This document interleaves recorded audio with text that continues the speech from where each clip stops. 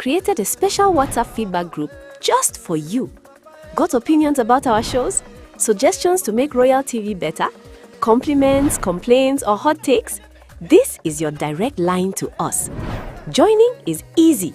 Simply scan the QR code on your screen right now and you're instantly connected to the Royal TV community. Be part of the conversation.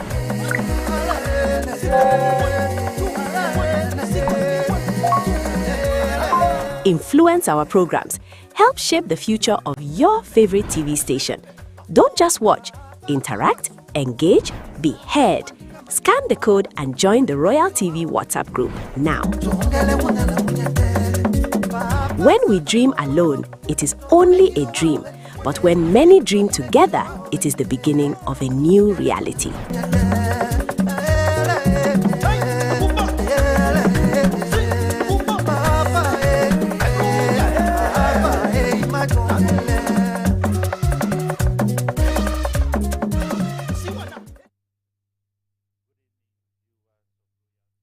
Good evening, dear lovers of this particular program, Crossviews.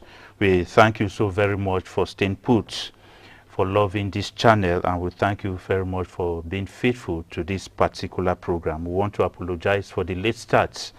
You know, at times machines tend to disappoint man who makes the machines. But we thank God we are live on air because we never wanted to fail you, because you have hardly failed us. On this day, dear viewers, we have two topics, if time will give us the opportunity to discuss on. We have the 140th Workers' Day to discuss on. We shall be looking at the yesterday, the today, and the tomorrow of the Workers' Day. You call it Labor Day, you call it Workers' Day, you call it May Day. It all means the same thing. And we shall be understanding the celebration and the reality on ground. There are some people who feel that the celebration of that day does not really reflect what workers are going through in Cameroon. And there are others who feel that it is manageable, so they can cope with it compared to other areas. So we shall be looking at that. In the second topic, if we have time, we shall be looking at the Anglophone crisis and the Anglophone problem. What panacea for peace and unity amidst alleged transitional governments? You know, we've been crying of peace, peace, peace, and finally the Pope came, giving the way people were expecting that after the Pope there shall be an unended peace. But immediately he left, things have not been as expected, especially in the Northwest region. And so the crisis keep on continuing, even though the separatists called for a ceasefire. But now we still see things happening. What is really happening? So what panacea, what solution do you have for peace that we should discuss tonight? So before we take before I introduce the gentlemen we have on set, I would like us to take a report, the first report that we have. We'll have two reports on the first topic. Let us take the first report that gives us the history of the 100 or of the Workers' Day in the world, how it all started. It is explained in that report that blood had to be spilled for this day to come to fruition. It was a serious strike as far as the workers are concerned. Listen very well to this report. Let us follow it. Chers frères, chères sœurs, chers amis, chers Camerounais, c'est le 1er mai, la fête du travail. Alors bonne fête. Call it Labor Day, call it May Day, call it International Workers' Day. It is about 140 years since it all started. The roots go back to the 19th century. In the 1800s, factory workers across America and Europe lived in nightmare. 12 to 16 hours of work a day, 6, even 7 days a week. No safety gear, no compensation if you lost an arm. And children, some as young as 8, were in coal mines and textile mills instead of classrooms. Today, we go from Chicago 1886 to Cameroon 2026 to ask, are we celebrating progress or repeating history? The International Workers' Day was not born in parade, it was born in blood. On May 1st, 1886, over 3,000 Americans workers struck nationwide. Their demand was simple, the 8 hours of work. On May 4th, 1886, at the Haymarket Square in Chicago, United States of America, a peaceful rally to protest police killing of strikes turns deadly when a bomb was thrown. 7 police officers and at least 4 civilians died, and hundreds were injured. The protesters were striking against 12 to 16 hours of work a day, 6 to 7 days a week, unsafe working conditions. Child labor was on the rise as young children, boys and girls below 10, worked in coal mines and textile mills. Out of that pain came the 8 hours movement. Its slogan was called the Triple Eight, meaning 8 hours for work, 8 hours for recreation, and 8 hours for rest. It was not seen as a form of laziness. It was dignity, with the idea that a worker is a human being, not a machine. After the Haymarket protest, 8 protesters were tried, 4 executed by hanging, 1 committed suicide, and 3 were imprisoned. From then, they became the Haymarket Martyrs. One of them, before he died, August Spice said, I quote, "The time will come when our silence will be more powerful than the voices you strangle today. Thus, May 1st is the Silence Day today." Welcome back. Thank you so very much for that report. The technical department that is doing a wonderful job there. You heard the history, a brief history of the Labor Day that we popularly know. But before we start discussing here, the gentlemen are here very ready who've gotten the history. But there's another report which, because if you look at the topic, it says the 140th Workers' Day. It's yesterday that we have heard from that report, the today and tomorrow that we have to discuss on. Then if you see the second part of it, you say, understanding the celebration and reality on ground. We celebrate drinks, food, people even get drunk, and other kind of activities as if all is well. And there are others who say it is not well. And so, in this upcoming reports, the reporter tells us the two sides of it. It is left for us to maybe judge and determine or decide. Let us get the second report.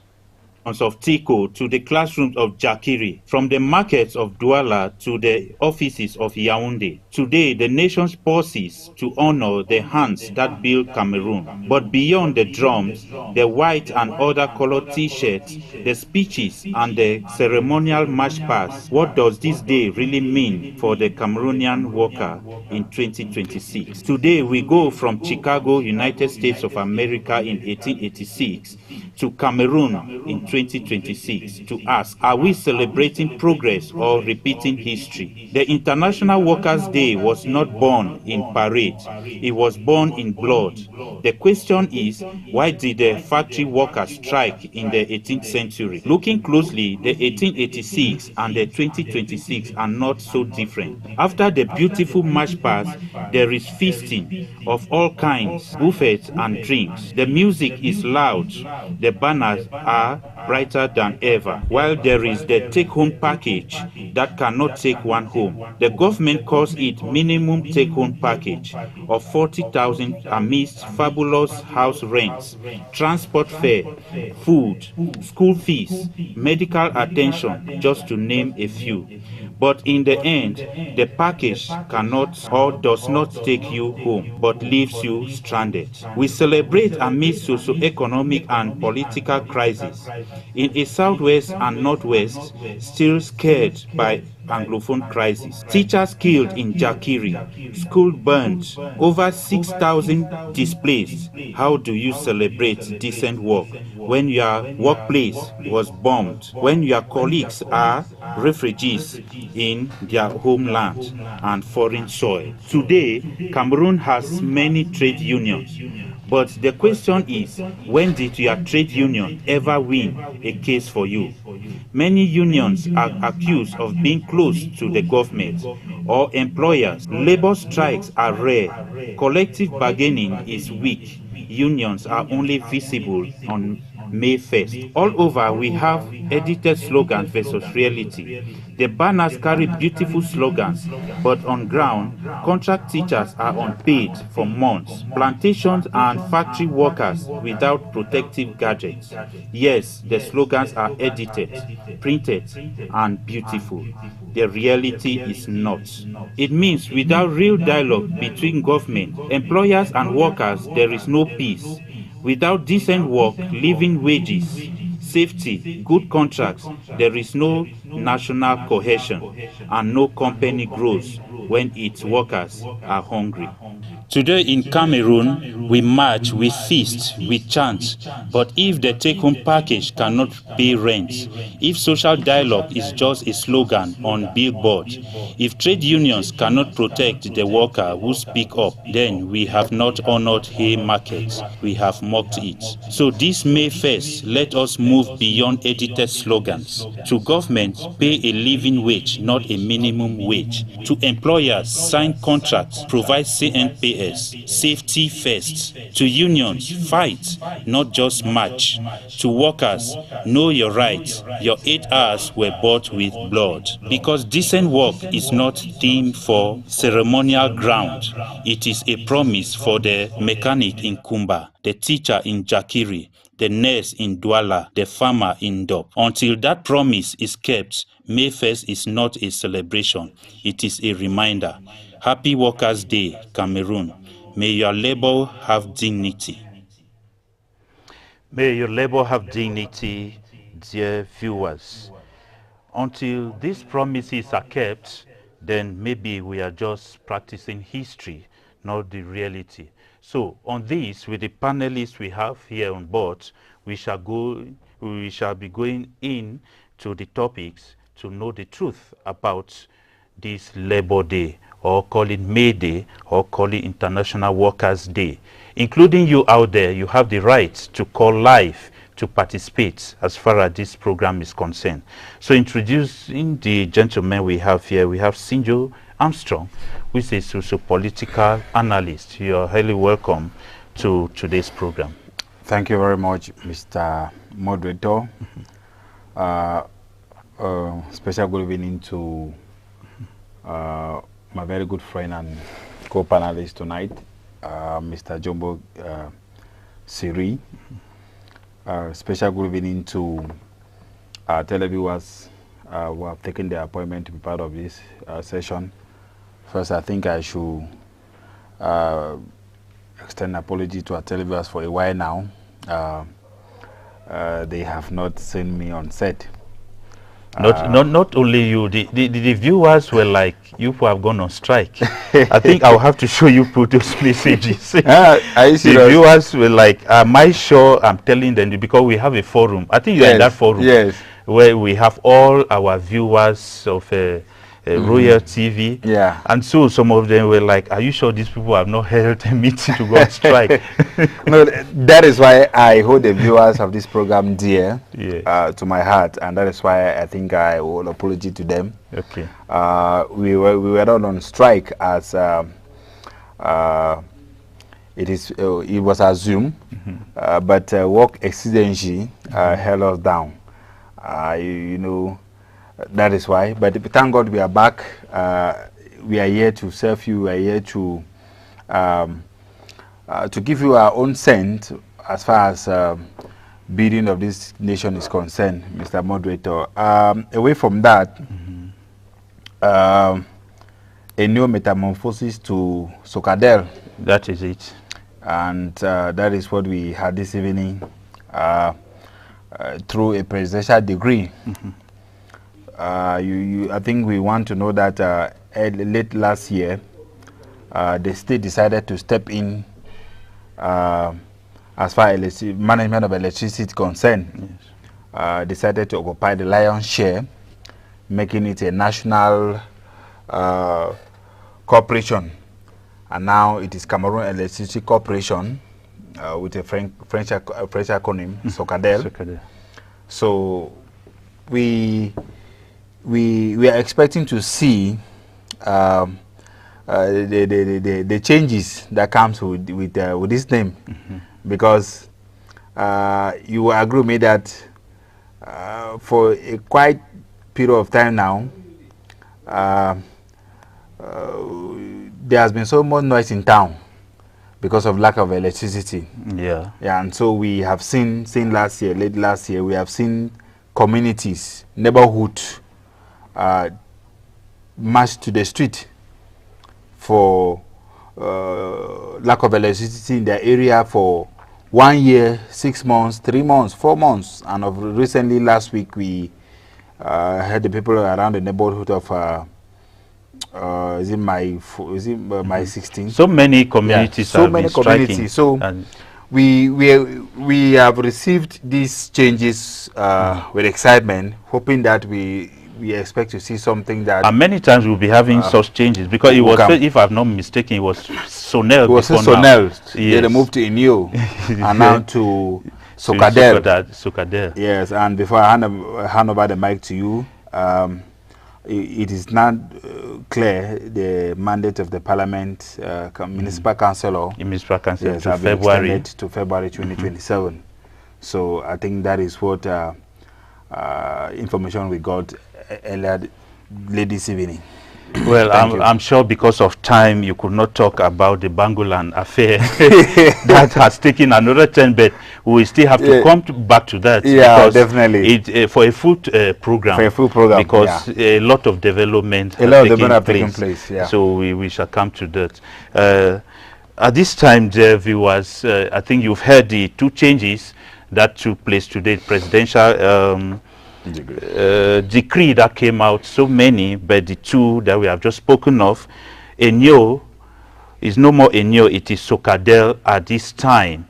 And we've just prayed that since Cameroon, the government has decided to put a very strong hand in this company, we shall not be crying as we've been crying in our communities. So of course, it is to tell us that through us, the government is saying that those of us who don't have light as at now in our communities, let us not go on strike.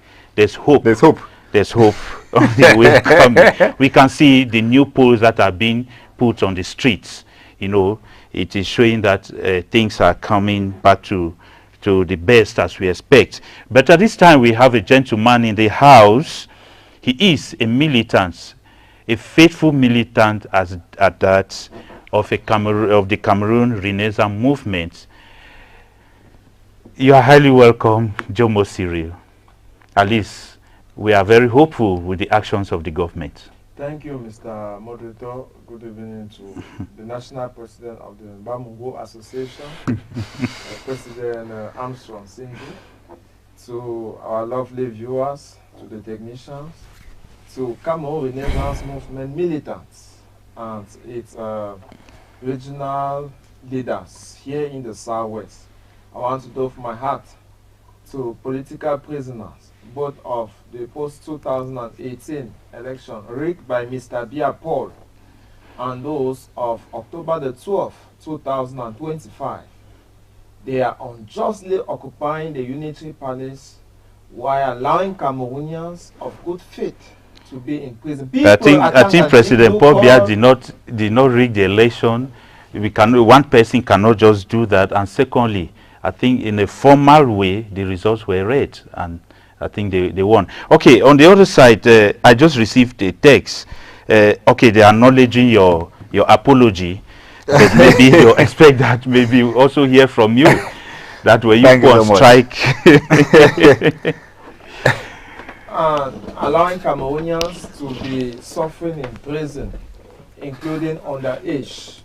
When we have the chance to be on air like this, it's a moment to tell them that they have preceded us on a journey that will soon join them if we don't die.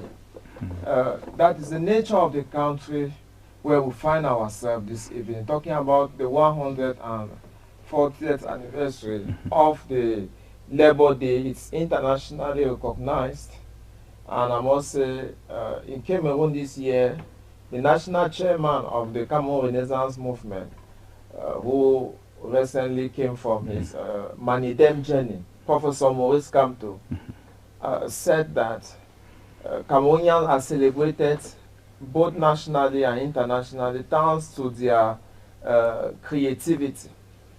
He said in almost every walk of life, we see Cameroonians excelling, and that if not of the bad governing system, Cameroonians would have been enjoying the fruit of their labor.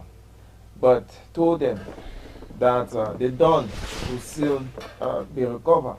Very soon, there will be a new deal. And the new deal of Professor Maurice Kamto is announcing just an era where those who work hard are going to earn more. It will be a republic of meritocracy. It will be a republic of promotion. When you enter the civil service, your graduation is automatic.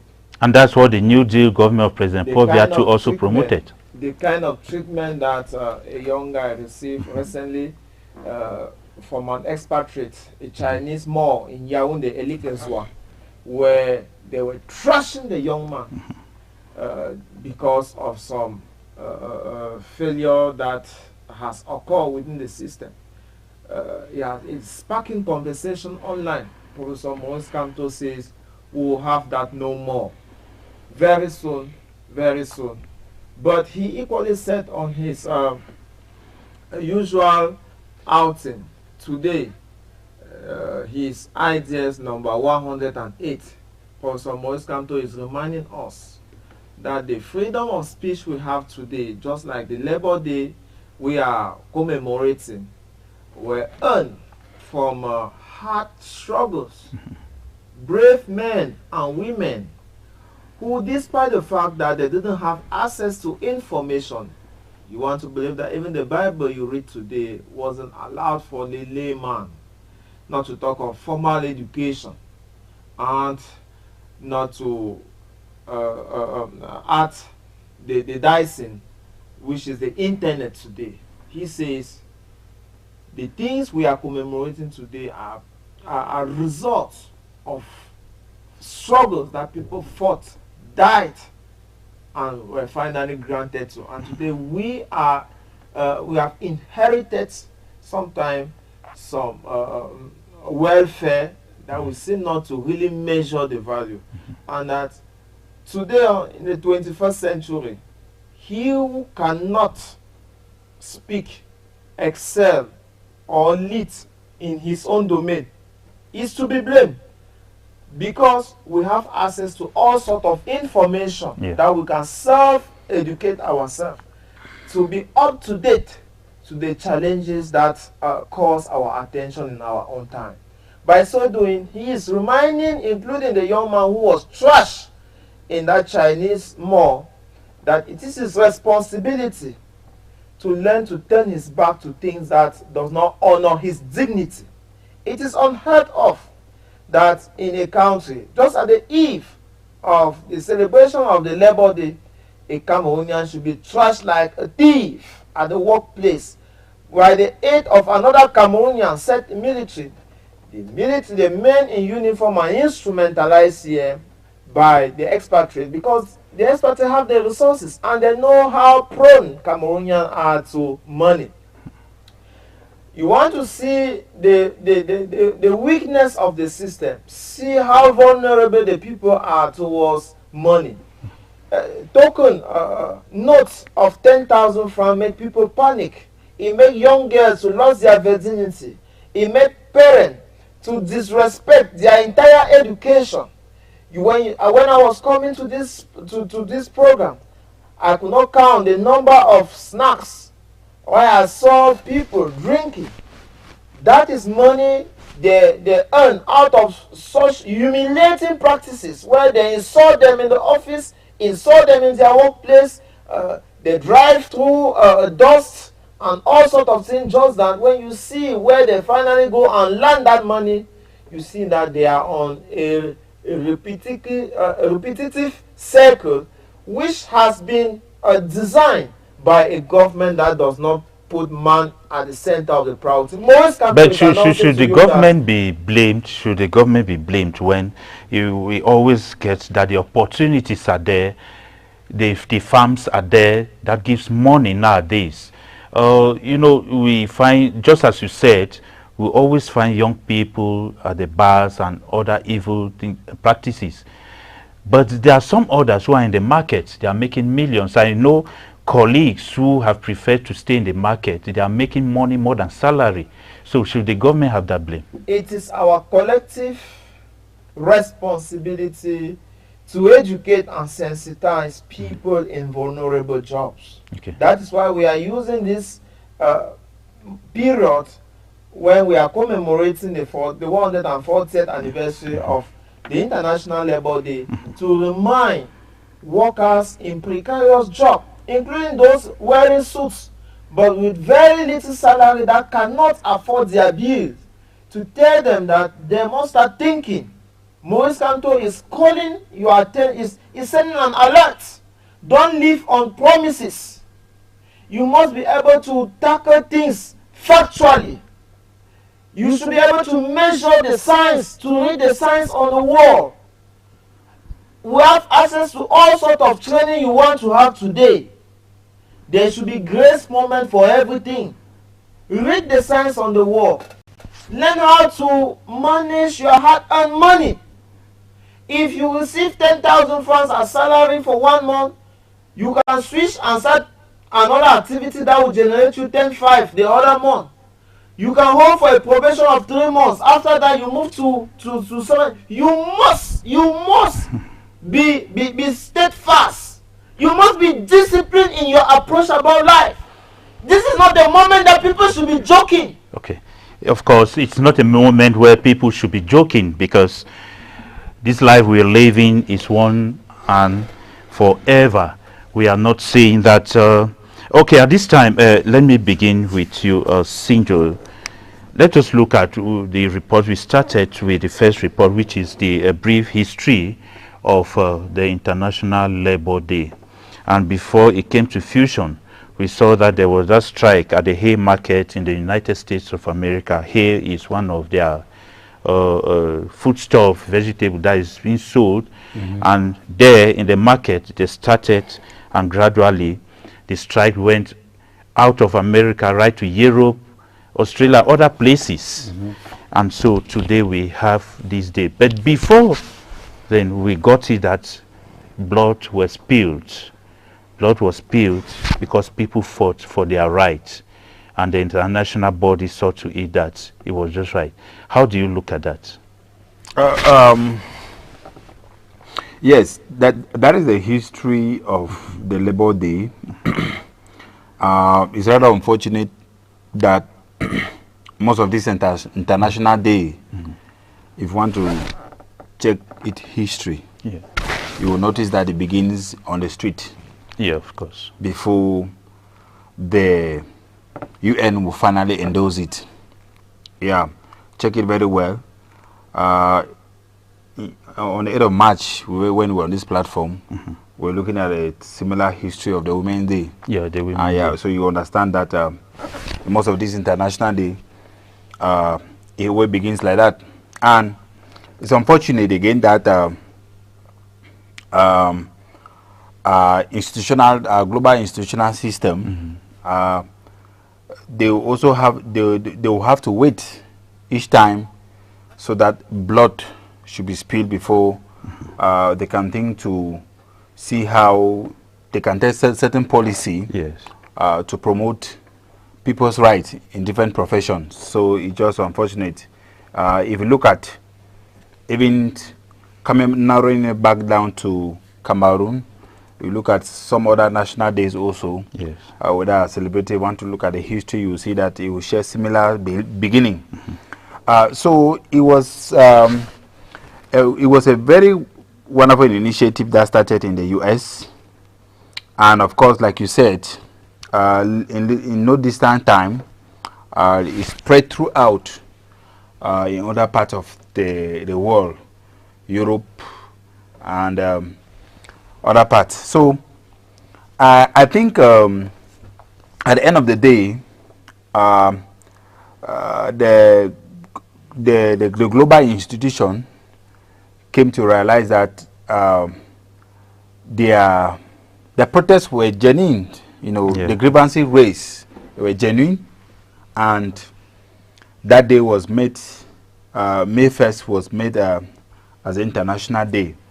But again, we have to understand that even this day, in different countries,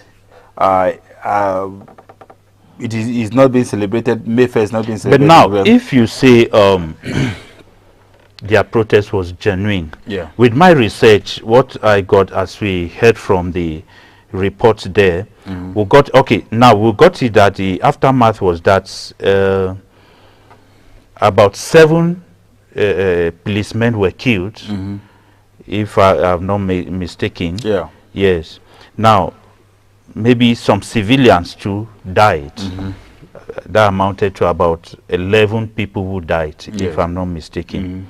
Now, but in the end, you see that there was judgment. Now, to bear the card for the others, about 8 laborers were tried. And look at what happened. With research, it is saying that the trials was biased. With all the research I did, it said that the trial was biased. Then they were executed. But before one died, listen to this statement. He said, before one of them died, he said, his name is August Pies. He said, the time will come when our silence will be more powerful than the voices you strangled today. We know in every strike, they want to stop the people, not to talk, not to move. But their voices were strangled at that time. But one day, those voices are.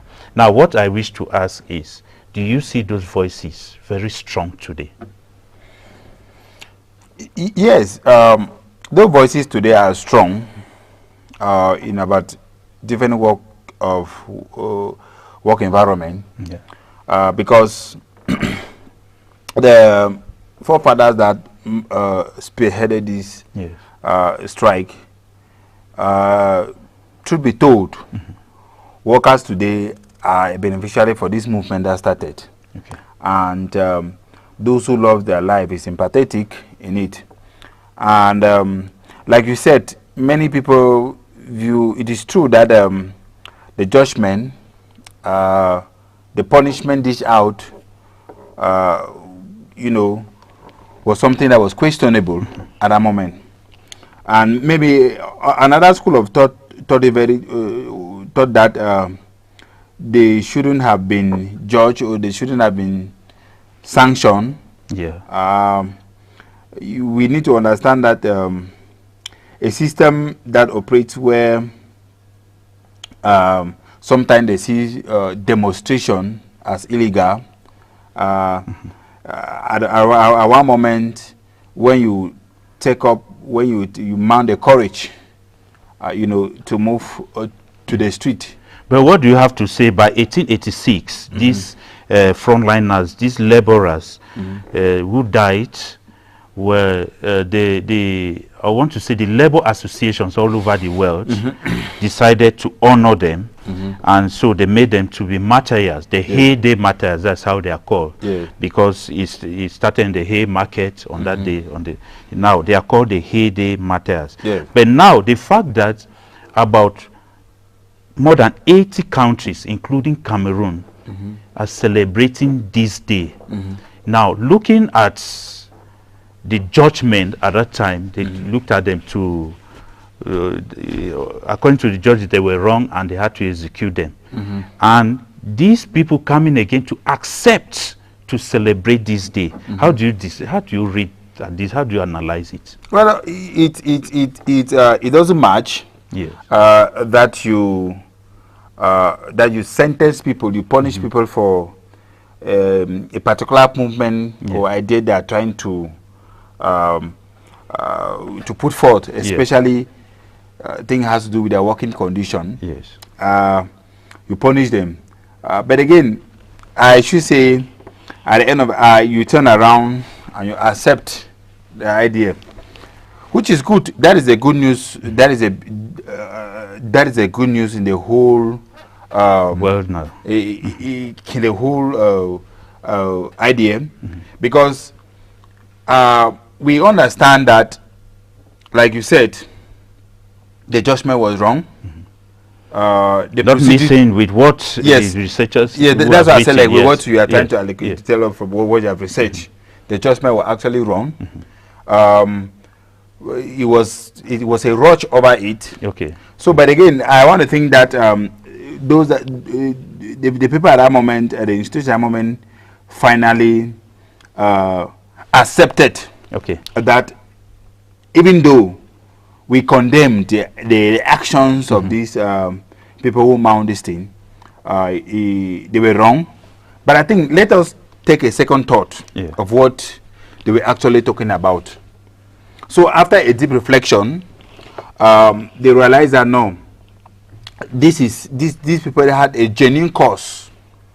They had a genuine cause, and you want to agree with me here that every demonstration, sometimes you will look at it very clearly. Yes. The people always have a genuine cause. Yes. But what usually spoil that demonstration, that riot, is the fact that it is often not well coordinated. Okay. Maybe probably from the beginning, the demonstration can sometimes be termed illegal because it has not been approved. And most often it's not always well coordinated.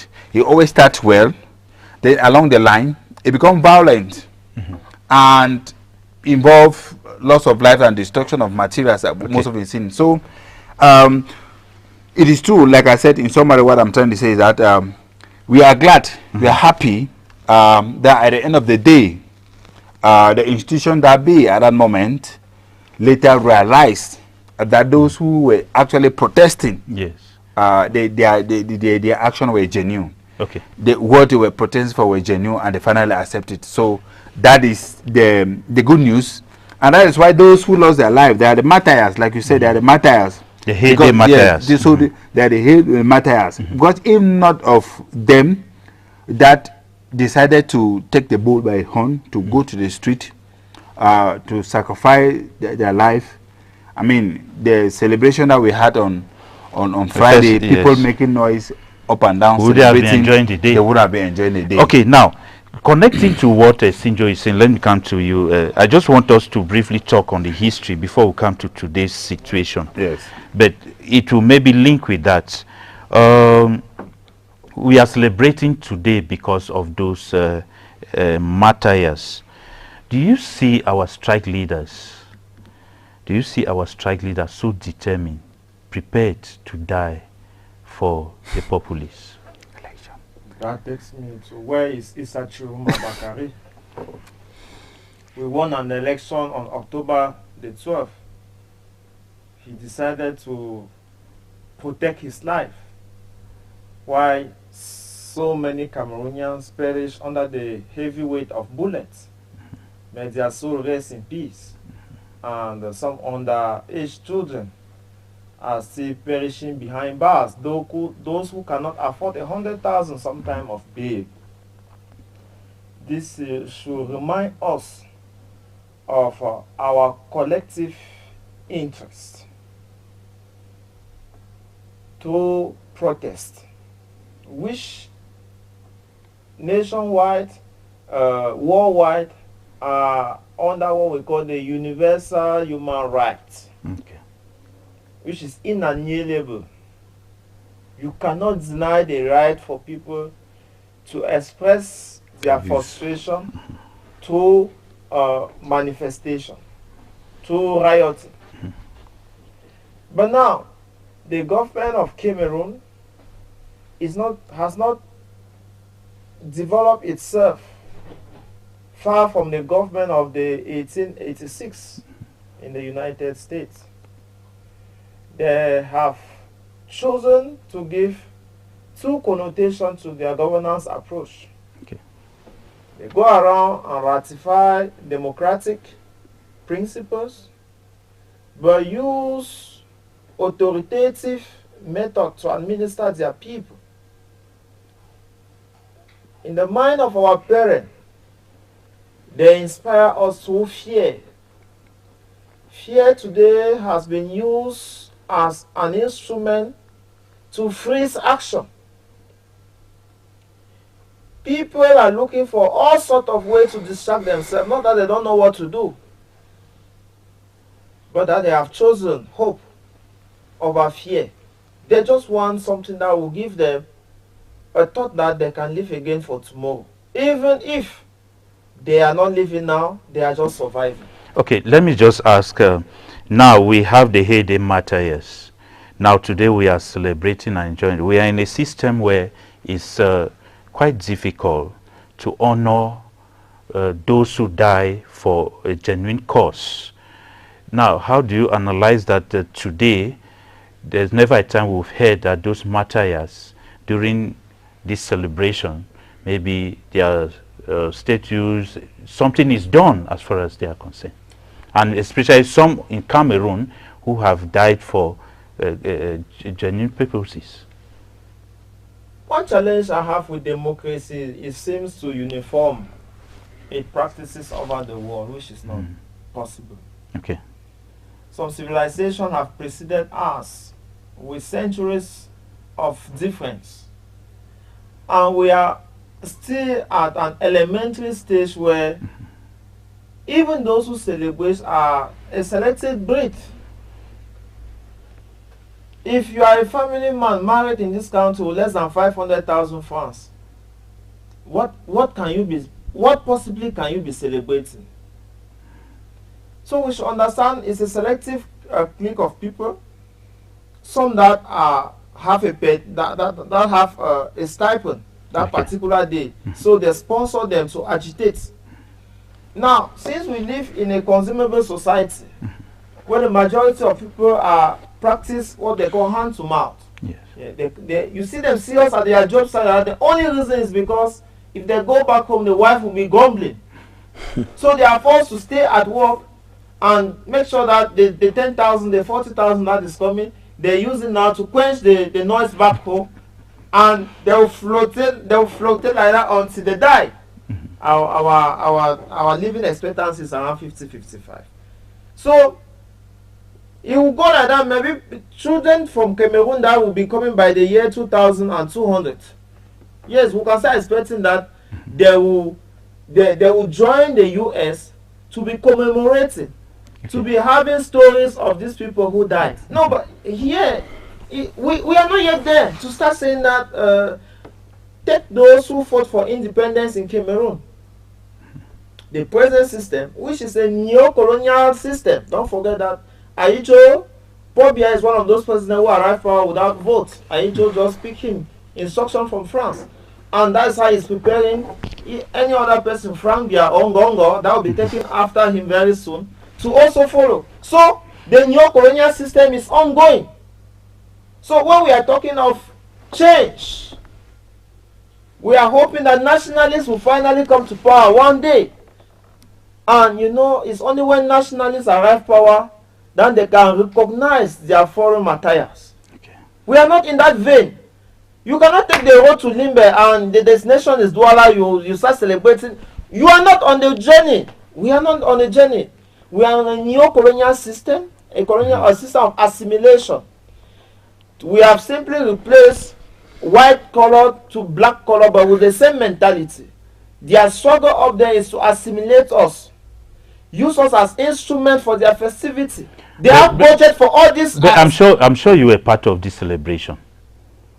How did you enjoy it? That's a very huge accusation on the platform. If you have any factual element to show that I was part of it, and now, not to stigmatize those who partake, no, Okay. it is their right. Okay. When you belong to a house like this one, that choose a day, that pick off a day, and gather you somewhere to give you what to eat, give some little parcel for you to take back home. There's no problem with that. Okay. We should not use our personal frustration to project insecurity on others. No, I cannot sing that kind of choral. I am of those who think that it's normal to, when you find yourself in home, do what homes do. Okay. Don't try to go there and be pushing what the Galatians are doing. You will be killed very soon. So wisdom requires that if you are working in a company and they say that we are gathering here to take a bottle of tea, my brother, do everything to be there. What is important is for you to back your salary at the end of the month, take it and go and help your family. We are not in a society where people are rational. Okay. We are still in a society where the few one who have come out of that luggage, they should try to be sensitized, just like we make our time to come and talk like this, so that they should know that in as much as we are looking for what to eat, we should not forget that there is a struggle, a national struggle to redefine our perspective as human. Yeah. When you see Chinese coming and beating Cameroonian to other Cameroonian, you can just understand where we are. Where we are. And that young man who is standing like a baby for another man to whip him, psychologically he has been brainwashed. I don't think that some of us can do that. You better kill some of us to have that done. Now, but a man in uniform who tell him to stand, there's that colonial instruction that goes to the principle of assimilation. Because when you read the colonial rules, the way they used to administer us, almost everything was punished. And they will punish you 1 day, lock, 2 days, 3 weeks, this, find that. So it's the same thing that they trained our uniform people to do. You see the way, when you are driving in town, the way they will address a scammer and the way they address a responsible man, you don't know it's the same country, it's the same street, it's the same part of roads. So you understand that the colonial master reads. They are non-communication, but when you look at your appearance, he can read who you are, and he knows what to tell you. And that is exactly what we obtain in our workplaces. So I don't blame, I don't want to stigmatize those who partake, who celebrated, who are still celebrating, because when you go in different government offices, you see the countenance of those who are working there. You understand that they don't love what they are doing. They are the highest people who entertain corruption. You think they don't know corruption is bad? But they find themselves in the quagmire, in a system that have molded that like a garden, and they are just an element. So at the end of the day, they tell themselves that, but if I don't do, what difference will it make? But now, these people were striking, before I come to Sinjo, these people were striking for long hours of work, tedious work, and even children working in mines and other places. Now, they had at least 12 to 16 hours of work. In a day, we have about 24 hours. Now, when do they rest? That's why they were striking. But if you look at it today, the young people in Cameroon and Africa go that way, they still work for this number of hours. How do you size that? That is why I'm saying that other countries, especially Western countries, America, can understand the meaning of the rigging effects and the output of this struggle of the 1886. But we, who have parents that were assimilated, some were not educated, we took off, we were educated, just that we are still brainwashed by some beliefs. It's going to take generations to come to make a difference between being and having dignity. Because it's a dignity, a citizen who has dignity for himself cannot accept a certain level of salary. It starts from there. Cannot accept a certain level of cannot accept a certain condition of work. Yes. But when you find yourself in a system that is your wife, and I want to seize this opportunity to talk to parents. You have a girl child at home, please educate them. educate them to understand that they are an integral part of the system. Because most men are killing themselves out there for these ladies, and at the end of the day, they lost their dignity. They become tools in the hands of proprietors, because they can. If they don't do like that, they will have no hope. You go to secondary school, salary 40,000, 35,000, 50,000, and somebody is working a whole day. House rent is at 80,000. Meaning, even after that, he has to go and do for another job. He is forced to do that. Children are growing up. There is a lot of pressure in our society. So, I was just saying that to parents, so that, because women, once they graduate, those who do not have a job, they blame the system and stay at home, start mounting pressure on another human being like them who also struggle. And that is where you see men now who are trying to kill themselves. So, Mr. Moderator, to have dignity in the society, because the question you asked me is about dignity. Yeah. Yes. It's dignify human beings who are worth to celebrate this day. But since we are in a society where we are looking for what to eat, those who have dignity in this country create. Even while working in a place, they don't limit themselves.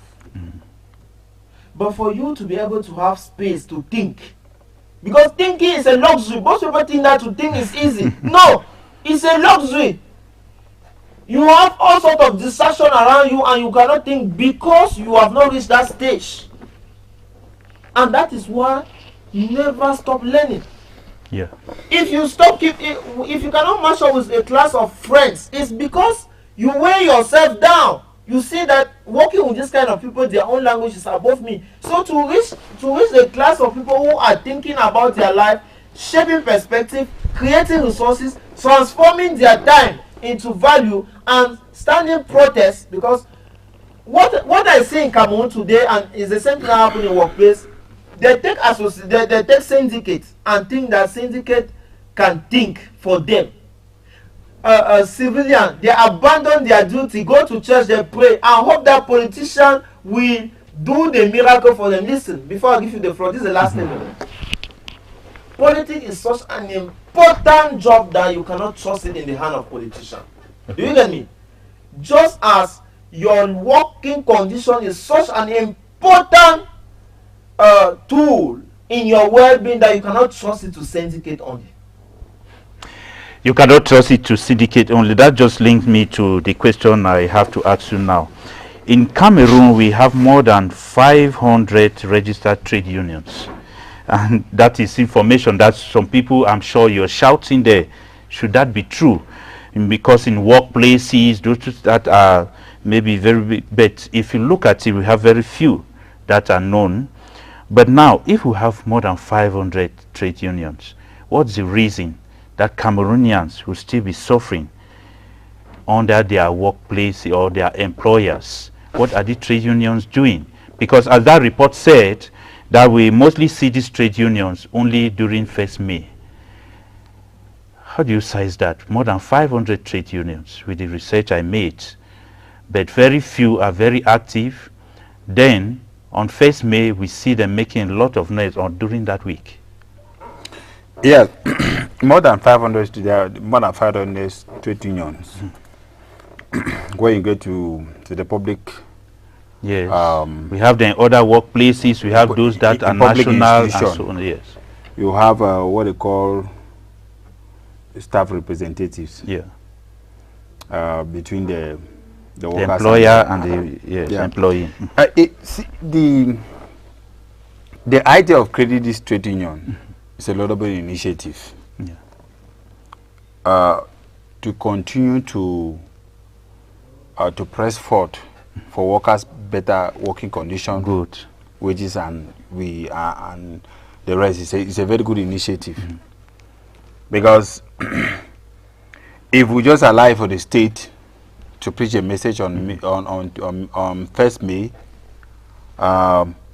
then you don't have these trade unions that they go every day to see how they can push forward.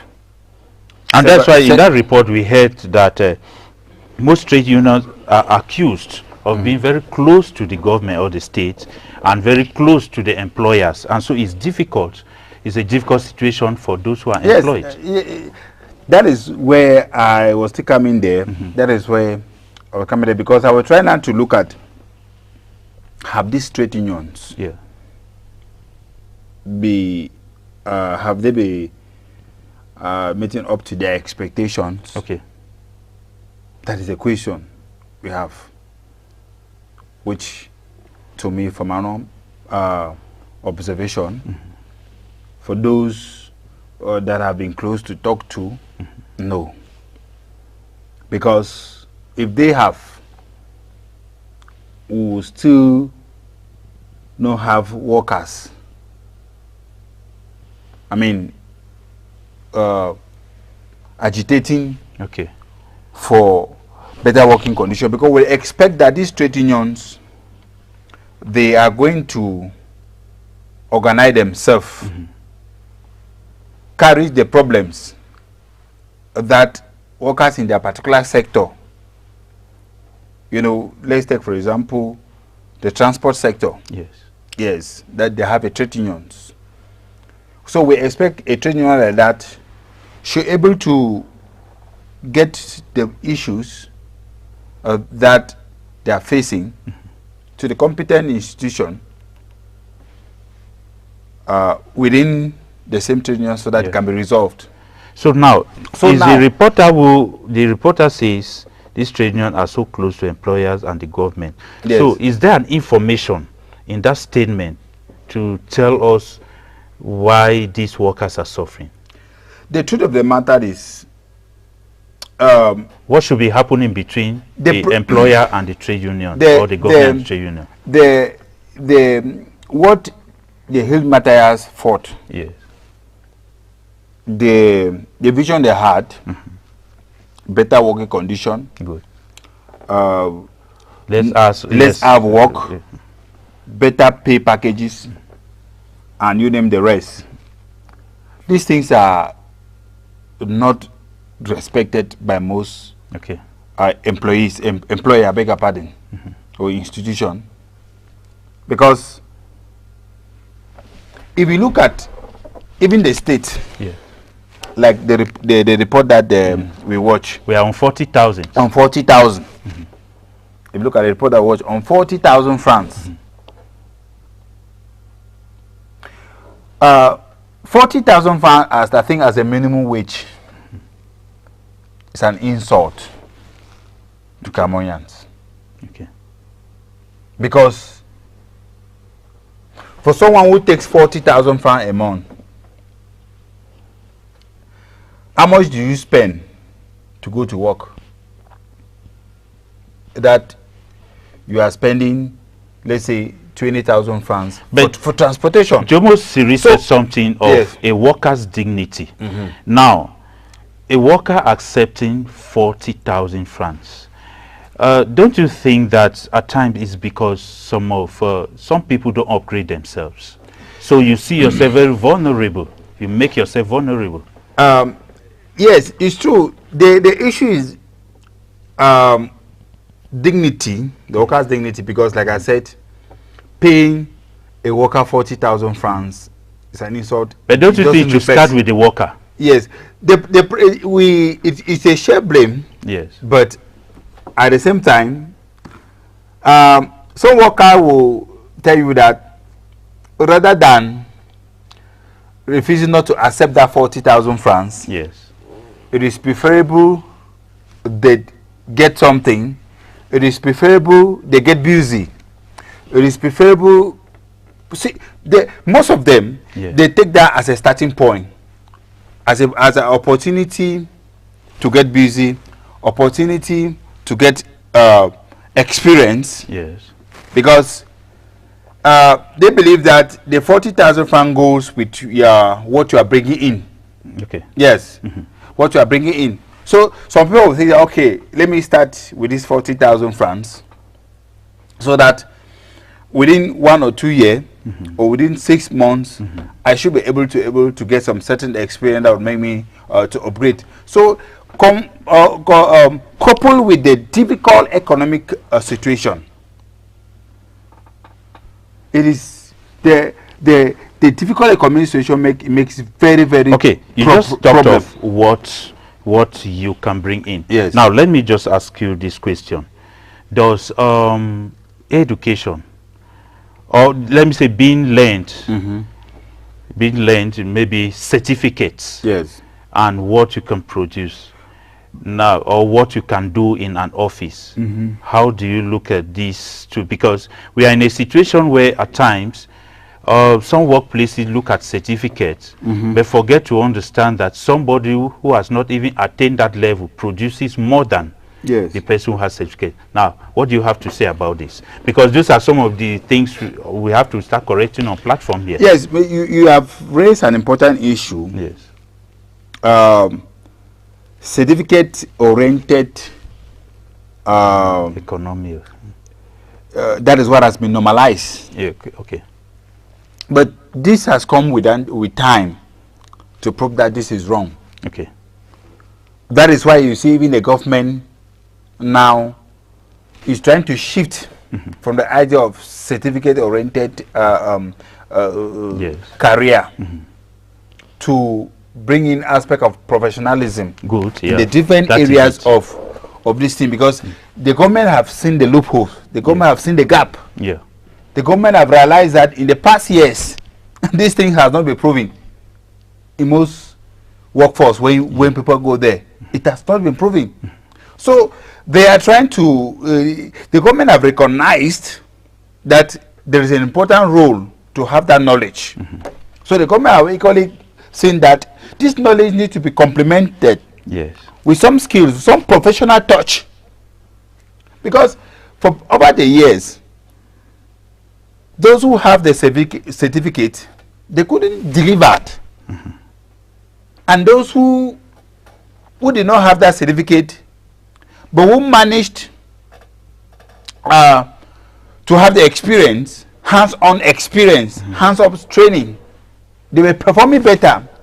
Companies, including companies, decided to shift, Okay. looking for people with more experience. You realize that you see that sometimes company will say, okay, we need workers, but we need someone who requires 10 years of experience, 10 years of professional hands-on. And that is why sometimes when people are recruited, they do what we call a technical test. They write a technical test. That is what is mostly done now to get the best, because they realize that our educational system has deficiency. Our educational system, the way our educational system has been trained, it doesn't really produce workers who are efficient, who can produce results. And that's why you see that many institutions, they prefer that when they recruit you with a certificate, they prefer to take a technical test to actually see if what you study matches exactly what you can do. Okay. So, we are saying that in as much as those who didn't have the opportunity not to go to school, at least there are people that they didn't have the opportunity, but they have received on-the-job training. Good. And they can perform and they are well. performing, yeah. They are performing well. So it shouldn't be a matter of looking at a certificate. Go to Western world. Yes. Let me take the case of America. Recruitment is not done based on certificate. Ask those who are in America, they will tell you that those people who have PhDs, they have all pocket the PhD in their pocket. Yes. That is not what is required in most advanced country now. A country that want to emerge, Mr. Moderator, a country that want to emerge will not focus on certificate oriented. To what is there? You go to America, do you know how to do the work? That's the question they want to find out from you. If you actually know how to do the work. Now, linking with that, Jomo, I want to ask you, because I did a lot of research today. I don't know whether this time will be enough for us to discuss these two topics, but let me look. In Cameroon, we have about 90% of Cameroonians who are in the informal sector. if you look at decree nowadays, or maybe so many actions or decisions taken by the government, it favors those who are in the civil service a lot. But the informal sector has more than 90% of Cameroonians. And so if you look at those who suffer a lot, most of them are in the informal sector. How do you decipher that? You are even being kind to talk of 90%. The total number of civil servants in this country is around 300,000. Okay. So when we talk 300,000, it's not even up to 1 million.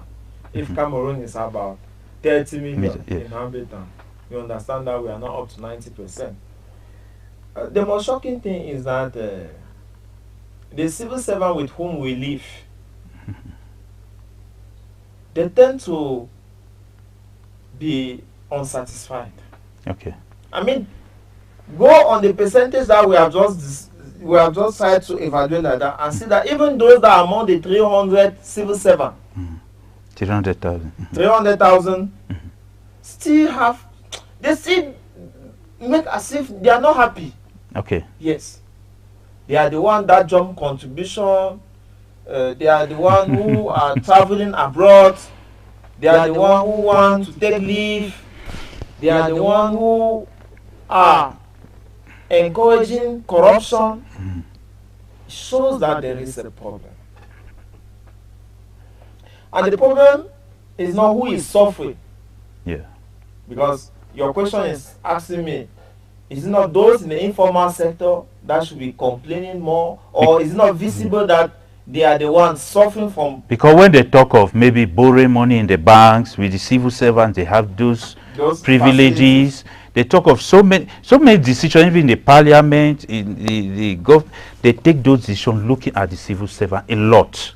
I'm not saying they don't look at those in the formal sectors at times, but if you come to it, you see that if we have about 90% in the informal sector, if they had to empower the informal sector, then the economy should be growing. Even as they have not empowered the informal sector, I just painted a picture. We should not be going far to look for sovereignty. Sovereignty is what is happening in your household. Okay. If your neighbor or your wife is a civil servant and spend her time complaining, don't yet conclude. Look for 2 of her friends. Just listen to their conversation. Yes. If it's full of complaint, now you can start drawing some conclusion. What I want to tell you from my interaction with civil servants is that if we are counting on them to push this country to emergency as they projected in 2035, yes, it will not happen. Yes, it will not happen. I think that they are. And we just have less than 10 years to I get think to that that. Civil servants are trapped. Okay. Maybe those who have strategic position and have what they call sovereignty funds. Because when you see a minister who is well dressed, his salaries are between for a state delegate is 900,000. Full minister 1.2, 1.3, 1.5 for state ministers. But they have what they call the sovereign fund that comes every 3 months, and it ranges from 5 million to about 20 million. And other sources of income. No, don't be taking me too far. I just want to take things that are regulated. Okay. Yes. So that you see that for their personal upkeep and little support here and there, it is a sovereign. Sovereigns mean that it enables them to keep the picture of who they are. Of who they are. Yes. And that is the same thing that they were supposed to break down for every other civil servant, for them to keep up the status of civil servant. We see that they are privileged classes in the society. They are the elitists. Why? So they don't have. When you break it down, you bring to this decentralized civil servant, they don't have. That's why you see them grumbling everywhere. They have to protect the state. They have to protect the system, but they are not being treated fairly. And that is why they are supposed to have a trade union. Trade union is supposed to help them to keep mounting pressure, just like what you saw the teacher trade union. I want to greet a certain Tassan Wilfred in the prison. He struggled to do that. Today, we can even live and forget about him. Yeah, and that's one of the That's questions the kind of I have here. Community where we find ourselves. Yes. What do you think should be the reason for the trade unionists to at times go into the hiding or maybe stay quiet?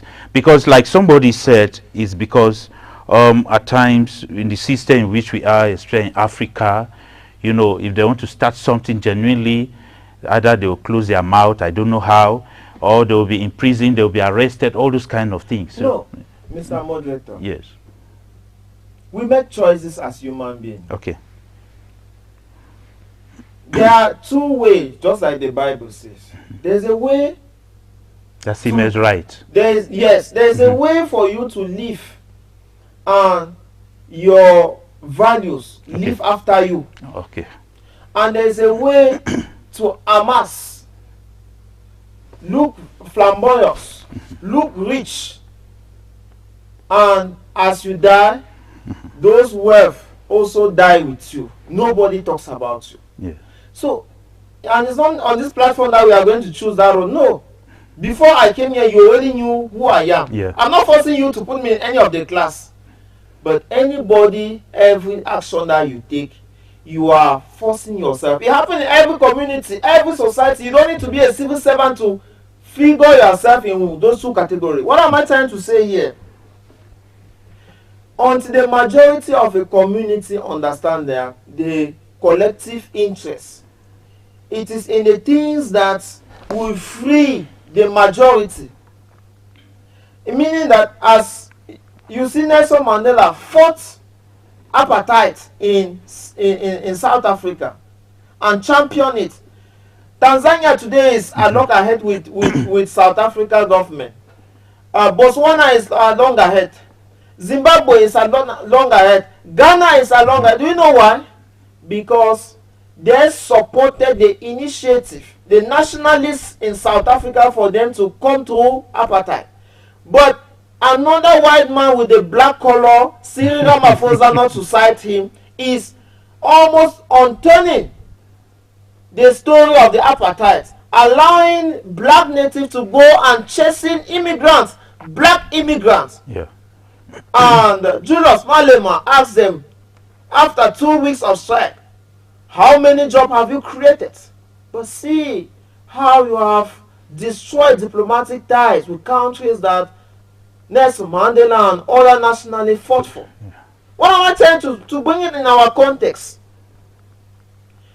These civil servants around you who cannot uphold the statues that the government have given them as elites and privileged classes, they smuggle their way through corruption. If I was to compare them to those of South Africa, I would compare them to those who are on the streets beating immigrants. They are here making those who are in the precarious informal sector to even be more poor, to even be leaving the country. Why? Because they must defend their title by force. When you see a man in uniform, I have no problem with people in uniform, harassing a young girl because of her beauty, because of her nyash. Tell me on earth, if a position gives you the permission to be harassing somebody because you perceive the person to be ignorant, and so you want to serve your position and round up your month end. It happened with teachers in schools who think that admission to their school requires an envelope. It happened with university lecturers who think that to pass a course you need to. That is how they are using the system that is supposed to be collectively beneficial to all of us. They are instead destroying those who are already in a precarious situation. Mr. Moderator, we should not relent our effort to remind those of the working class that dignity is going to precede us on earth. Okay. Those who have served the country, those who remain focused on the work, on serving the people, are always remembered.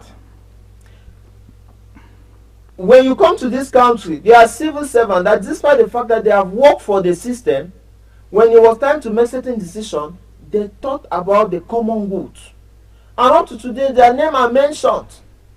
In every community you go, you want to do a real census, the people are going to tell you those who work for their interests. Now, the government noticing that those kind of emancipation can prevail, have imposed tribalism. Sometimes you move to some community and because you don't have, they want to know your name. Then they will take your name now, know whatever common goods you are trying to bring to that community, they will all in there, they will go and gather and cook some group that will be resistant to you in the name of you are not from here. Go back from where you are from. Forgetting that what will matter at the end of the Jesus Christ was from where? We every day we are in church. Muhammad was from where? And so I want to remind those people that even in this hard time, where labor is not valued, yes, where they have seized dignity out of work, because work, God created human being and gave him the ability to work and give dignity. I have a purpose for living. That is why we work. That is why we are working. Yeah. So that we can feel fulfilled. It's like you are empty what gave you uniquely on earth. You want to give it, but corrupt system with their corrupt agents. Yes. Low salary people have decided to snatch it through corruption and making us think that we are wrong to give to the society. No, please, dear laborers, people of God, you that God have chosen and given you a dignified profession, remember that the value of your profession is going to precede your existence on earth. You are a taxi driver, you are a seamstress, you are a teacher. It's not the proprietor who is going to precede your value. No, it is those students, the way you are teaching them. They are going to recognize you. People never forget those who were good to them. And so, don't be distracted in this community where they have seized dignity out of profession. Remember that is the dignity of your profession that will make you richer tomorrow. I don't want to count cases of Ronaldo that have come back to look for his instructor or many people who became extremely rich and went back and looked for one person who served as a key to unlock their potentials. So many have done so who have come back. But dear viewers, we have some few minutes. Now, I don't know, we have just about 15 minutes if we should go to the second topic, or we still, because there's just a lot I prepared for the topic, but for the because we've not been having a program for some time, so we have a lot topics, a lot of topics in our topic bank, and so it will be very disastrous if we should skip the second topic, but we'll do it very briefly. Now, you saw the recent celebration few days ago. If you look at it, are the celebration genuine, or we are just repeating history? I didn't see anything that was different apart from this year's celebration, to that of last year or the previous years, because after the march past, workers went to the various site of celebration. There are normally speeches, representative for workers in every institution will deliver speech and also recount the same appeal they make last year. Yes. To the top management there. They are recounting the same thing. Nothing changes. So we want to appeal that employers, they should be able to have a deep reflection of this day, and especially on the dignity aspect that Mr. Siri has been belaboring. It's very important. I mean, condition of work, Yes. the environment of work. There are some workers that even their environment, they are not even insured, which is their right. I don't think. I mean, because the law permits that whoever you employ should be insured at the level of social insurance. Not only those who operate enterprises or companies. No. So what do you Even- have to Even you recruit someone as a guard, yes. as a security guard, as a house or as a mate, the law provides that you are supposed to insure that person a level of insurance. That is it. You are supposed to make a working condition, environment should be conducive. That you employ someone as a guard or as a mate, it doesn't mean that that mate should be able to sleep where the environment is not comfortable. Human right. The person has the right. So because these are the things that we And see. there's something At a low level, these are the things that we employers, see. there's something that employers fail to understand. Yes. When your worker is not comfortable, is not well treated, there's low performance, and That your is it. company doesn't go forward. Company doesn't go because Yes. they have that that motivating factor that Yes. work starts at 7:30. It's raining. I have to go to work. But when it rains, they already have the wrong spirit because that motivation is not there. So Okay. the motivating factor has to be there. That will motivate and the first motivating factor is the wages, the salary, before you have other motivating factor that comes along. I want Because to once they receive something that they commensurate to their living standard, I mean, sometimes I find it very difficult when I ask some employers at times that you pay someone 40,000 francs. I mean, just turn around and put yourself in that shoes. What can 40,000 francs? Because there's no house now in Boya that you want to rent, that you will see. yeah. Even a studio night from 70,000. 70,000 francs. So, Okay. I mean, those are the things that we should consider. I want to promise our viewers that we shall still be coming to this topic because I have a lot. I prepared we still have the focus on the status of the workers, the number of public holidays that we have, especially on this Workers' Day. How many workers leave their offices? How many business people leave? How much would have come on that day that we are missing? Then comparing with what we are celebrating, all this I prepared. Then the name that we use, how is it commensurate to the day? I look at the parades and the march past, the banners, beautiful banners, the labor rallies and protests, speeches, beautiful speeches. We're supposed to treat some of those speeches. Then the media focus. In fact, we are media people, but the way the media usually reports on a day like this doesn't really reflect what the people are going through. So many other things. But at this time, I want us to conclude on this. Then we shall have another panel to really discuss on this, so that we take the second topic that I had kept for so long, even briefly. Then we'll have an insight to come back to it. Listen, Mr. Moderator, we should not give impression to employers Yes. that it was a bad thing to create this media house for Yeah. us to come and sit and sensitize people. You are just coming to some. Let me read something, please. I want to tell this person that, because like he's talking of, we always appear in suits, very well dressed. I want to tell you that Royal TV is one of the best media houses that we are well treated. If I tell you the number of employees, if I tell you the number of applications that are in the office, you will not believe. If you care, come and investigate. We have cars that carry workers to the workplace. Investigate the salary and everything, how we are treated. Then I am not here to say something that we are not doing. So I want to tell you that thank God for this media house.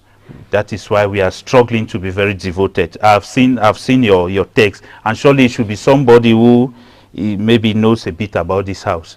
Thank you. So after your one-on-one with your lovely Yes, you have to still come back and answer the question. I was about saying that we should not give the impression to employers that we don't see their efforts. Yes. No, we are thankful in such an economy like ours for individuals to sacrifice their daily meal to create something bigger, something that can accommodate other people. Everybody would have just been looking for what to eat. But if some few ones can distinguish themselves, either from their personal effort or from hereditary, and still come up with something that can create development opportunities for others, please, we want to make you know that we are appreciative. But now, we understand that we are within a system that creates room for a lot of manipulation. Yes. Where you can fake things and get your way. And unfortunately, most people seeing that possibility have pressed on and are pressing on it until it's becoming abusive for their workers. You can receive messages like that because somebody wants to project his own insecurity on you and wants you to validate it, because our system is so precarious. There are a lot of people that are having big companies, but when you go inside and investigate, they can even kill you the investigator, because they have so many cockroaches in the cupboard that they don't want anybody to figure out. Once I've said that, I also want to share a small story before I give you back the floor. There's an employer today that I follow online. She came very early in her workplace. She has a salon, very big salon, mighty one. And so she said her workers are supposed to report to work at 7:30. It was 8:30 by her watch. And there is one worker who was almost of the age of her mother, who came in and almost pushed her before she passed and went to the reception. And so she was on a live chat. So she turned the camera and projected, then started narrating what's happening and said that, see, these workers were supposed to be here at 7:30. It's 8:30. She comes, she does not greet me. She's pushing me. So I just imagine what an employers go through, especially those in the private sector. Yeah. But sometimes when we sit and we are narrating stories, it seems as if it's only workers that are suffering. But employers, they go through a lot. They'll remove millions to pay every month, but what comes in? Good. Other workers don't see whether money comes in. In a company, you can have 10 workers, only one is conscious. Good. We live in a system, you have to start seeing it with your neighbor. At what time does your neighbor get up? If they are getting up at that time, what time they reach the workplace? That is how it is to evaluate the society. Don't be so fast in judging employers. Our work power in system, our working mentality in Cameroon is very poor. I administer a gym, so there's a lot I'm studying about human behavior that at a certain point you have to be able, like Paul Biya. Sorry, I'm quoting him one time just to learn. To say that you have to observe people, allow them to go straight to the wall and hit themselves before you react. Dear viewers who want to say that we have no time, the broadcasters are already indicating, but I want to do it in a particular way. We'll just get the report of the second topic that we are talking about, the Anglophone problem. Then they'll just react. We want to just use about 10 minutes for that. When they react, we'll have a time, we'll come back to it, because usually I prepare topics for each day. And so we have kept all these topics for so long, it's not going to be easy for me to manage. But I'll look at a time where we'll discuss on it in another way. Let us have the report, then they'll just comment, then we close. Cameroon prepares for a historic moment.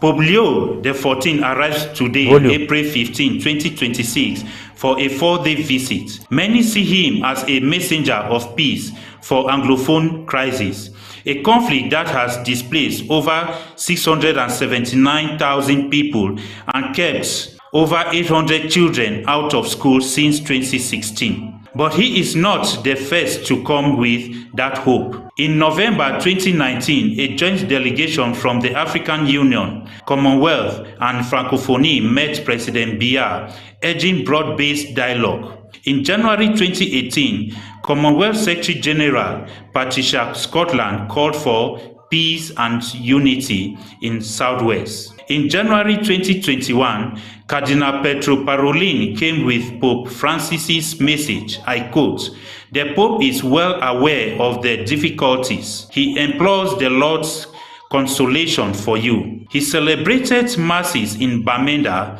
at the heart of the crisis. Even our own men of God have worked for peace. In October 2020, Jesuit priest Ludovic Lado trekked from Douala to Yaoundé, saying, I quote, "Our indifference has become a collective sin." Reverend Kilian Donwi Shamikara, kidnapped 3 times in Northwest, says, I quote, "Cameroon is a nation indeed for healing." Switzerland tried to mediate in 2019. The US Congress sent a fact-finding mission. The UN, EU, and World Council of Churches have all spoken out, yet the guns have not fallen silent. So why do expectations remain high for Pope Leo XIV? Archbishop Andrew Keya of Bamenda puts it this way: the Pope comes as ambassador of reconciliation. Archbishop Samuel Cleda of Douala calls him a messenger of peace. The people's schedule shows his intent. He goes to Bamenda on April 16 for a meeting for peace at St. Joseph's Cathedral. He will celebrate Mass at Bamenda International Airport in the very region torn by war. A 4-day visit cannot decree peace. What it can do is reignite moral pursuit, moral pressure. The difference between the Pope and past visitors is his spiritual authority, but miracles need human hands. And that is the message from church leaders tonight. God can intervene through the Pope, but Cameroonians must first play their role. That means governments and separatists returning to genuine dialogue. It means communities rejecting hate speech, each citizen refusing indifference. As Father Lado says, our indifference has become a collective sin. The people's presence is a reminder, not a replacement, for the work of peace. Pope Leo XIV celebrates Mass at Yaoundéville Airport on Saturday before departing. His is the first papal visit since Benedict XVI in 2009. Whether this visit marks a turning point, it will depend not only on Rome, but on Bamenda, Boya, and Yaoundé. I rest my case. Dear viewers, this visit was a very paramount visit. It was a very important visit. Cameroonians expected a lot. The Pope has come and gone, he has done his. But the worry of Cameroonians is that why are the guns still blowing? People are still dying. Immediately the Pope left, a lot has been happening in the Northwest region. And the reporter ended, the reporter said it depends on Boya, Bamenda, and Yaoundé. So, to conclude this program, we shall come to this in total. Maybe I'll just give you a few minutes, I'll end the program just to comment on this. Because truly, before the Pope's coming, people expected a lot. The Holy Man is coming, this thing will just end. Even the separatists called for ceasefire. People just felt that the thing will just come to an end. As that reporter said, it depends on us. The Pope is coming to mediate, to do his own part. We on the ground have our own part to play. And so we saw, immediately he left, what is happening. So what do you have to say? You have maybe some few minutes and he does, then we close. Yes, Mr. Moderator, is true. The expectation on the arrival of the Pope, we were all watching. In fact, the nation was on a standstill. That is it. Nothing was moving in this country the moment the Only about the post visit, the post visit and peace. Still. Yeah. And the Pope is the spiritual father, the Catholic Church. The Pope came with a message. Yeah. The Pope has delivered his sermon. When the pastor preaches in church, he has done his part. Christians are supposed to listen to the message, reflect on the message, and work on it. Don't you think that the too much expectation even made the Pope was not coming to do some physical changes? No. You understand, Mr. Siri? He was not coming to say, no, this man you remove from here. No. He came with a spiritual message. Okay. He has delivered a message. And now, when the word of God go out, the Bible said God's word does not go out void. Yeah. Without accomplishing his mission, and of which course, he was sent to. Something must have happened. This is what Cameroonians should understand. Yes. The word has gone out. Yes. The Holy Spirit has affected that word. And I think Cameroonians, because yes, people are saying that immediately the Pope left Babenda in Tunjando. There was gunshot. There was gunshot there. And casualties were incurred. The same day that the Pope left Babenda, the next day in the morning. So, I mean, people were surprised because even prior to the Pope's coming, everything was silence. During the activities of the Pope, we had nothing, but immediately he stepped out. But again, we have to find a way for that message that the Pope delivered to keep it replay, because maybe some people did not have time to watch that message. Okay. Maybe some people were busy with other commitments, like you get busy on Sunday, you don't go to church. And I think Royal TV has been doing it. So I'm appealing to the media houses. They should find time and keep replaying that message. Okay. God's word is new every day. Okay. In as much as you listen to God's word every day, and that's how the God's word is. So a lot of people do not follow that message. A lot of people, especially those that have refused to silence the God. So let's keep playing the messages. They might not have opportunity to watch a TV like this, but everyone's on social media. Okay. So I'm appealing to the media houses. They should, every platform, let us keep playing that messages every day. It will go through. I can assure you.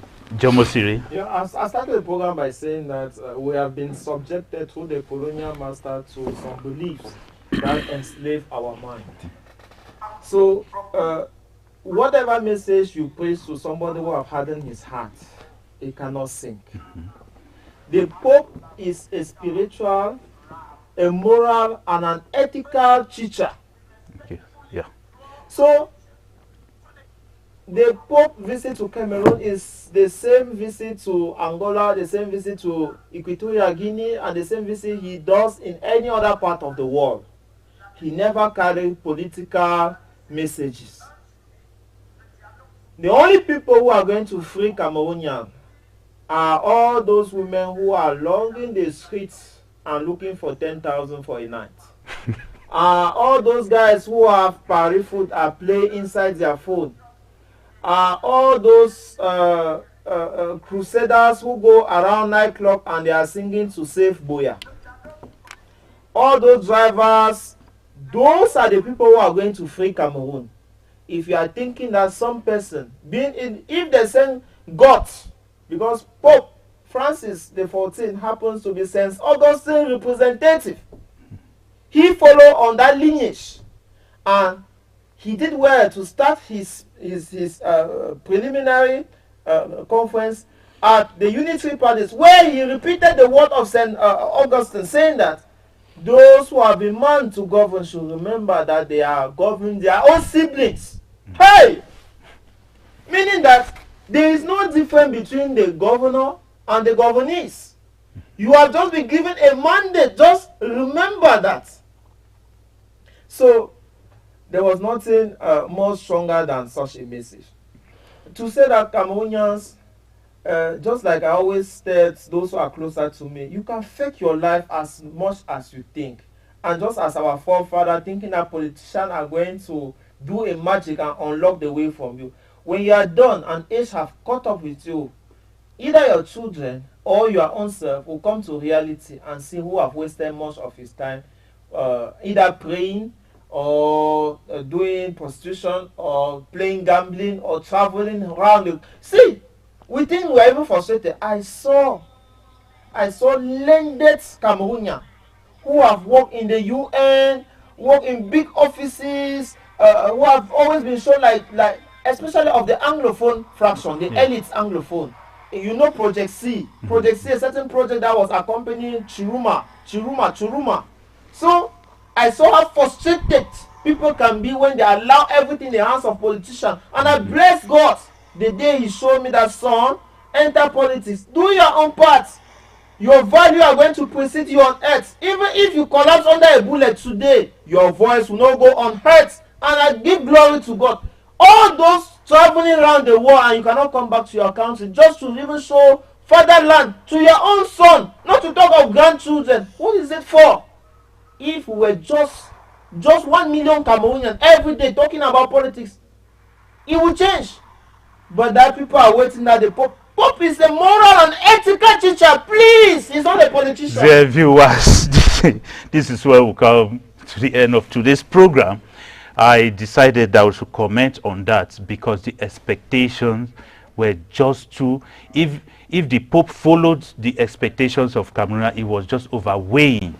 But Cameroonians have to know that if we have to live in peace, just as he was saying, Jombo Siri was saying, we have to take our various responsibilities and the difficulties we are going through and the wars or battles or whatsoever, do the right things wherever we are, then we shall enjoy our country, Cameroon.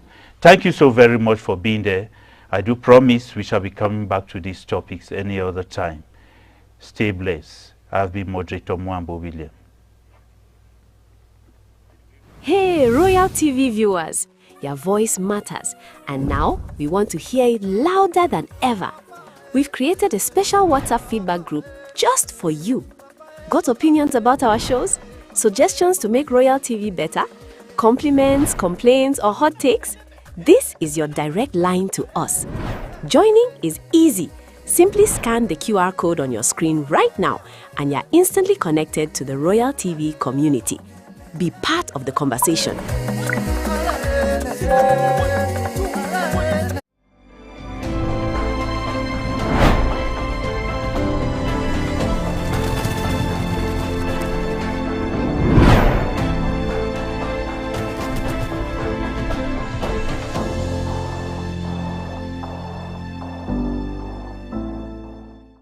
Every day in life brings new challenges.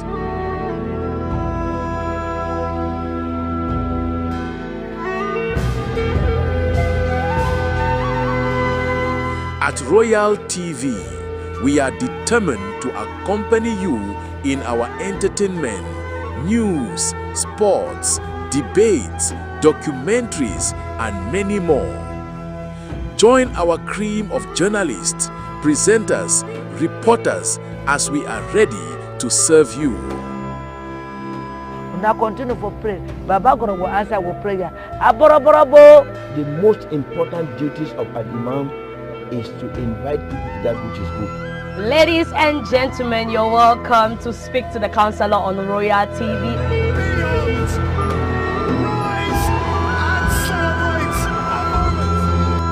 Keep watching Royal TV.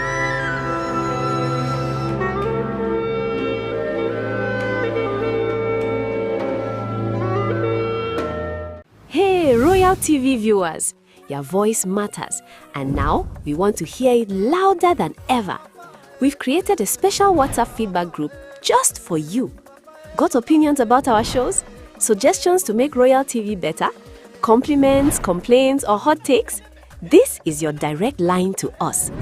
Joining is easy. Simply scan the QR code on your screen right now and you're instantly connected to the Royal TV community. Be part of the conversation.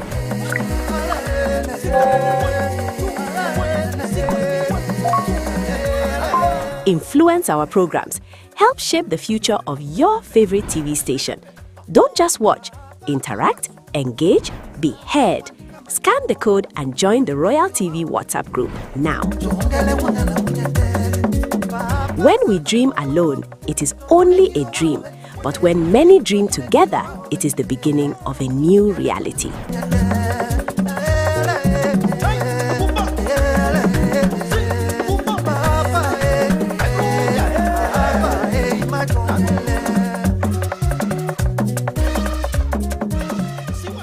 Hi, and welcome back to the Big Deal Podcast. I'm Cody Sanchez. If you want to be respected for your words to carry weight, then this episode is for you. I'm breaking down the communication techniques the top 1% use to get people leaning in, not tuning out. By the end, you'll know how to stop sounding like everyone else and start speaking like the leader people want to follow. So today, I want you to steal my confidence and respect. First, speak in headlines. Start with the point, not the preamble. I obsess on my first sentence. Why? Executives don't waste time on throat clearing or setting up a big runway before they get to the takeoff. By giving the headline first, you frame the conversation and make people lean in instead of tune out. This is also how you never have somebody repeat your idea to a group of people and be able to take credit for it again, right? When you speak decisively and you say something in front of a group, it would be ridiculous for somebody else to reframe your ideas and take them as your own. This is called decisive speech. Here's what that means. Clear, direct statements, limited hedging, and using few qualifiers or apologies. That's really signaling I am competent. Let's say you want to talk to someone for a few minutes. You're trying to get a few seconds with them, a boss, a coworker. I brought this up last week, and what I think we should do instead is probably talk about this a little bit more, or we could table it and talk about it later. Can I steal a few minutes? Is now a good time? Hey, can we talk about that? A good time for what? Why? Why do you need to steal my minutes? Where are they going? What you don't realize, most people sound like that. You instead will sound something like this. I have a problem that is leading to missed revenue. Can we discuss no longer than 5 minutes? Or I found a problem. I have a solution. I need 30 seconds to get an okay for it. The formula is what's wrong? Why does the other person care? How long will you bother them? The real issue here is marketing. It's not moving fast enough. We need to replace these 2 hires. The budget is too low. If we do these 3 things, work in 24-hour cycles, spend 1 hour a day recruiting, increase the budget, we will win. That is how you get people to listen to you. Warmth and competence. It's not how smart, rich, or pretty you are. Respect is about how fast you can signal, I'm a friend, which is trust and warmth. And you can rely on me, competence. The faster you can signal those 2 things, the more people like you and respect you. I learned this from the #1 behavioral psychologist I know, Vanessa Van Edwards. There are warmth cues. That means like smiling, nodding, for instance. A fun one is the slow triple nod, which is like this.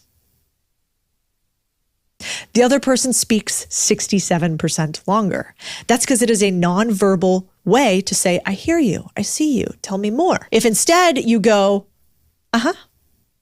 three fast shakes like that, what is that signaling? Okay, move it along, I'm ready to go. Let's keep talking here about something else. You do 3 little nods, a pause, and that signals, hey, I'm warm. I want you to keep listening. Another warmth cue is a head tilt. So you could say, I have some news. Straight shoulders, no movement, I have some news. That is a competent way to do it, but not warmth. A warmth cue would be like, I have some news. What are the 2 things that change? Head tilt and a lift of the shoulders. Now, more competence cues for those of you who are listening, which is probably the most important thing you can do, is confident posture. So that's standing tall, shoulders back, occupying space, shows certainty, credibility. Not hands below the table, hands in lap, hands hidden. Instead, hands on the table or in the microphone, showing straight up and shoulders back. Another way to show competence, steepling of the fingers. I'm listening. I'm thinking about that. What do we think we could do there? It's not like this, though. That looks creepy. This is a classic gesture. What it basically means is, hey, I'm self-assured. Next, cut words, add weight. You want to use fewer words, but make them sharper. We'll double revenue in 12 months. Okay, that is better than We have a plan to increase revenue significantly over the next year. Like, what's significantly? When next year? We want numbers, data, and credentials. So when we mention certifications, awards, supporting ideas with numbers, it reinforces our expertise. So we don't have to be better or smarter. The numbers do that for us. Data plus brevity signals confidence, and it makes every word carry weight, which commands attention to us. So if I was a boss and I said, tell me what you're going to do about this problem. A bad example would be something like, well, I think maybe what we should do next is try, new hiring processes, or maybe we could talk to, so-and-so about that person that they knew last week. I'm not really sure. Can I get back to you? Bad answer. A good answer is pause. My gut reaction, which allows you to back out of it later if you find a better reaction. My gut reaction is, first step, we go and we talk to this person. Second step, we write down the findings. Third step, we come back together in 24 hours for an assessment because I don't want to make too quick of a decision. What do you think? Great. You've basically non-committed just as much as the other person has, but you sound like you have authority, even while you're saying, I don't know, I got to talk to a couple of people. It'll probably take me a day or two, right? Instead, we're pausing, we're framing, and we're saying we're going to regroup at a date, time, and checking for understanding.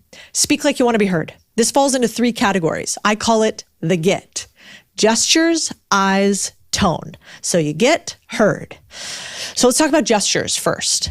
Gestures need to be precise. Using clear, purposeful hand gestures like finger steepling indicates deep thinking and self-assurance. So we want to really use our hands in an intelligent way. Authoritative vocal tone, speaking with a lower pitch, projecting the voice, avoiding filter words like, like, signals competence and confidence. Narrowing your eyes briefly signals, I'm thinking about this. I'm really focusing on what you're saying. I've got active engagement and analysis. A bad example of a tone, especially for women, sounds like this. Hi, my name is Cody. I'm really excited to work here today. I have worked in marketing for the past 10 years. What am I doing there? Well, I'm getting an uptick at the end of each sentence. Very normal for women to do. Instead, what would I want to do? Hi, my name is Cody. I've been working in marketing for the past 10 years. I'm really excited about what we're going to do here next. I can still smile, I can still nod, but my tone is flat and a little bit lower than normal. If you hear me talk every single day, it probably sounds like, hey, what's going on? Hey guys, how are you? Like, God, I'm so excited to see you. This podcast is going to be so great. That's what I normally sound like. When I'm trying to be competent, I'm not going to be that. I'm going to be 1 octave lower and I'm going to be a little bit flatter. When I'm talking to somebody, I'm not trying to be competent. My eyes are big. They're like, I'm curious. I want to know more about that. This face does not make you feel like I'm competent. This face does. So I am going to really focus in. I'm almost going to picture a pinprick of my attention going to that other person. It's signaling I'm listening, but you're going to have to prove to me what you're talking about. Next, master the pause. What to do. After delivering a key point, stop talking. This is where we let the silence work. Why? Pauses, they create gravity. They make your words echo longer and show you're comfortable owning the room without filling space. Let's try. Let's say you have something really hard to say to a group, and you need to say something like, we're not talking about the right things. I might say something like, I think we all know we're not talking about what we need to. Pause. Look around the room. Get in people's eyes. At this point, most people keep talking because they're worried that somebody is going to jump in. You don't have enough competence or authority for people to wait for you to pause dramatically. So how do you fake that authority if you don't have it? You go like this. I think we all know we are not talking about the right thing. Put up a finger. This is basically telling them non-verbally to wait. And if you see somebody jump in, you just push the finger out a little bit more intensely. This allows you to hold the frame. If somebody starts to speak, you shake it a little bit more formally. When I do this in my head, I like the count to 5 as an example. So I think we all know that we're not talking about what we need to. 1, 2, look around the room, 3, 4, 5. Uncomfortable. Then I give an example, then I release the finger, and I keep going. Try this in your next meeting. It will blow you away by how much more people will actually listen to what you have to say. Next, tell stories, not stats. Use a narrative. We almost lost that company because of one bad hire. Is much better than, well, turnover rose by 12% last year. Why? Humans follow stories, not spreadsheets. Stories are sticky. Numbers slide off. CEOs weave both, but stories always lead. Historically, we call this passing through parable. At my companies, I have a saying, which is, show me, don't tell me, which means that I want to hear the story, I want to see the data, and I want it backed by numbers. When you have those three, we can get to solutions. But I don't just want you to talk about it. I want you to show me. Let's say you're trying to get a friend to listen to you. You've talked to this person a million times about something that they should do differently in their life, and they have never listened to you to date. I would put a few of these into effect. Let me tell you what a bad example sounds like. Well, you've dated this guy a few times. Do you really think it's going to go well if you keep dating him? Don't you think we've kind of learned our lesson here? Do we want to really date him again? What are we doing? Right? That's questions. You're not holding the frame. You're not pausing. What would a good example look like? Mary, I remember about 6 months ago, you called me in the middle of the night crying. You were despondent. I could barely understand what you were saying. You really couldn't speak because you were crying so hard. I thought maybe somebody had died, but that was the night that you called and told me that he cheated on you and that you would never speak to that man again. And now here we are, 6 months later, when the tears are dried and you're going back to him. Do you feel the difference between the two? One is yeah, well, you've already done this again. Are we going back? Whatever. The second, you will remember. So take a moment and become a storyteller. Over the past 90 days, we've grown by over 60,000 subscribers. Yay, which is crazy. And still, less than half of our viewers are subscribed. So if you could double check your subscribe below, that would be incredibly helpful for the show. You truly are a big deal to me. Let's jump back in. Next, use the 3-point rule. So what to do? Frame everything in threes. This one's super easy and super powerful, so use it wisely. If I wanted to get somebody to follow my framework on something, I might say, here's the opportunity, the risk, and the next step. I don't even have to say 1, 2, 3. I could just show it with my fingers. But I know that it will frame my brain a specific sequence that other people can remember. Why? The brain loves patterns. And we like patterns of 3. The Father, Son, the Holy Ghost. It feels complete, memorable, and persuasive without overwhelming people. Really easy to remember 3, hard to remember 4, very difficult to remember 5. And if you probably haven't noticed, I've been doing that a lot in this video. Anytime you can insert rules of 3 and what I call named and framed segments, your speech will be better. So let's say, for instance, somebody is doing something really stupid, and you want to tell them, wow, that's so stupid. And there are all these underlying reasons why that's so stupid, and we should never do that. Instead, you might say, let's get to first principles on this. Let's get to foundational principles on what we're talking about here. You're basically saying, can we take a step back to really see what's going on? Let's get to second and third order effects, which is a fancy way of saying, what are the repercussions of the actions? If we do that, what's going to happen next? I believe that what's happening right now is a lack of urgency bias. What you're really saying is, I think you guys are slow, really slow. But because we frame it in this fancier way, it's harder to push back on. Next, command the frame. Define the lens others see the conversation through. Example, somebody says something to you and they're like, we shouldn't spend that money. I don't want to. Instead of saying, no, we should spend that money. No, I disagree with you. You say, this isn't about money. It's about survival. This isn't about cost. It's about happiness. This isn't about money. It's about our family. What are you doing? Well, whoever controls the frame controls the debate. In communication, this means not letting somebody else take your frame. You never want to respond with that, not right. No, we're not going to do it that way. I didn't say that. Instead, you would say, that's a separate issue, Matt. Let's focus on the core problem. What you're basically saying is, I don't want to talk about that. I want to focus on this other issue. But you're doing it without ever having to debate and get into the no, I disagree with you, which is really a childish way to try to communicate. The last part of this that's really important is the way you communicate when we are frame breaking. How people will not allow you to steal their frame is when you fake it. So be really careful about saying, let's focus on the core problem, Matt. It's not really that. This little side smirk here, this is an immediate signal of condescension. I don't like you. I think you're dumb. Or, Matt, that's not really the core issue here. You know, what we're trying to do is something else. This is a fake smile and it's visceral. Like, do you guys feel it? Like, I'm so happy that we're hanging out. You're like, no, you're not. You hate me. Like, you don't even have to say anything. Instead, you need to either turn it off or turn it on. Fake. I'm so happy to be here. No, you're not. I can tell. I'm so happy to be here. I actually have no emotional difference right now between the two. I'm just committed to the bit, right? I'm so happy to be here. And if you can't be happy in the moment, then think about something that makes you happy and plaster that on your face instead. But be really careful with the feelings of condescension coming out on your face. Next, project calm certainty. People trust leaders who seem unshakable.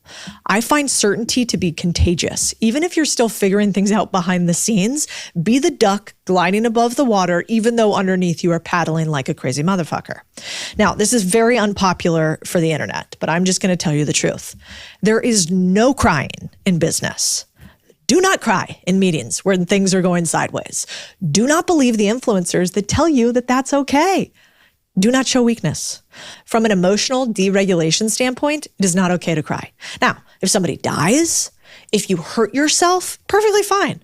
You know, if you have something else in your life that just hurts in that moment, okay, of course. But you do not cry because you are frustrated like a small child at your inability to communicate properly in work settings. You allow somebody else to cry. You pass them the tissue. You say, hey, no problem, take your time. But that's not you, because that is not a 1% move ever. Every single leader that I have seen cry in business is not a leader for very long. Business does not allow for crying. You can hate me on the internet for this, but your bank account will love me. Next, name the elephant. Call out the obvious thing when no one wants to. So if you're sitting in a meeting, like I often am, and everybody's sort of talking around the issue, right? There's this big, hairy elephant in the middle of your meeting room. I want you to try out saying it. Guys, are we not hitting our sales numbers because our product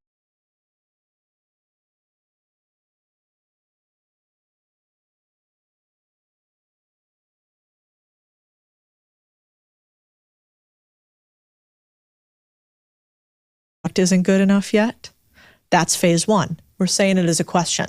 We also use the word guys as an opener. It's like, I'm not saying it. It's a question. Guys means it's a question we all have, isn't it? If you have a stronger frame and more authority, you can say, we're not hitting our numbers because our product isn't good enough yet. Now, I did a couple really subtle cues there. I look to the side. I put up my shoulders. I do a little, all of that is a stage two. And if you want the highest frame, you would say, we are not hitting our numbers because our product is not good enough yet.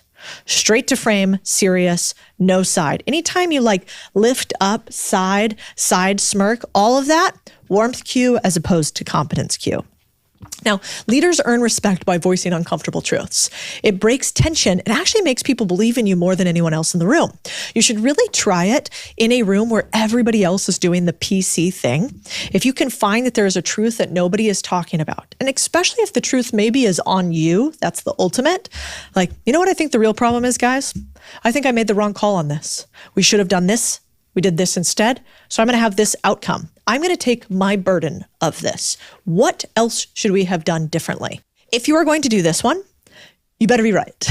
And two, you need to find your ally who already wants you to say the quiet part out loud, but maybe is scared to do it or really needs somebody else to do it. This is also where power dynamics come in. So you're going to need to understand who your allies are ahead of time. Often in meetings, this means that you talk about the meeting before the meeting to game plan. Never feel bad at thinking that top 1% communicators are born with it. That's not true. We prep. The way that you get to the top 1% is you prep more than the other 99% do. And finally, end with a command. Always finish with a clear action. Here's what happens next. By Friday, I want us to decide this. Why? Influence without direction, just noise. CEOs do not leave conversations open-ended. They move people to act. A little extra add-on for you guys. Ask dangerous questions. Lots of people ask safe questions. How's everyone feeling about this? How was your weekend? Instead, get a little sharper. What's the one risk that could kill this deal? Because real leaders don't just talk, they provoke thought. Questions like this make people take you seriously because they can tell you want the truths, not just to dodge. Sometimes the most authoritative thing you can do is say, I don't know, but I think we can find the answer to this question. And if we do, we will find the answer to everything. That is a hard question. Also, if you don't know if you are competent or warm-leaning, let me give you a little piece of homework. Let's say you can't tell if you're going to become a top 1%er because you don't know what you need to lean into more. Go to your email. I learned this from Vanessa. See how many warm versus cold indicators you have. What does that mean? In an email, look at the words. Warm words are words that trigger oxytocin, the happiness drug. So that's like cheers, collaborate, learn, emojis, thank yous, exclamation points, smiley faces. Competent words are words like achieve, mastery, results, outcomes, data, charts, graphs. The truth is that best leaders have both. They use warmth and competence, and they use them like a scalpel, not a sledgehammer. But almost every person I've ever met has one side more dialed than the other. If you guys haven't noticed, I am high on competence. I actually am pretty low on warmth. I get serious, and when I'm serious about things, I have a very serious face. And so I kind of am thinking about things. I'm not smiling so much. I need to work on my warmth cues because people could be intimidated by me or scared of me, which I've heard. And so every single one of us is going to be somewhere on this spectrum. The top 1% is both aware and then they prepare.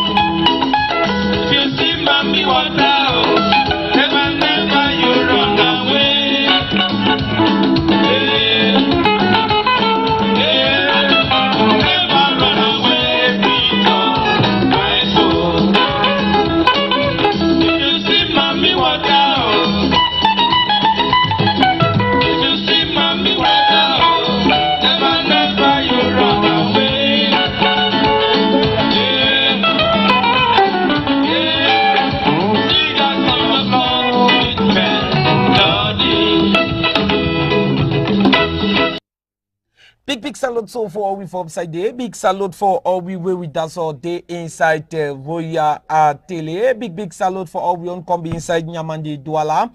And say for all corner for inside Kame with that so sep throw one a big salute for D Sharp. As I will say we don't turn back again inside locals for Royal Tele for Kahala di Mata. We go that so sep chakala. Oh man is suman gulungasa. Whether you sep you didn't have which kulwa plus sep happy new month and Labor Day. We don't that so pass for back. We did that so throw one a big salute.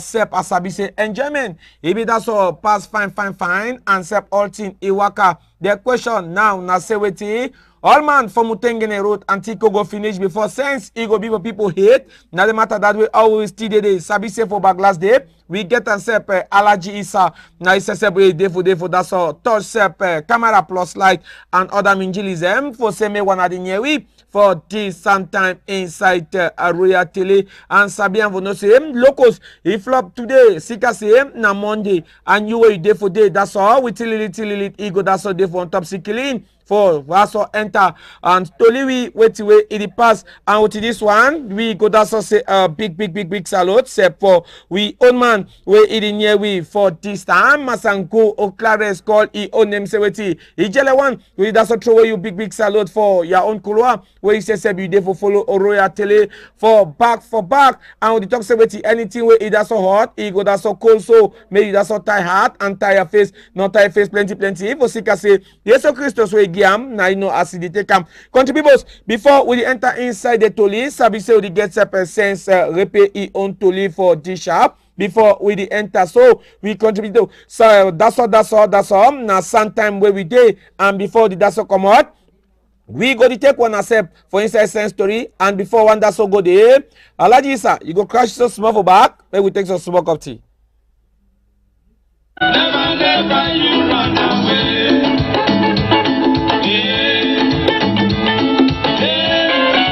Sing a song of love, sweet melody.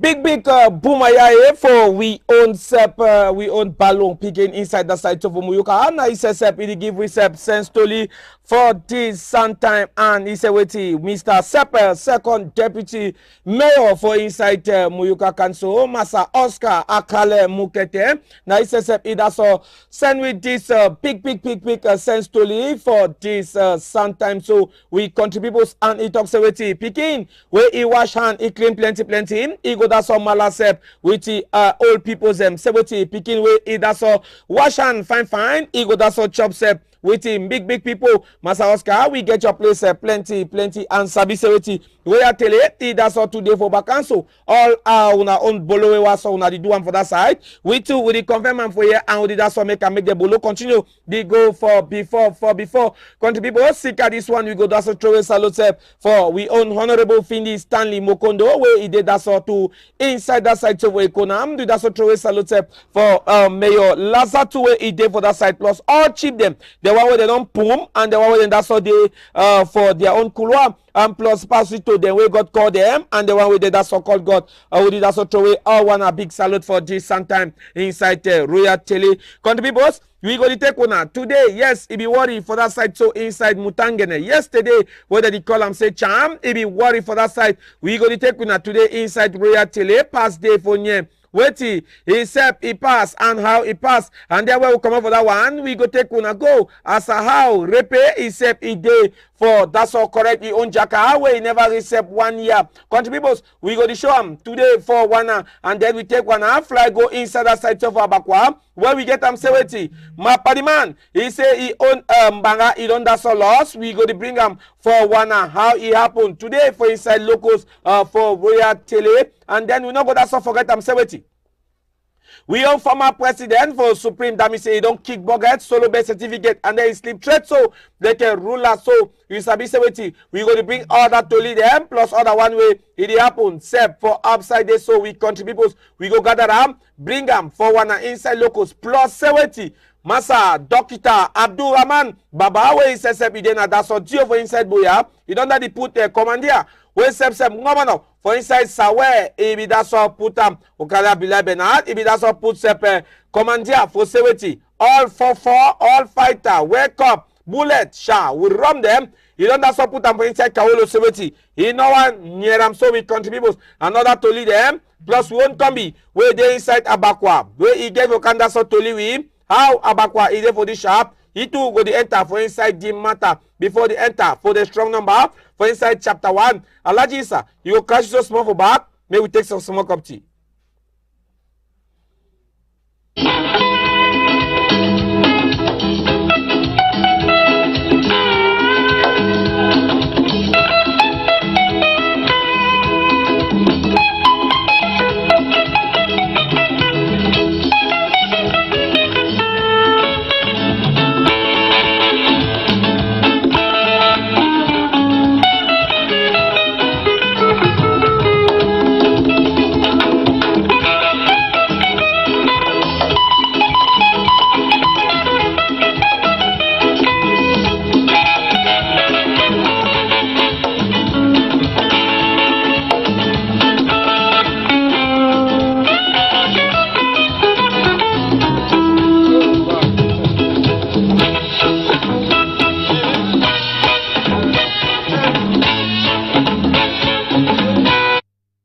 Come good for man where did that's all enter, plus come good for man where did that's all turn step that for your own telephone, and come good for the man where they step inside America plus other country them for inside this where we got create them. He says but people want that's all own them, so we country peoples we go take una one time yesterday where every day that's all for 7 o'clock, so they go jam step for 10 o'clock. Plenty cry as we tell one plenty cry it be come out for inside that side too. For Muten Gene, so we contribute and Sabi Seweti before they enter inside this story in the pop-up, we don't complain them. Plenty. They were some gongoro them, then they for pum, so it did not surpass all money power.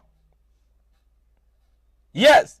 If you see the way where this one them, this one where they carry Brazaris Mimbo, the way then they overtake another one, it did not stop in a popo long up. Now yesterday that for instance that side to Mutengene, this one where he carry Seb Nandiba and Seb Reactor. He come up for this side for Buya. Did he go that side for inside Douala side? What are now wait to happen? As a petrol Seb don't finish for inside Kame, as a petrol don't be way, then it does not say 1 liter, like a 2 tosi. Or they said the man don't take na wake up, put them now for inside tank, and not Sabiam. Motor craze. Country peoples. As we tell one the motor craze come up for the side where he get for waka. And then he enter with the strong speed. Better worker, whoop, cover small motor them, and wait till we get them. Wait. He knocks 10 motor them. Yes, he knocked 10 motor, and inside this motor them, country peoples, them be there for inside too. And so one them, peoples not be there, plus 15 Okada, where this motor, he does not push them for ground. And you sabi and 70. This Gongoro driver them, they like I say, they get one thing where they does not do them for inside Lewa before they come out. Any player Gongolo driver, he not something so as he come down, the way the boom. You know if he says he even sell light for the man, even does for a back, you know go see him. Countryman, it's a how make worker enter for that side inside Mutengene. We take eye, chop Christmas, as a how cry, he be there for inside that side. What can make go there?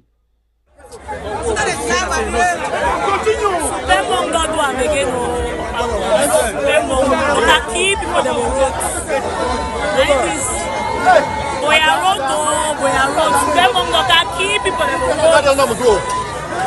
Super Mongo can keep people on the road. What's in life?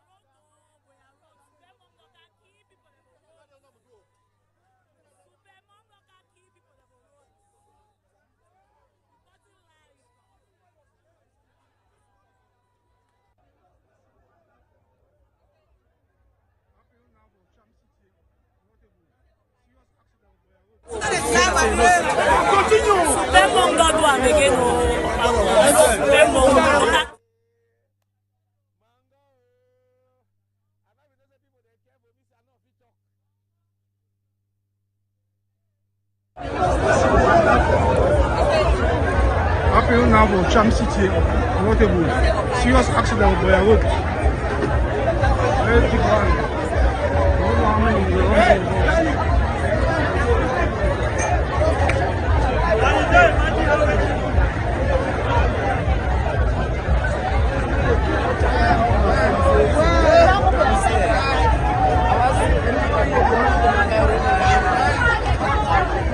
Panic everywhere, panic.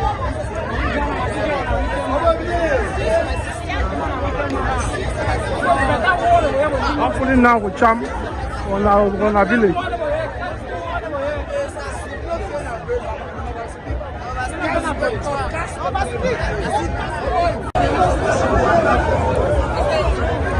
Happening now for Cham City, notable serious accident by a road. Sep comot for for January, so they come for inside this very May way with the enter. So if you count the number for accident where these people from Mutengene, Likumba and Septico, you don't get them. It pass population Sep for some village. Yes. If you want back now for day, that Mutengene hill where the Kene Sep like Muyuka for dry season, as motor to the camp day. Oh now what will happen? Oh now what will not happen? If na breaks for you, why you not find some place? You choke up. And Tori where the enter na seweti. Some Jakatu where be there for corner day, he does so kwaram. We country people. No one there never be. For inside 1 week, for inside Mutengene, and say go for that side for Likumba plus Tico, crime must to be there. All this weekend where he pass, where all motor for inside Fako, they begin looking at that side for Limbi. All man the yena, he go battle, because he get seweti. Labor day he be there, and some people be drink so they drink sense. We country people. They be drink to then drink their own sense. And before they want hook up, whether they then have Jesus Christos in corner, or they then say for black man in corner, Mr. Sep, and not Sabia. The number for accident where he pass for this weekend, he pass all weekend where you don't come for inside the year. You know one be set for that side for Muyuka too, as that one for Mutengene. Then he talk versus plus the one for Muyuka. The one for Muyuka talk say, wait, me happen first. The one for Mutengene say, no, I go happen first, man. Now in that motor two for that side so for inside Malende versus, yeah, embouteillage, you know they. Give one motor this one, team, they go kiss mob. Yeah, we country people. As we talk step for inside that job where in Naxo, come then two then there for inside Boya, yeah, and for inside Cameroon, then that's all they inside that job. Can't see them. Now so hand on bend. The other one the tongue na say, in every tongue, that means saving one word for ye. It did that so shake na shake country people. Well, boy. At the same time that one be, Power Bamenda, their own, he never said finish, na so that one for inside Mutengene. He happen now. I would not work I go there for this morning. Now that way you see I'm 70. Okada, he part. It don't be like I say na Kopang biscuit container where they chop up and then they rub them. For 70. That driver one tell we say it not be sabita way make break so. That way breaks it not be me. Why you not be send them? For that side people no they. You take them, you the calm down that you say you the go na for one place. Country peoples, I don't talk say inside Kame. If woman no kill man, man go kill woman. If man no kill woman, road them, you go kill the man. If that one no kill you, Yangonderi say we check phone for you, you check your party money phone, and then you kick your own burger you want. Something must do something. As you talk now, you pass for side them, whether they say young them, for inside boya, yeah. Future leader they for tomorrow, they don't turn out failed people for today, plus tomorrow, and next tomorrow. And when you the crossroad, for Mutengene, Limbe, Tiko, Boya, begin make that style where they talk say, if the car is not coming, wrong crossway is not the delay. There we country people. Nine that. Look the way to where the motor he do for that side so. He motor bus, he give one pisha. He motor taxi, he climb me. He go for the other one, he sleep am. He go for Okada them. And then he just mash them, the go now. That's all for before. And before Ngongoro, man, it drop for damn so. He told madam, he said the way he woke up to me, no man not understand what I'm waiting. We country people. Time don't reach way, sep. We get for tell these peoples. Papa where the control all motor and transport for inside Camel. If I make you take your own eye, you chop Christmas. Then talk something. If it's a handy command, not even driver can be being gongolo. Because when the child don't bad, he go that's what take him, he support him. But I was on 70. I want look at my driver. He come over again at one hand. Now which one he change gear now, and now which one he set match brakes. Every country peoples. And you want talk? The man talk say driving na for hate. He tell me say Baba driving na for hate.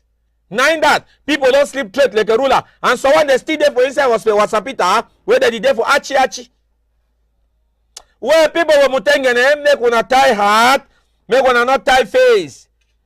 God where he give for one arm, now he sabi I go give him again, or if he take him again. We go come out one time for that side. We go come out for that to live for inside Mutengene Palavade. We go fly. One time, enter inside matter for papa that they call for people who say don't go big books away. Pero brutality. Wait, for punish your picking, for give your picking kasingu, you dey put in some kind of way, he go that's a worry. Before they take that story, before they enter inside that strong number, Alaji sir, you go crash some small for back, maybe we take some small cup tea.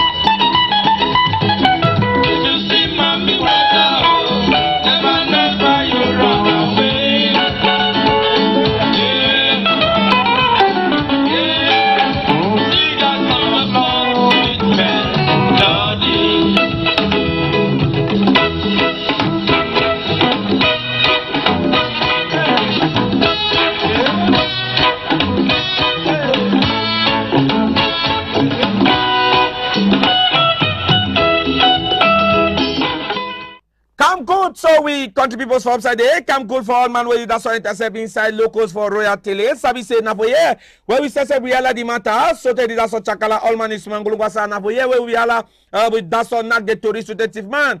He be upset on top mbanda. Country people we go take una one time. Kasingo for Giam for picking. This one na that's all popo long more where we say within year so we country people.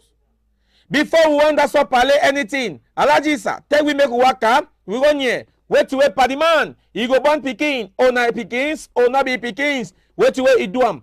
Forgive sep your own kasingo. What can make we go there we see him first?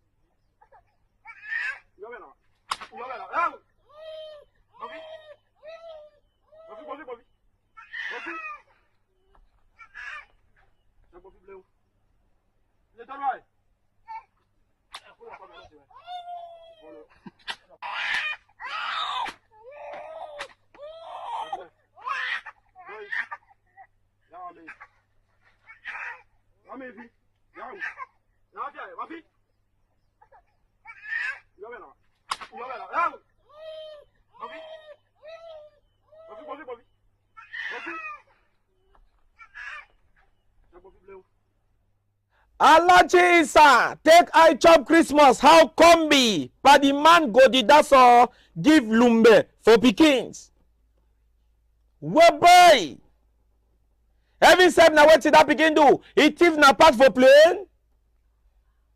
Oh, he said because na rape for a 2D. Oh, save na Donald Trump no is slapper. They rape the take am. That can they call that Molambi. They call that can say Molambi. Now we use them. He grind the pikin with and country people. He didn't make all man they ask and say, what on this party man? He born this njaka, ona din njaka born this party man, ona say na he made they get problem, ona say what he want that so give, made a mash, he be 2-2, na for on tom njaka is king. See how me can give you one again. See how me can give one. Vib.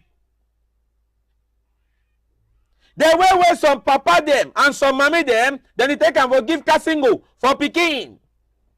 You don't want to go for some side. And country people, if you look at fine, all these pickings, they were there for inside park. Park Poko, there is second back and on them for inside park. Go loot up them. Ask them, say what did they happen for their own dumont. Your mom said you go tire. Hey, country people. This one, talk for me, say, some man there for some place. He define pickings. God take pickings, he give him for this man. He go find a Molambi with him a womb. He give better one. They begin to cry. Sometimes remedy for corner day, he no fit talk. Because if you feel picking so, that me for le reme na abekede. You dey give. And you see some dumont them, where you see them, picking sep. As a papa the enter for dumont, picking the come out for backside door. As a papa come out for backside door, picking out the corner for room. Now that kind of thing them. Who saw the one the way that they call and say, ona woman, ona say human right, ona which one? Who don't have a say when something don't happen? Now that time you go see woman right, because they want be for social media, you can go show your face. Not be human that they did Tabaskeam. By the one the way they didn't have for coach. By the one the way they didn't have for run mob for peoples. That one. When another find and suma sute, go take this man, bring it for on top commandia. And say authority competent then two, then there for one side corner, the Vimbaram. Say all thing, it did that so work for before. Whereby, shame for you, and shame for all coming them, where them therefore put their own picking them, lumbe for skin, the tamatama. Look up. Look at Isa. He check him for up, he did whip palm. He did give him picking the cry. He did give him picking the cry. He did still give him. Now that's over give him. Webe, where? Ma picking that one pass army own. He pass him. And they be talk say them for me too. Better the other than me too. That one appeal that one. Tell me come back so for inside locus. Tell me come back. Because you see the way we timper. He did climb now. Now say, if you do say, I go to say, I want to go correct him. And then the man correct na me. How I go do? My begin just cry small, not cry plenty. Yes, so Christo said, he did for your own case, he did that son here. We go come for that side. Alaji Isa enter one time for that side for inside Abakwa. Wait for inside this week and separate weekend. This party man and Ion Gonderi them, the whole another Gonderi. Tabaskei, but what happen? Tori na seweti, this Gonderi, where he that's what to Kalevo Kulwa for that side for inside Abakwa, he say he jump, he be get problem. So he go fix him, he be get na 15,000 for he back. As Congo sa enter, say na 15,000, he there for he back. As he walk and go for that place, now so he want charge back. 15,000, not there again for back. Some party man, he pick it 10,000. Say, mommy, near 10,000 is. As he take that 10,000, now that party man, he woke up, now that's all parat, view, for Reme Isike. Now what happen? That party man talk say, Imbangala don't disappear. Imbangala don't disappear. Now they look and say, hey, Bangala Sapia, you don't have to inside Nyamandi and Douala, how Imani come for inside this side of Abakwa. Now for they contribute. Can't see Tabaskeism, whether they give this Reme. And by that time, no man be sabi wait it happen. Whether Reme said don't disappear, either Papa, either Pariman, he open tanto, or you don't also take the tanto keep of your skin, or how. Can't see Lumbe when they Lumbe. As them talk say woman then get a heart. Woman they own got them, they be done that since. That Pariman inga. Nga for that Pariman, Gondari go find a city one time, he give the woman on top head. Have him. Hey country people. One time now people they come. They tear Reme close for Sikin as Imami be boni na so set. Reme ibi. Country people. Alajisa. Worker who enter for inside that side for Abakwa, where we see what you woman. Tebet ibi get them for to leave for that side. Enter make we go there. Now so now for Santa Park. Woman don't salute that panabita, that man for back, the last one disappear. That pass the last one disappear, another part, last one disappear. That woman that come now. Why you run? Wait, you will run now. I don't come up from the garage. Yes. I don't see my panabita. I don't move 2 cars and give panabita. I will get 15,000. Who say panabita day? I talk about it. Someone slap you, put a way forward down, because you don't hide them. So the answer for I think so, yeah. That's it, I'm going on for. Yes, I'm going on for. If you can give me, they just have on touch me. It's not on me. They just excuse me. Madam, you don't buy the big wait. La police don't can take the mango. It's also the man can garage. He money for 10,000. As a man pick that money for the woman, he let her disappear immediately. And then they enter police motor. Now so now for Santa Park. Woman don't salute that panabita, that man for back, the last one disappear. That pass the last one disappear, another part, last one disappear. That woman that come now. Why you run? Wait. Country. Reme Isuya and all thing outside. All thing. Look up. Take I chop Christmas. How you go feel when the Reme is that sobi day and then you see them, then they make all these water thing there for front people. What boy? I talk say number 1 place for greeting them. He then inside Abakis. Now for Abakwa, all thing in the boiler. Now for Abakwa, well, we not even woke up one day, we not see some man sleep for T Junction, over W Junction, over Fonta Street, over some side where he don't sleep there, his solo birth certificate. And he go now by force on. Reme talk say he go fix na he job so with contributors. He go for go fix job and thank God 270. Papa picking them be there for day. Papa picking them where them take that stuff for put order. Papa begin them talk say this case na case will enter inside the matter in the proper aso. Here we country people. I want to the pass na 70. Even said the tanto be big now how? You try say they go fit carry the tanto all you want. The padimaninga he said he want na mauka. I no fit leave you so. He take na sitik. He take siton. Reme he head he high like a man Kilimanjaro. Thank him. Oh, she king. Here we come to people. Remedy explain them. He did to read it. The top for you say, Reme, you go explain them. You tire. Evidence. In no day. Here we come to people. Alaji sir, tell we may we go there again. May we see and fine. We hear what you Remedy talker.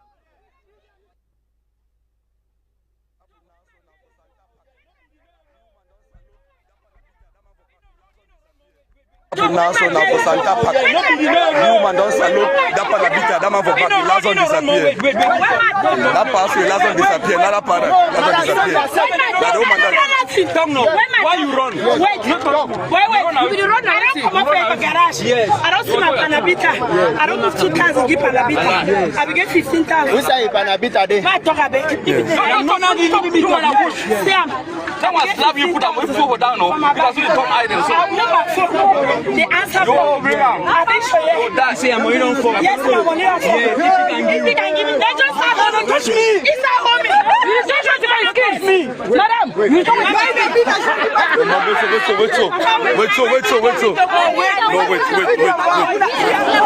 La police don't can take the woman go. It's also the woman can garage. He money for 10,000. As a man pick that money for the woman, he'll have to disappear immediately. And then they enter police motor. Now, so now for Santa Park. Woman don't salute that panabita, that man for back, the last one disappear. That pass, the last one disappear, another para, last one disappear. That woman why you run? Wait. If you run, I don't come up from the garage. Yes. I don't see my panabita. I don't move 2 cars and give panabita. I will get 15,000. Who say panabita day? I talk about it. Sam. Someone slap you, put them over down, because you don't idle. My name's Mobang Anne-Marie. Yes, I live in New Layout. Today morning time around 12 o'clock, my motor dey for garage for water site. So I been need for buy some part, then go get for the panabita. So I come out go Old Treasury Street, I buy the part them. I can't get for the panabita. I be get money for my bag 15,000. So I can't stand. My son called me. I missed the call, so I moved my phone for call you back. The phone no pass, so I put the phone back inside my purse. I can't for stand for road for take taxi. As I stand for road, this said man can't touch me for back. Say, sister, your money run for. I open my back. I no see the 15,000. He give me 10,000. I say, well, Papa, thank you. He just cash me immediately for my chest. He hold me immediately. I just said, a Chris man. All 3 be there for my head. And I said, the man, a Chris man. As I shout, as I beg when I hear me, I don't know the man. I don't know the man. I don't know the man. Nobody need to help me. The man start drag me, drag clothes on my skin, drag me, take and go back for corner garage. Now for they start beat me and a wife. Now a woman jam my face so and then I start bleed. So now the thing that way happen, I don't know anything. Yes. So the jam so tell you don't go hospital? I don't go hospital. Yes, I get for go do scanning now, so I don't go hospital. They don't stitch my nose. Then they give me some medicine, so I want go do scanning for my head because they hit my head. I even get swollen for my head. What's the Monday now? The Monday for custody. Yes. Thank you, Papa. My name's Mobile. Number 1 question na say how that man be sabi say he pattern to don't go. And the people they can join in. The Tabaskedi Mami, when I be check the man, it tanto. Hey, country people. The way where the team where they call for big books say jungle justice. The way where they for Abakwa. If say, but the man just talk for you say you don't have some hand for something. They not get for ask him. Ask na bamenda. They know you ask and say you thief am oh you not thief am. Now one time. As first man give you VIP, Sabi say the last man must give you. To say Papa picking them far away, then Sabi say then go sing, he don't go for una door for that night. Hey, we country people. And this one said, he don't go say Papa picking them and trunk dig not. He be there for the matter. And said commissaire, he talk say that man he tanto he no be go. And the way commissaire, he be make him, he show him say, the man in tanto, he not be go. Here we country people. We still there for this matter, for this dignot. Yes, we still there for this dignot, and we're going to bring him for one fine, how the team, it did also pass so for inside that side for Abakwa. Here we country people. And again, you get them for Sabi and Seweti. They were waiting them to go. He sure say Sunday we will sleep so you are woke up for inside Abakwa where all place. You don't the kene now that's all kene. Here we country people. Mami go be, you take hand, beat am, he own gonderi, he take up. Reme talk say, he begin at 15 kolo. Who's up kolo go? Who's up kolo go? You sabi say, the one where they begin the beat and so, the one where come na vogan thief phone, he did it. The one where come vogan thief na market back, he did it. Now abakwa that. Shame for one. Shame. Alaji sir, you will catch your small for back. May we take some small cola.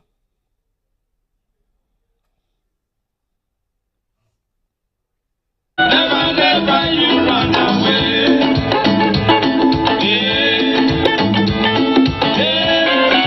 Sing a song of love, sweet melody.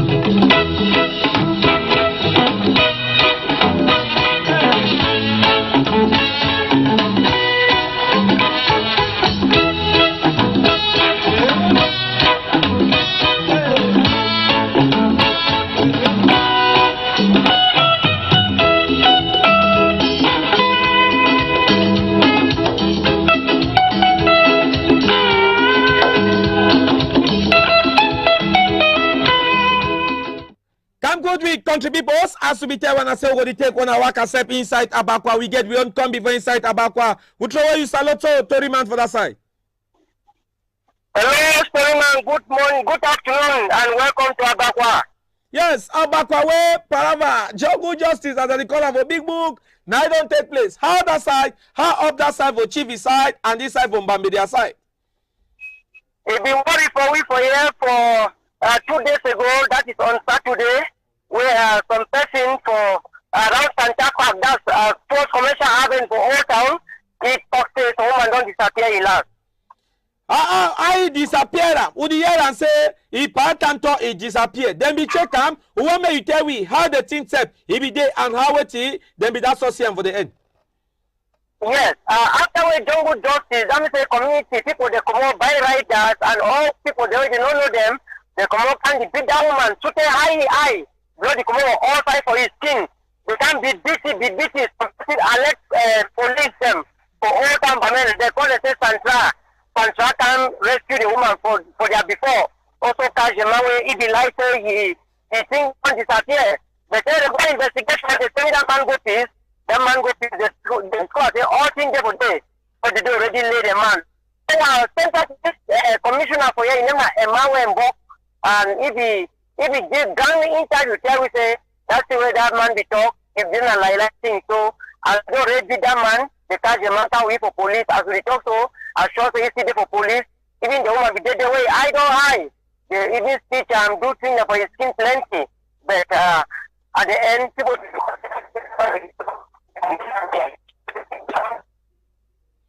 Network in the one Kelekele like a Muyuka for dry season. For Sika say don't go for sideway. Who want them? Who want get this question? We'll get this question. We'll the for you for them. Now this matter, Chongo Palava, Chongo Justice, and Bato beating. I said that the call them for inside quarter, whether the Nangman high. Where don't play for inside Abakwa. How will we do? We'll make this Bato beating and high them. It not be for inside that side. Yes, the only thing if you talk, when you hear say something don't happen, that you call police. So that means police people them they do proper investigation. And if they accuse that woman wrongly, they don't and if that woman not be good woman, it will show say they get for lock that man get for get good prison. It is plenty. Because people they can't start the person where they never take proper investigation. And even the people there to be beat as video they play online, they even charge themselves, they lock themselves. Why would I be the beating woman? When I get concrete evidence or documented evidence for sure say this man is last one fair, even people they beat it, they get for cash from, even the people the man lie say he last disappear, they get also catch it, so that made them know. This gang go fine. Even if it's a catch man, make sure say hand it man to the forces of law and order. But some small Congo side be passe when they get for law and order too. The 2 day, number 3 day, when the man he don't do better but work. Number 2 or 3 day, then they see for outside and they know the year more plenty for this very shimak way you did that sort of come. So wait commissioner where if fit tell we as you do that's what they with him. Wait till you check say the fit that's what do for make a mele commandier he continue for the work about before. Anyway, I say, we know people touch laws into our house as commissioner carry and also for the carry. What is now? We get a sub we man don't can except he don't slice the plenty thing in 1 year. We say sub we don't take ear, we hear and find and we don't take eye. We chop here CB Caleb Mon Kulwa the tell me told me how Sep Abakwa a day for this sharp so we contribute but we no go that's all leave am so we get for Sep take this for the man make he can finish if fufu as I say Sep he be sit out and so we contribute. Before the last end Toli, before the Sep go again for take one man from up there, we got a 70. We own the former president when I just saw there for inside Supreme Court for that side for Nyamande. He don't kick bucket where he does saw the 84 years. 84. Here we contribute.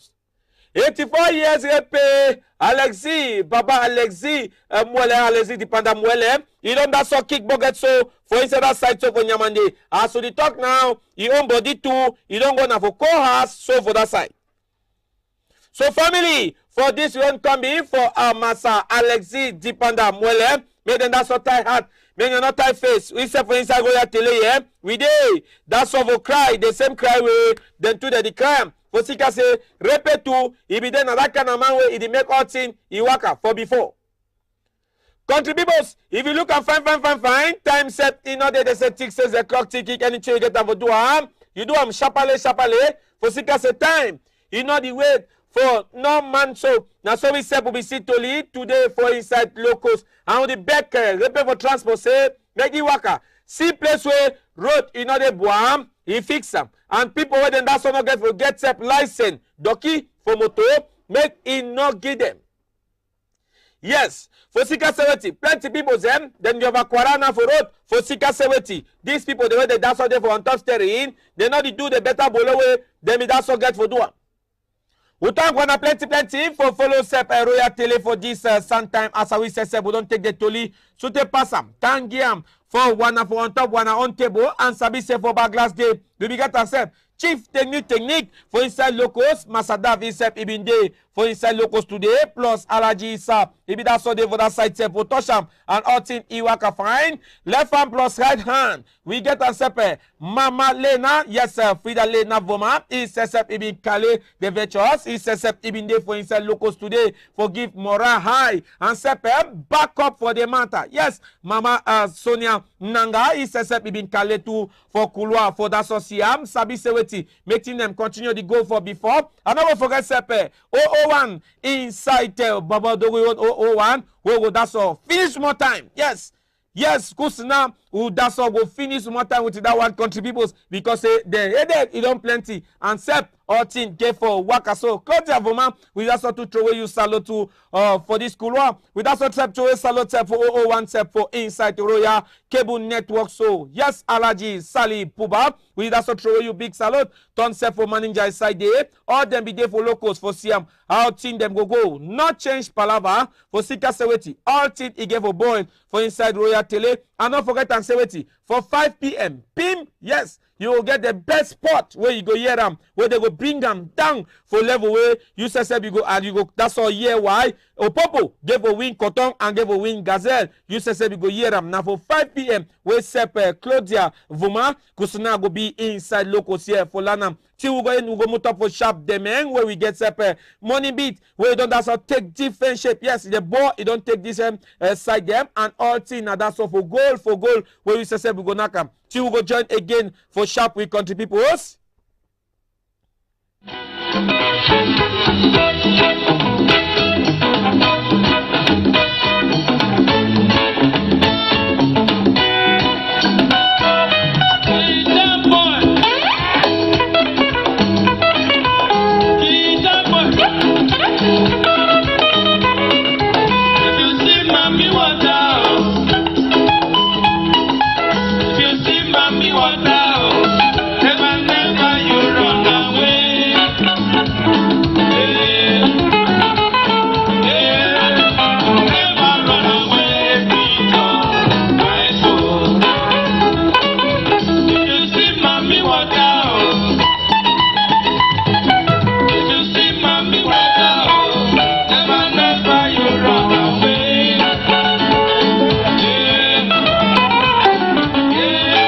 Currently have 2 of the top 10 most in-demand artists out of Africa. That's not guesswork. There has to be a science about it. I'm very hungry for more. But then, if you want it more than the artist, it doesn't really work. It's not enough to just have a vision. If you say, I want to be like Michael Jackson, you have to go and take pains to go and research, why was Michael Jackson Michael Jackson?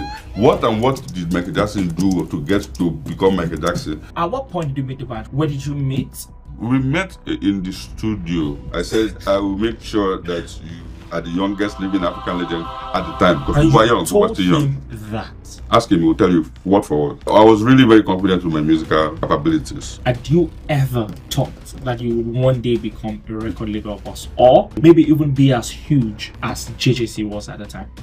I was fine being number 2. Did you know what next at that particular point? The only thing that was in my head at that particular time was vengeance or show off. And then I was like, I'm going to use the band to do it. How do you scout? For somebody like Ira, there was a space for a teenage Afrobeat superstar from Nigeria that we want to make sure becomes global.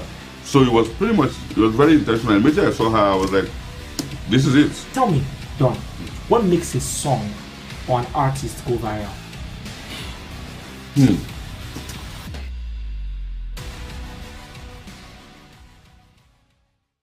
Hi, Don. So I need to start by saying that I believe you are one of the most enigmatic minds out of Africa, right? And it's such a delight to be able to unravel the genius that is you today. So thank you so much for being here. I really don't know exactly where to begin, but I think I'd like to start from the humble beginnings. I got thinking, now for context, this podcast is primarily about myself learning and gleaning a whole lot from your wealth of knowledge, and then the cameras capturing it to ensure other people are able to get a taste of the beauty. Okay? So I got thinking, from where exactly do I begin? So I think I'll start from here. Here you go. Let's start from the humble beginnings. Okay. I think I need to add this also. So this Don Jazzy that we see and respect and love today started from there. And so I would like for you to tell me how growing up was. How much of your childhood has affected, right, the person that you are today? Okay. Well, we can start with this one. This is myself. This is my dad. I don't know how old I was. I can't actually even remember that picture. So my dad has always been in the music industry or entertainment. He has also dabbled into acting at some points, but then primarily he has a music production company, called Sagittarius Productions years back, and then he also and his friends, they started like an association to represent and fight for artist managers, so called AMAN. So it's like Artist Managers Association of Nigeria. It's been running for years. So pretty much growing up, I've just been in a music house. My mom was in the choir and always encouraged me to, join them. So it wasn't even, I can't remember if there was any time that I was rebelling and didn't want to even do the music. I've always So it was more or less natural. Yeah, it was natural for me. It's not, I don't even, looking at it now, I don't know if it's by environment per se now, because it's not all my siblings that are music inclined. My immediate younger brother can care less. It doesn't he has no musical notes. I've tried several times to say, okay, come and join us and do this and do that. He said, yo, I don't want to do that. Apart from the Prince, which is like the last one. Yeah, so it was. So I would say this music thing, if you love it. Would you say you were born with the inclination? I think so. You just love the music that you hear and you're curious about how it's made and you just go with the flow. I heard that growing up you demonstrated quite some ingenuity music-wise. I heard that from the age of 4, you started opening yourself to musical instruments. I heard before 12 you could play the traditional percussion, you could play the bass guitar, you could play drums. Yes. See, I've been trying to put this in together. I don't know. Like the percussions comes naturally to me. Everywhere I am, I just start drumming. Doing stuff.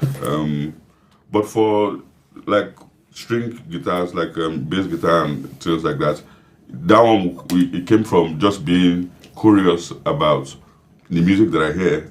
And there's something that I'm hearing inside there that I really liked how it was sounding, and I wish that I could do it. Just be hearing like the bass. I just really liked the way bass guitar sounded, and I was just looking forward to the first day we find it. And then I see it like this. And then when did you find it and where? In my church. Wow. Yeah, the first place was the church. Normally, in Nigeria, the first place that you see musical instruments, that you have your first encounter to music instruments, and you have free access to, is the church. So shout out to my church. Your church, right, was in what particular geographical area? Doing a whole lot of research. My church has been in the same place that it has been since I was born. In Ajegunle? Yes, Ajegunle, Awodera Estate. Wow. Okay, so to be very, very, very clear, did you grow up in an estate within Ajegunle? Oh no, I was born in Umuahia, but then when I started understanding myself in Lagos, we were in understanding. Yes, we were in some place, Umba Street, in Ajegunle. It was not that, it was on the road to Awodera Estate. So we graduated to that Awodera Estate. Daddy's business was booming. A bit. We shall graduated. Okay. So you started to live in Awodera Estate, and then from there, your church was right. The church was there since already before. And it's still there. Yeah, and it's still there. We're actually renovating at the moment. That's amazing. That's you giving back to the system that blessed you. Thank you. I'm still going to talk about your philanthropic efforts, maybe much later. Your time permits, because there's still so much juice to cover. No problem. Not every time do I get the chance to be speaking with perhaps Africa's most accomplished record label boss. And so I need to talk. Hey, you started again. We thank the Lord. Typical humble jazzy. Okay, so there's so many things I really want to ask, but because of my time, I'd like to move straight to some other very intricate details. I know you grew up in Ajegunle, and at some point you had to move to Egbeda, right? Yes. And then at some point, just like typical of every normal Nigerian child who grew up in Lagos, had educated parents who wanted them to also be educated, you had to go to the university. Yes. Talk to me about how that was. you'd always loved music. This is not university. This one is Federal Government College, Lagos, Ijaniki. This was Ijaniki? Yes. And this. How was it? Funny enough, I actually remember this. What was it like? It was fun. It was nice. My JS 1, 2, 3. Obviously, I didn't really like boarding house per se. But in my senior days, I started liking it more. Maybe I joined bad gang. So I remember back in the days, my JS 1, JS 2, I used to cry on visiting day when my parents used to come. Bless I cry these days. What's it?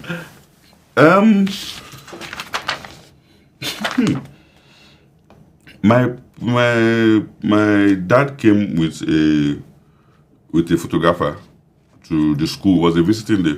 Why? He just came. My dad likes to document everything. That's interesting. Maybe that's why we're able to have stuff like this. He likes to document everything. I have videos of me performing Ghana Harvard dance. Rosie, when I was 9 years old. My dad likes to document videos.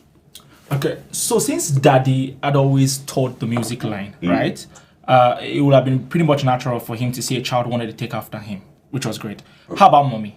I'll open same difference. My mom, she just knew that I liked it. She was in the choir, and in the choir, I now became Jugunu in the choir herself because you were so good. Yeah, I was very good. What church was it? Cherubim and Seraphim. Oh, yeah. So I was very good. Can I test your hymnal knowledge? Hey, I might not know the number of the hymn. Lokede ayona fun gbogbo aye.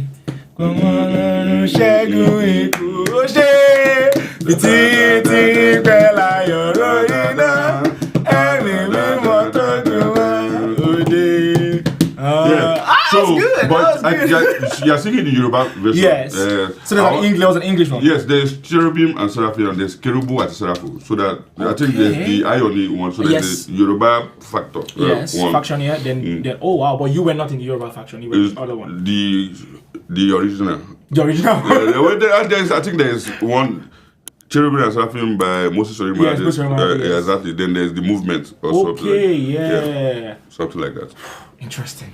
Hi there. I want to take a moment from this very thrilling interview to let you know the value of your viewership. Yes, thank you for doing this. Thank you for watching this very amazing and engaging interview, or rather, conversation.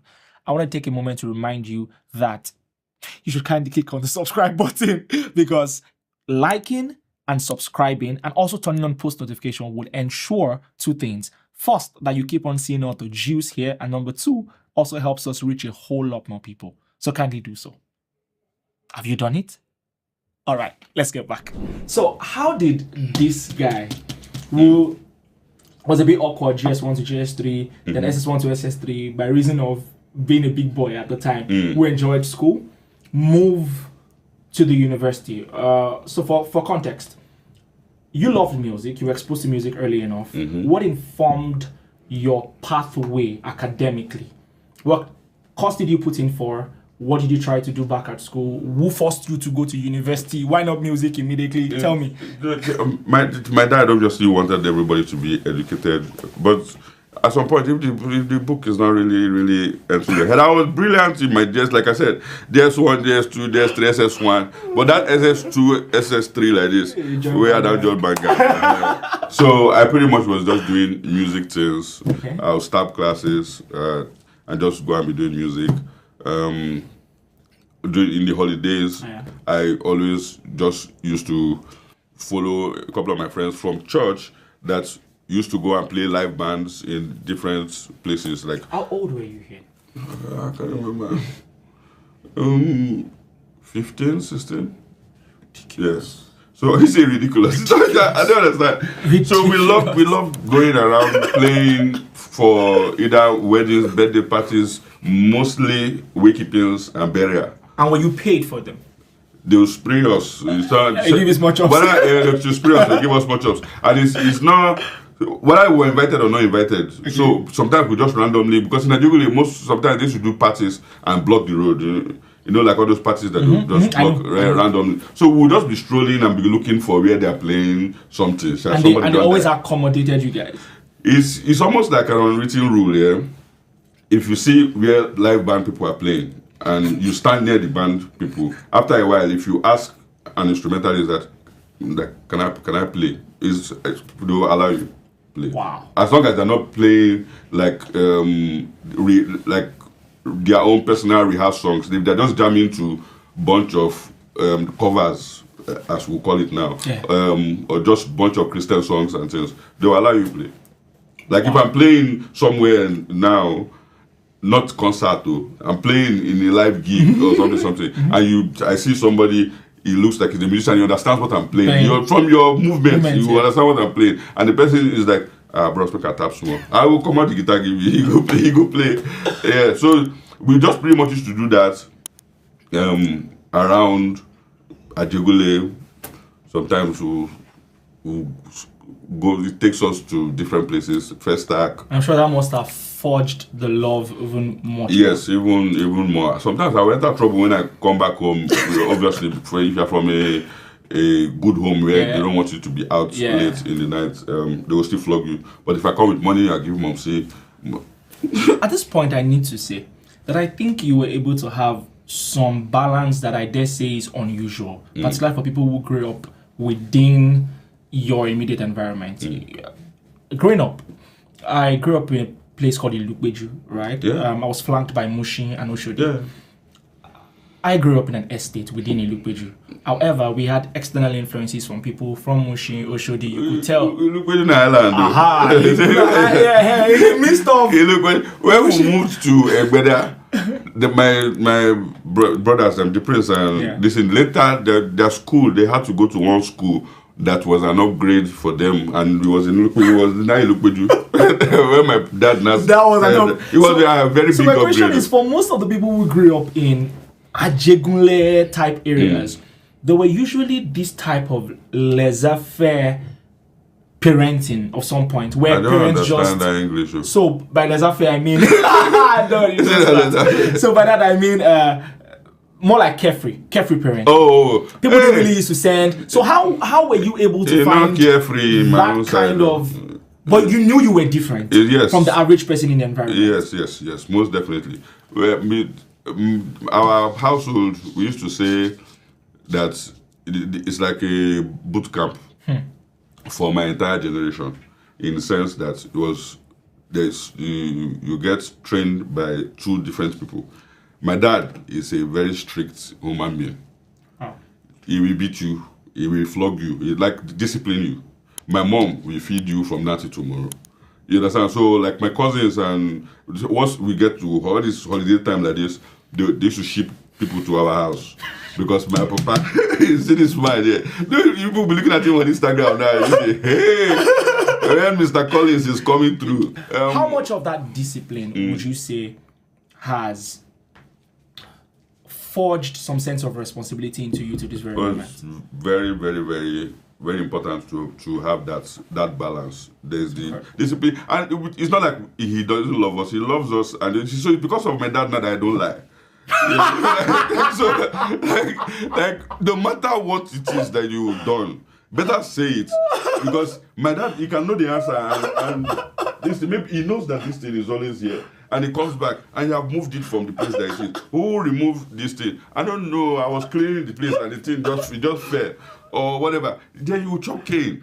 You know, so there's no need to just do that. I have mark on my house, on my hand, to remind me, say, Ogbeni, like say the rainbow. Truth. Yeah, say the truth. I mean, anytime I see that image, first and foremost, like, this man is fresh, doesn't look his age. That's usually the first thing I got. Yes, he takes care of himself. And he's so gentle. So there are a lot of things that I got from him. There are a lot of things that I got from my mom. Now, in his old age, nothing bothers him. If you do his high blood pressure thing, it's like a baby zone. So it's the same thing with me. I don't like, it's not so many things that you can say to me or do to me that really triggers me, gets to me like that. Like, this too shall pass. But my mom, that's where the whole generosity thing came from, which is like the gift and the curse. But Yeah. That's amazing. I think that's a very incredible blend, to be honest. It further reinforces my belief, right, in the fact that it's hard to dissociate a person's background, right, from how they turn out to be as an adult. I mean, anytime I think from all you've said, from what I could gather, you are a perfect blend of both. Yes. We can see from this end, and I strongly believe, even though a whole lot of people online might beg to disagree, I'm sure that you are actually a very, very, very, very, very solid disciplinarian. I'm sure we'll get into a lot more details. In what context? I'm disciplined in a lot of ways, but I'm still see. That's my screensaver. Wow. You guys should get this. My screensaver is my wallpaper. The screensaver is discipline. To always remind myself, that's some things like we can decide to just be. Against. Yeah, just nonchalant about it. Yes, so just to remind myself that okay, there are some principles and there are some things that you should try and follow to just this journey that we're going is we're still on a long journey. Speaking of your journey, something happened. I'll call it something life altering. I'll put it that way. In the year 2000, about 25 years ago, something happened in your life. You moved locations. Yes. And I'm not just talking within a state or within a country. In the year 2000, it was said that your uncle took you to the United Kingdom. What happened? You ran away from school. You say I ran away from school? No, I left Ekuma, obviously. It's set for greener pastures and things like that. So Jackpot on this. You don't, of course. Wow. Of course, Jackpot on this. But my uncle was, at least he was better off than us at the time. And then it's at that time it was a no-brainer to seek a better life in the UK at the time. And also I was useful. It's a different. I don't know if it might have been the same thing if from here I didn't have anything. I didn't have anything that I could offer, and I was going to London. At first, before I found my way into music, in like doing music in the UK, at least I made myself useful in the house, taking care of my uncle's kids and things like that. Making sure that clothes are ironed, making sure that the house is clean. So you had started living with this uncle before you went abroad? No, in the UK. Okay, in the UK. Okay, in the UK. So the thing is, at some point when he was young, my mom took care of him. Oh. You understand? So it was like paying it forward. Yes, exactly. Payback, more or less. Yeah. So to him, he said my mom is like his favorite sister, and this and so at this point, since he had the means, and he was like, okay, he wants to do something back for my mom, and yeah. What's the first 3 months like moving to London? It was pretty much just I wanted to hit the ground running. You were how old when? You were how old at this time? 18 now. 18. Okay. Yes. So I wanted to, when I was 17, turning 18. So yeah. So I wanted to hit the ground running immediately and just start working. I wanted to start working so that I'll be. That phrase, hit the ground running. I don't want to hear you. Well, it's okay. I know you're not the only philosopher that uses that phrase.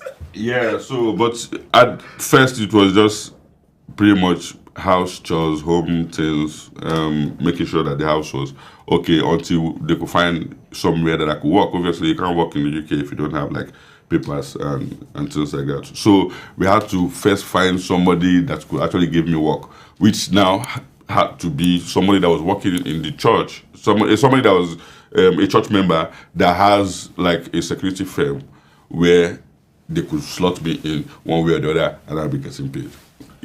So how did you move from musical genius in Nigeria to security guard? I was first not supposed to be doing security guard, to be honest. I had knowledge of that time. It's not everybody that used to know how to type and use Microsoft Word and CorelDRAW and things like that. How were you exposed to that back in Nigeria? One of my auntie had like a business center. Have you watched Slumdog Millionaire? Yes, yes. How different experiences in his life, coincidences, always all everything. I'm telling you, everything comes. Yes, everything plays a part in shaping you. You understand? So that's just that few time that I spent with my auntie in her business center, learning how to do Microsoft Word, do all those. I used to type. What do they call those school teams when they give people assignments to go home projects? I used to type project. I've been typing projects. I used to do all those flyer both redeem with the upside down bed and the circle, and they say I don't design for correct draw. So in London now, my uncle saw that I could do all that. I was helping them do their CV, do this one and this thing. So he now told the man in the church, say, he can actually help you in your office and be typing and be doing this thing. So he started as come and type in the security office, not necessarily to become security officer. So what happened? Yeah, but the security people now, they will come, they will collect their, so I'm like in charge of them, they collect their uniforms, they do this one, they go to their work. But then they're supposed to be clocking in. So they're supposed to, like every hour or two, they're supposed to check in and say, okay, this is me checking in at so time, blah, blah, blah. And that's my job. That's what I'm supposed to be doing. But now, it now got to like maybe 3 weeks, 1 month, one security that was supposed to go to one uncompleted building. He was supposed to go to one uncompleted building in Bermondsey. Bermondsey, I think that was the place that time.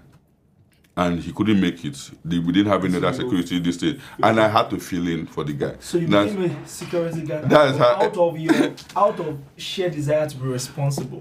Yes, because when you hear security, sometimes in Nigeria, people just think that is. We just wear uniform and it's uncompleted building. There are people who are still building. So when the workers finish around 6:30, 7 o'clock and go home, you are pretty much just supposed to be going around the building till morning patrol. So you were patrolling till morning? Yeah, though you patrol small, you come, you clock in, you understand, you clock in that you've patrolled. The next one after that one was able to do like shop, like, McDonald's in West London. That's the security that I did. So it's not like I went to go and be fighting. Sure. Mm-hmm. So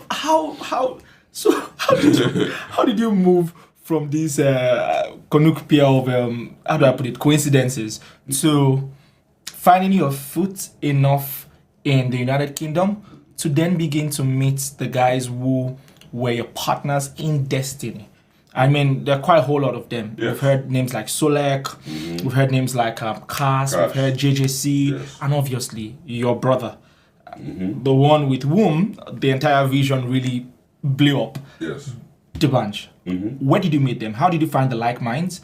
Were you just sitting there and once again coincidences, or you had known them from Nigeria? No. Talk me through the process. Exactly. So in that church still, there's another person too now that after I don't vex for the security place because for the cold, after cold changing for you be coming back and you're white. And things like that, could change it for me. And there was one other guy in church that I kind of liked his lifestyle.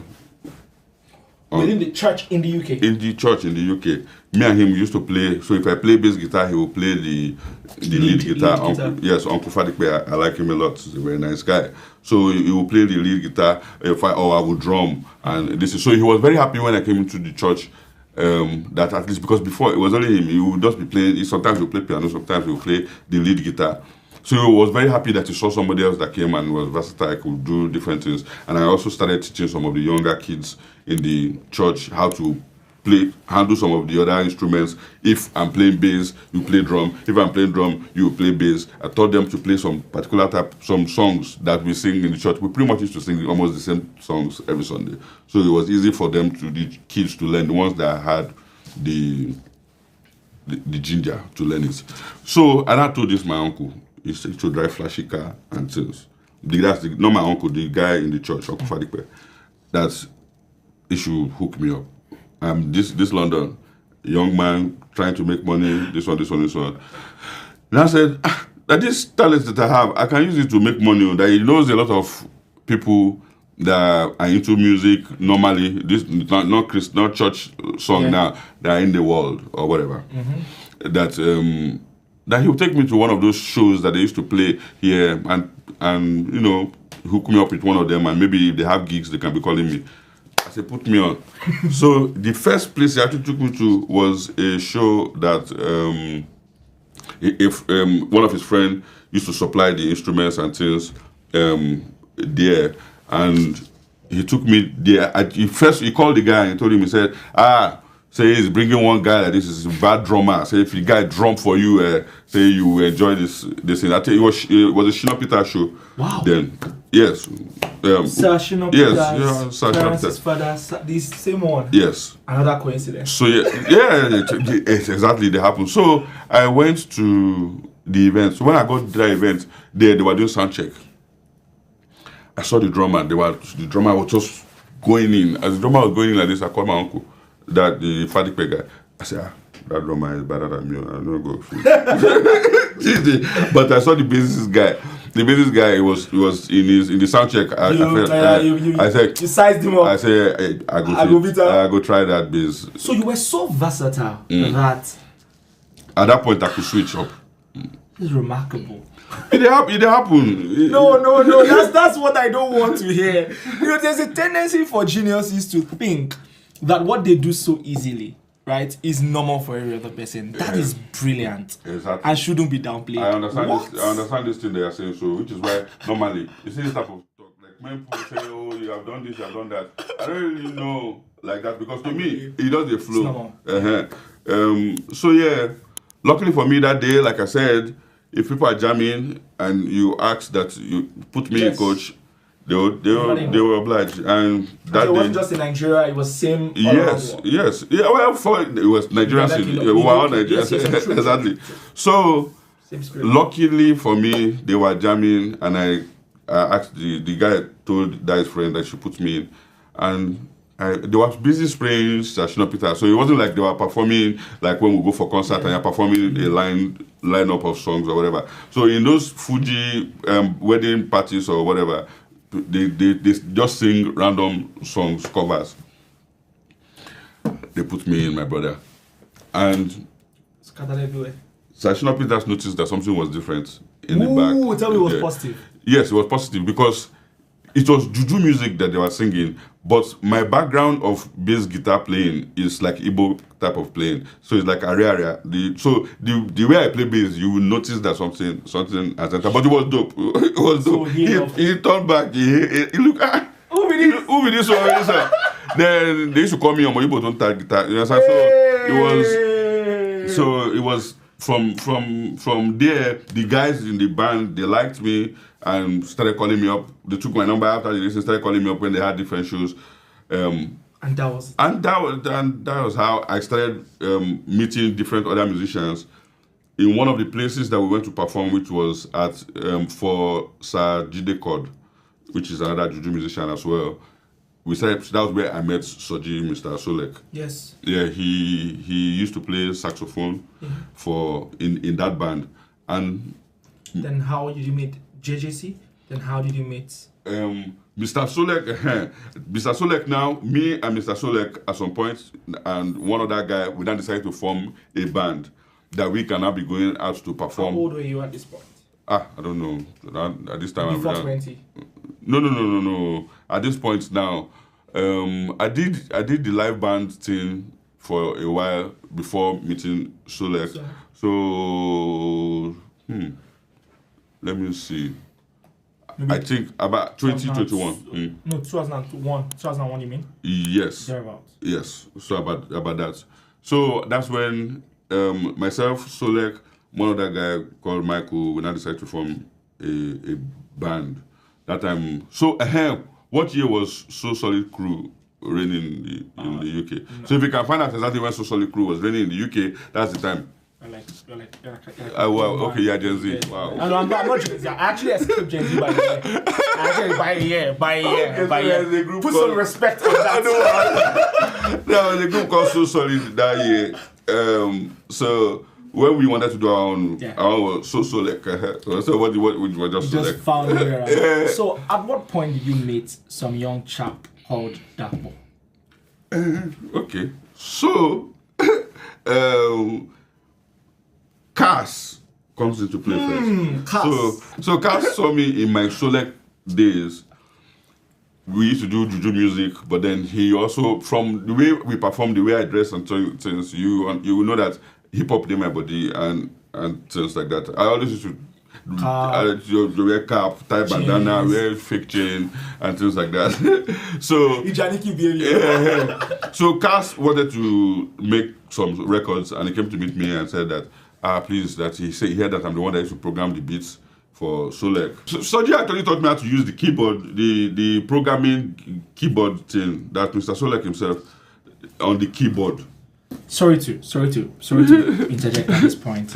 So, one of the things that fascinates me about you, like I told you from the beginning, this conversation is being recorded to people to learn from all the questions I have for you. This is more about me soaking in from your wealth of experience. It's mind blowing. I was doing some studies on your person for a bit, and this has even been for like a while, but I had to refresh studies.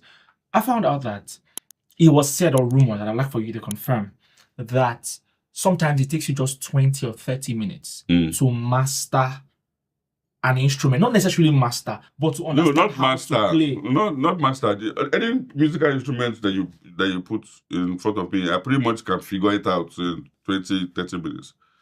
Well, when my young age brings the fire. But I know, like whatever the instrument is not that great. I can use it. It's not like I can use it to go and become. Sure. But I can use it to. I can use it to, like, even as the band plays the harmonica. Sometimes I record it in the song if I'm making a beat, so I can play it by myself as well. I think. Yeah, so that's incredible. I need to tell you. I don't think. Okay. Don't let it become so normal that you don't know how mind blowing it is. For we the masses. Trust me, it's incredible. So, but sorry to have interjected. I'd like for you to regain your flow of thought. So you were telling me how. So I asked that question because you told me that Soji taught you how to program the beats. Because how long did it take for you to learn the programming? That one is not hard. It's not hard. Because I know the music. The bottom line is that you know the music and you know what exactly you want to hear.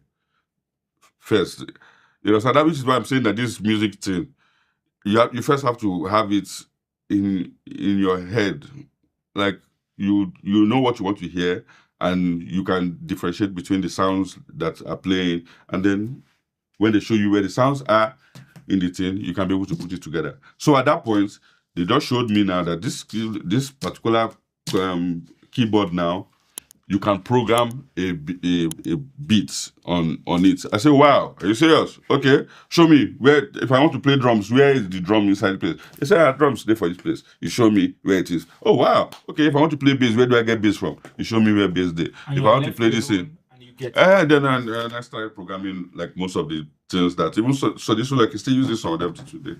Wow. And so where was the band then Dapo in all of these? Okay, so from Cass, seeing me with Solek, I made a song for Cass after he met me, and we clicked, and I made a song for him. Him now is a DJ. He went to an event where he was DJing. It was like a Nigerian DJ, Nigerian wedding or birthday or something like that. Yes. And luckily for us, JJC came to the event, and that time JJC was already big. Like they had the group Big Brothers at the time in the UK, which they had done. Their first single was popular. We Nigerians already knew of him, considering that we have one Nigerian guy now that is now popular. That was popular in the UK. So luckily, as Cass noticed that JJC was inside the building where he was playing this thing.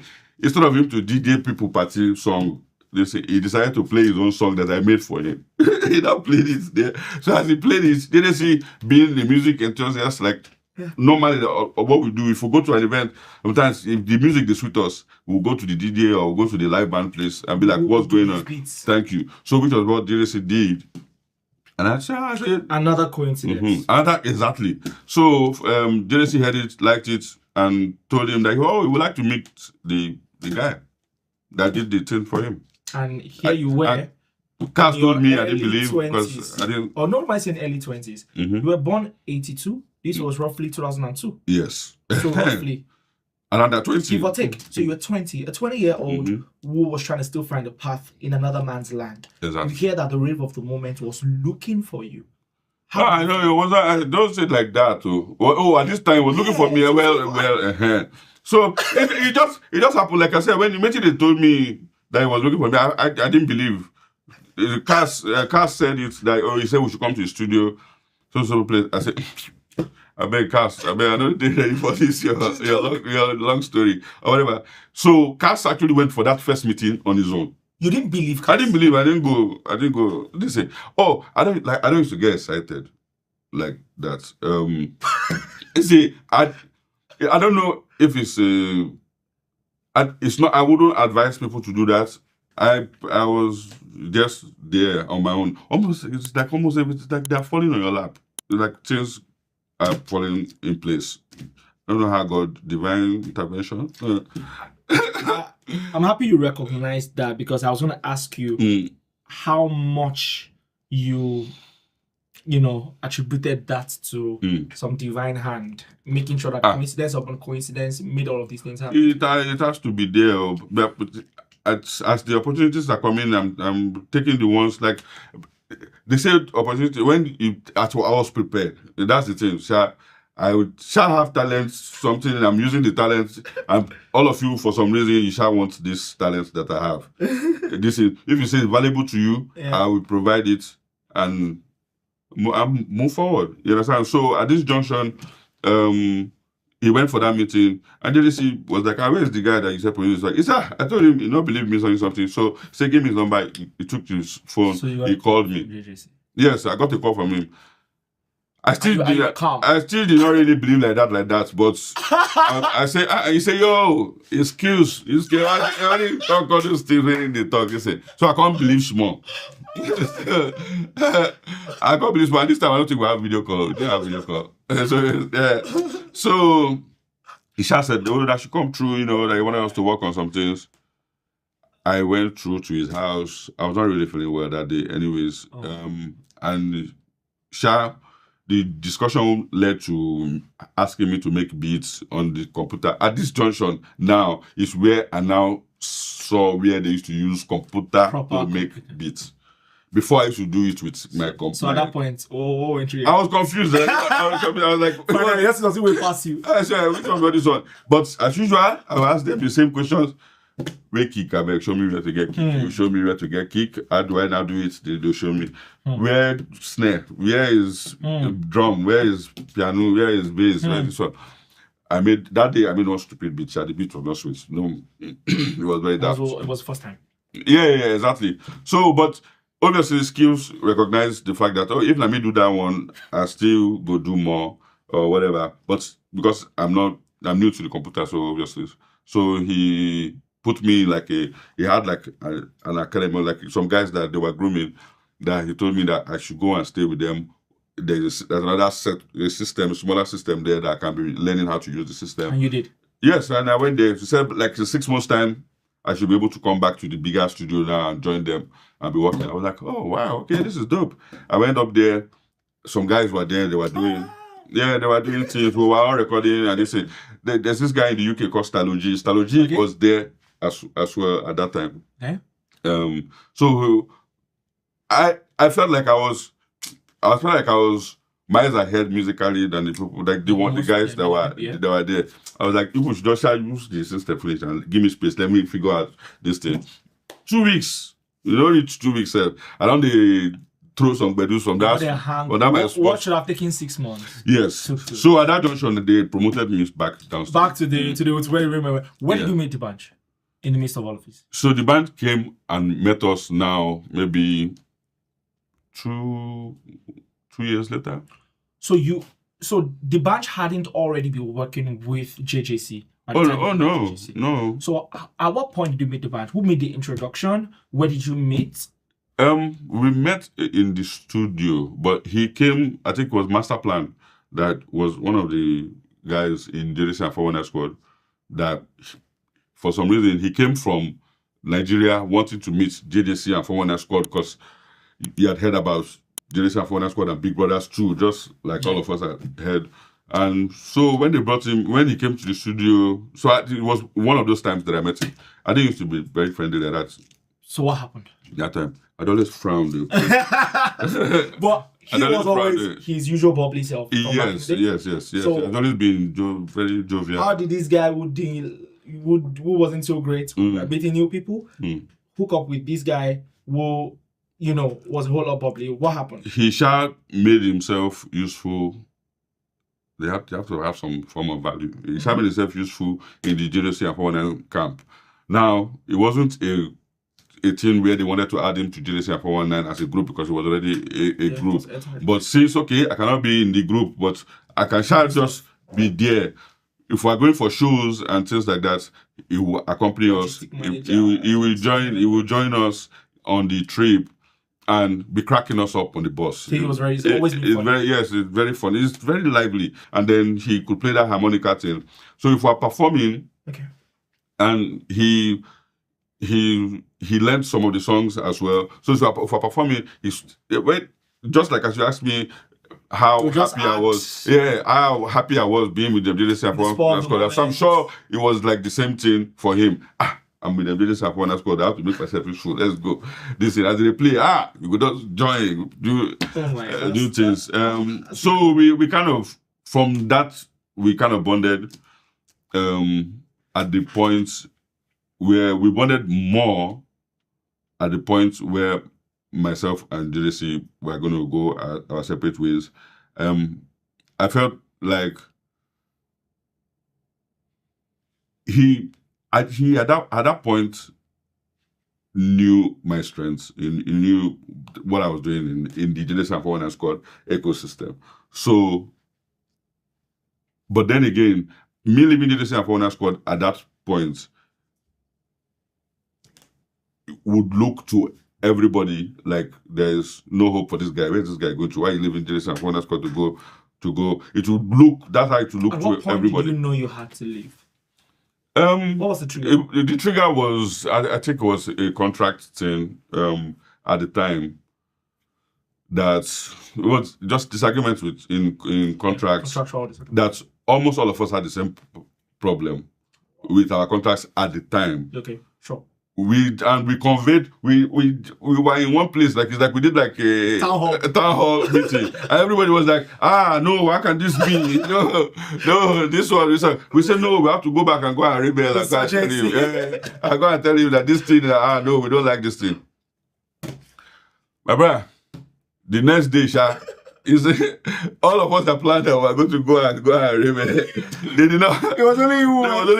It was not at that junction. It was only the band that stayed. So at this point, like the band was like, why would they give me this type of contract or this thing? So he wasn't part of JDC and 419 squad. So he didn't have like a contract. Okay, he didn't have. Yeah, he didn't have like a contract. So as we were raking, he was signing that convention. What we did do. So it was empathic towards your case and your deal. Yes. So the next day, the rest of the guys, they went back to they continued their journey. Well, you guys you branched out and you followed. Exactly. So me and him felt like, oh shit, wow. We're alone. Oh, no. But I don't know if it was like at that junction. Now I felt it motivated me. Oh hi, I'd like to take a very quick break to tell you about something that has been a major game changer for not just myself, but for several other business owners as well. For a while I was actually struggling with managing finances, tracking expenditure, and curbing theft in my businesses, and all of my efforts actually proved futile until I was introduced to Budgetti. Budgetti is a financial management platform built for African businesses. And with it, you get to issue things like virtual corporate cards to your team, set spending limits, track every transaction in real time, and even get to approve requests instantly, all from your phone. Look, if you run a business, either big or small, all you have to do is check out Bujetti today at www.bujetti.com. Trust me, it will change the way you manage your business's finances. I'll do good to remind you at the end of this episode. Anyways, let's get back to the video. Before that moment,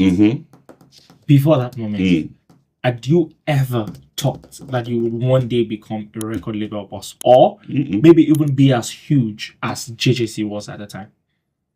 Okay, so I was fine being number 2. Great. And so at this point, you are crossroads.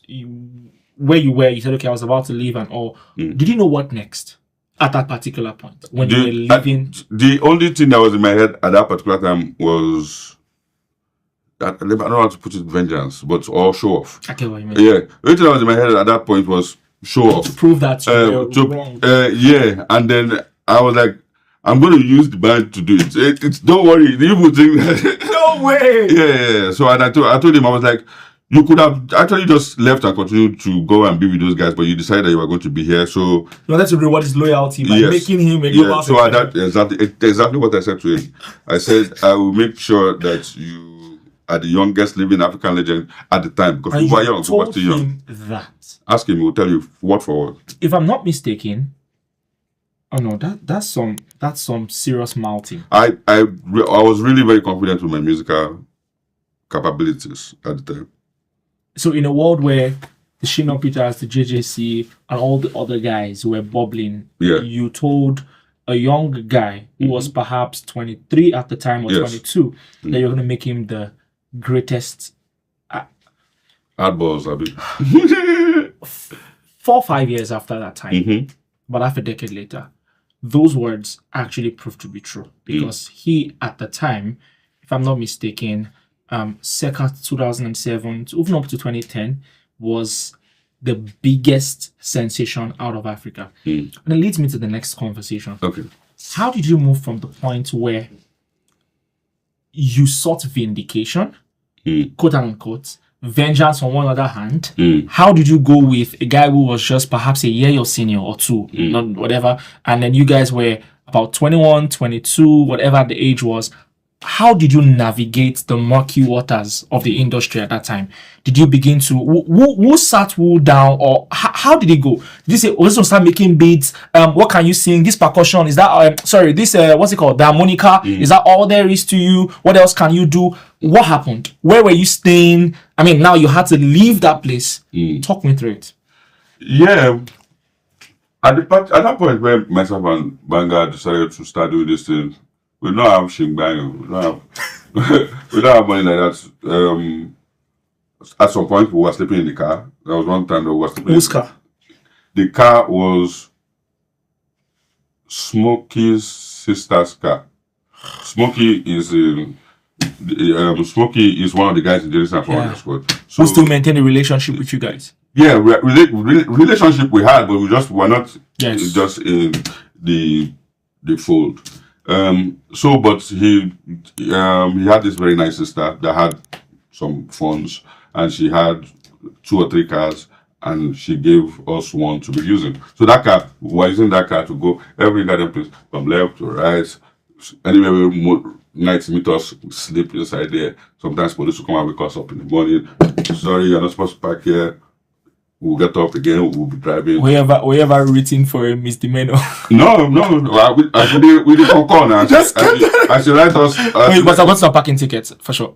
No, not really. We'll go park for the car park. And most of the time it was outside London. Like sometimes we just drive and just go to anywhere.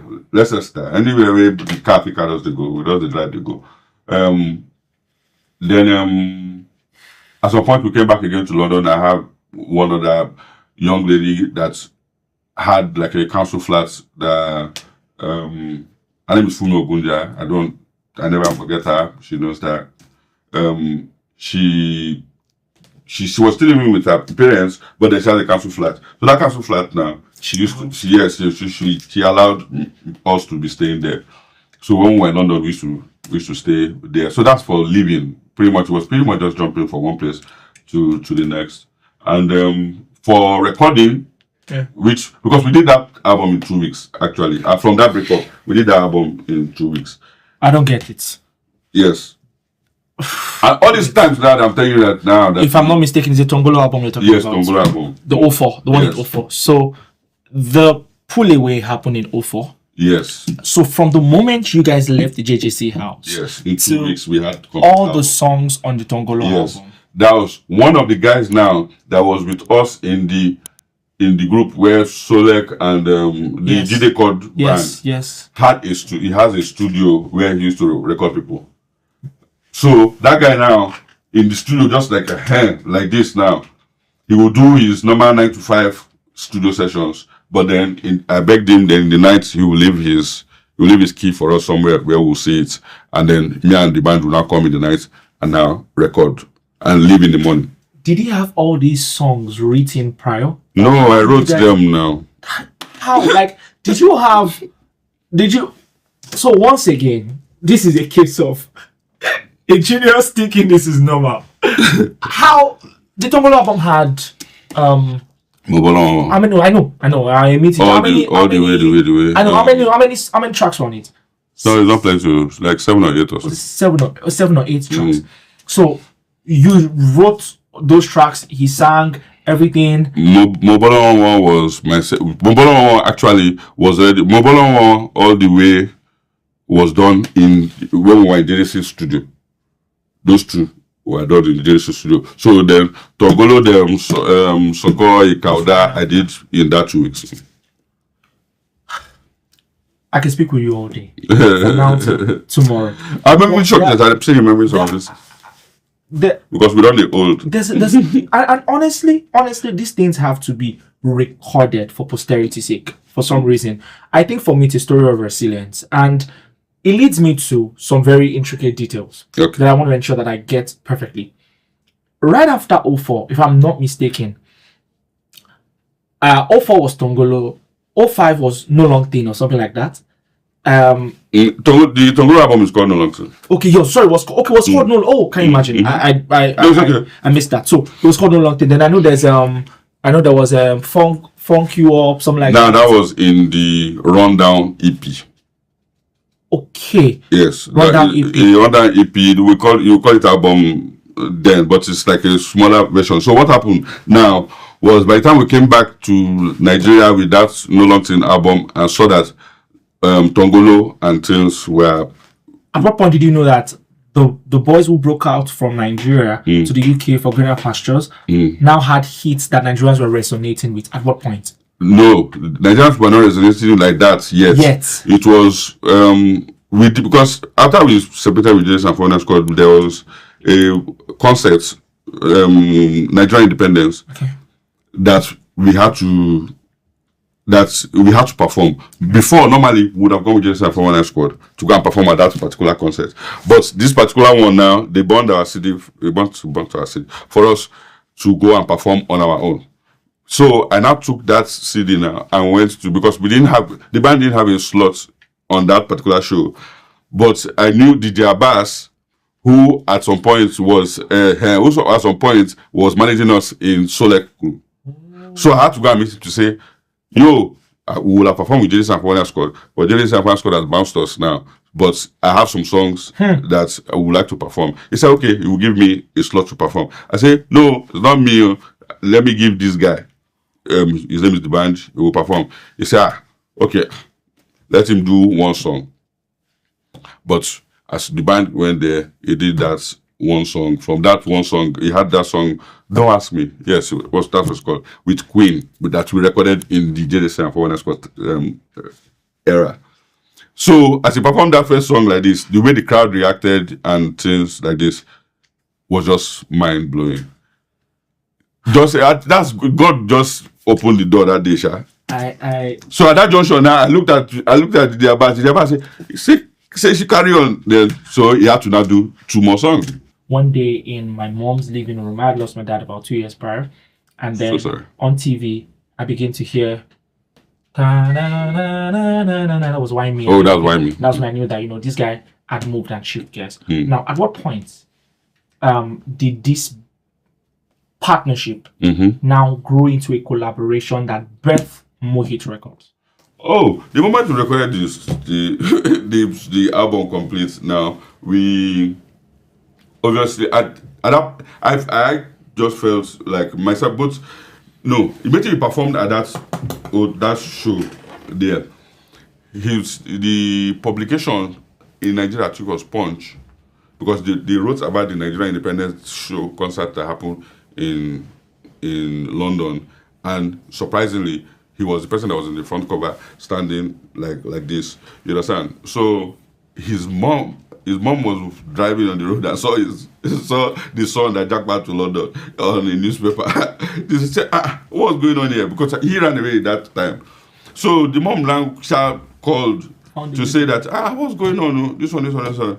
Say, I told you now, this music thing, I really want to do it, blah, blah. This was, I said, we're out here. Say, I'm with them. Don Jazzy used to work with them. They just see and Corner Squad. I used to work with Big Brother. So this one, then the mom was like, if you see that it's the music that you want to do and there's a way and listen, you people should come to Nigeria. I felt like that was a great idea because we noticed that anytime they used to bring artists to come to London to perform, they were giving them that paparazzi treatment as opposed to we that were with the hair. So I was like, let's go home and go and become superstars. So that when we come back to this London, they go give us this. So and that's what motivated us to come back. But now we needed to put out the album. As we needed to put out the album, we needed the record label to put it out on. And so you came on a 50-50 basis? Yes. So we now decided that we were going to.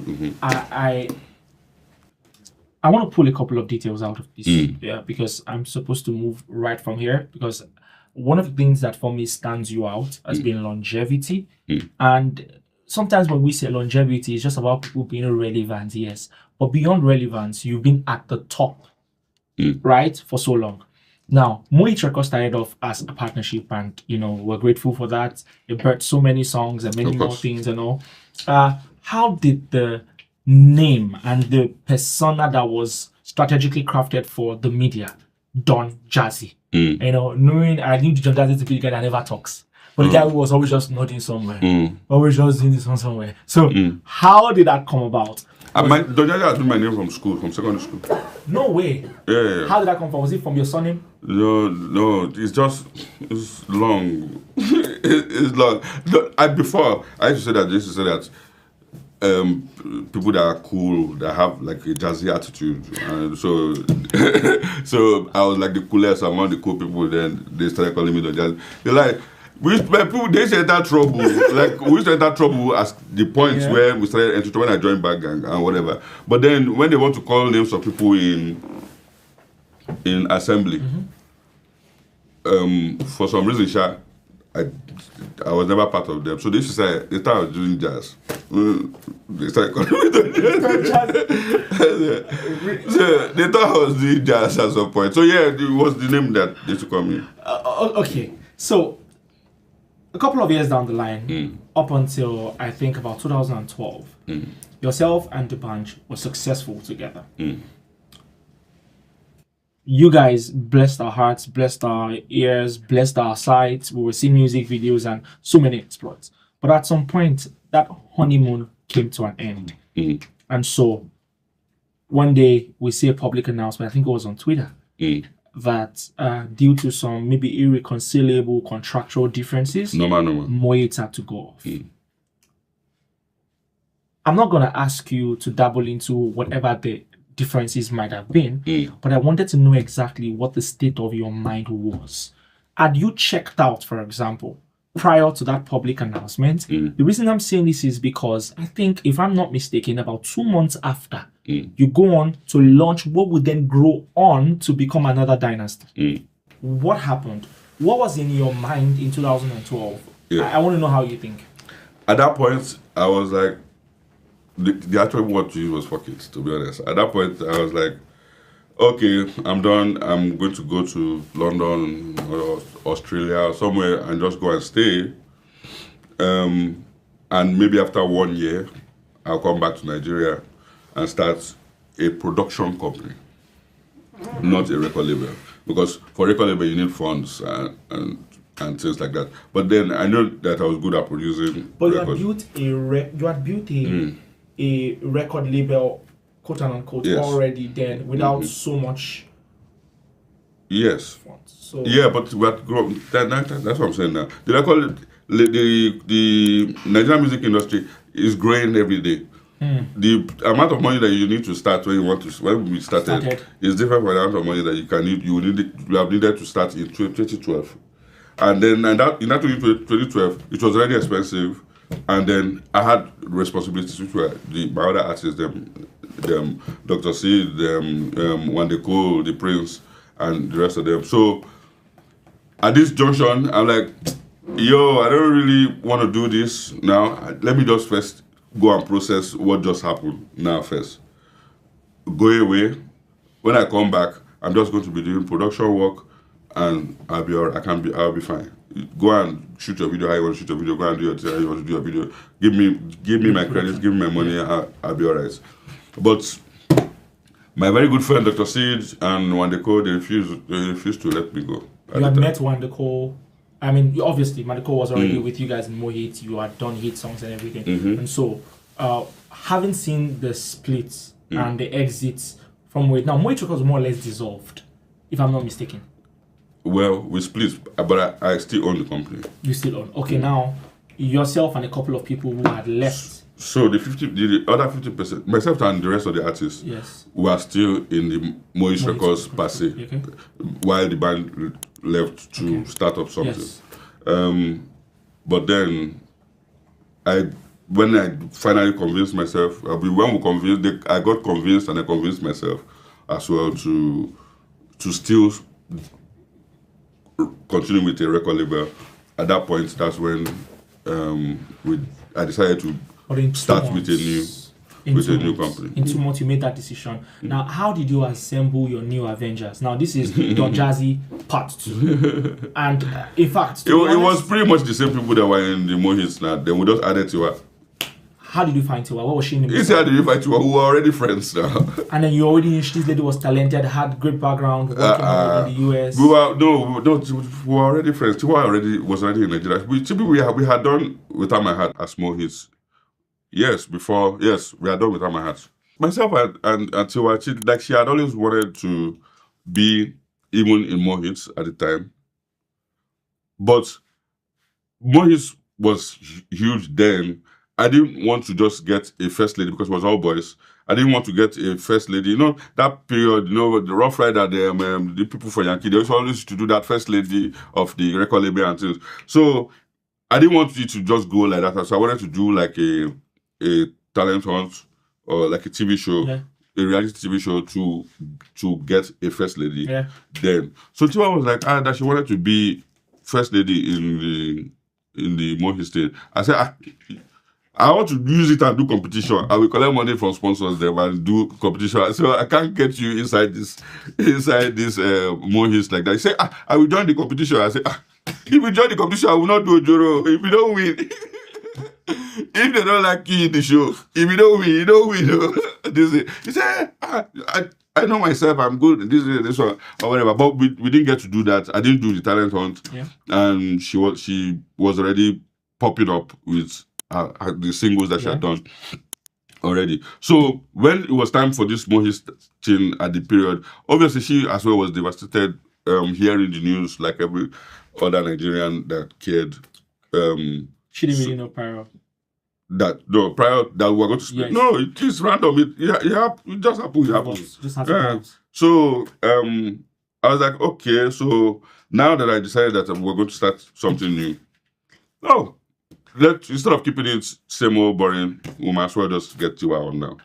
So you made that decision. Yeah. And birthing, Maven Records, a whole lot of things began to happen. Now, for me, one of the proofs that one is, in my opinion, truly successful is that it can replicate the success in some other not so favorable circumstances, which was one where you found yourself. And so you had to start with Maven. Not too long after, you began to give us record after record. I was doing my IT at Niger Insurance in 2014 during the holidays, entering to my final year back at university, and I was hearing Doro fine. It got to a point, the thing was etched in my subconscious. So I want to ask a question.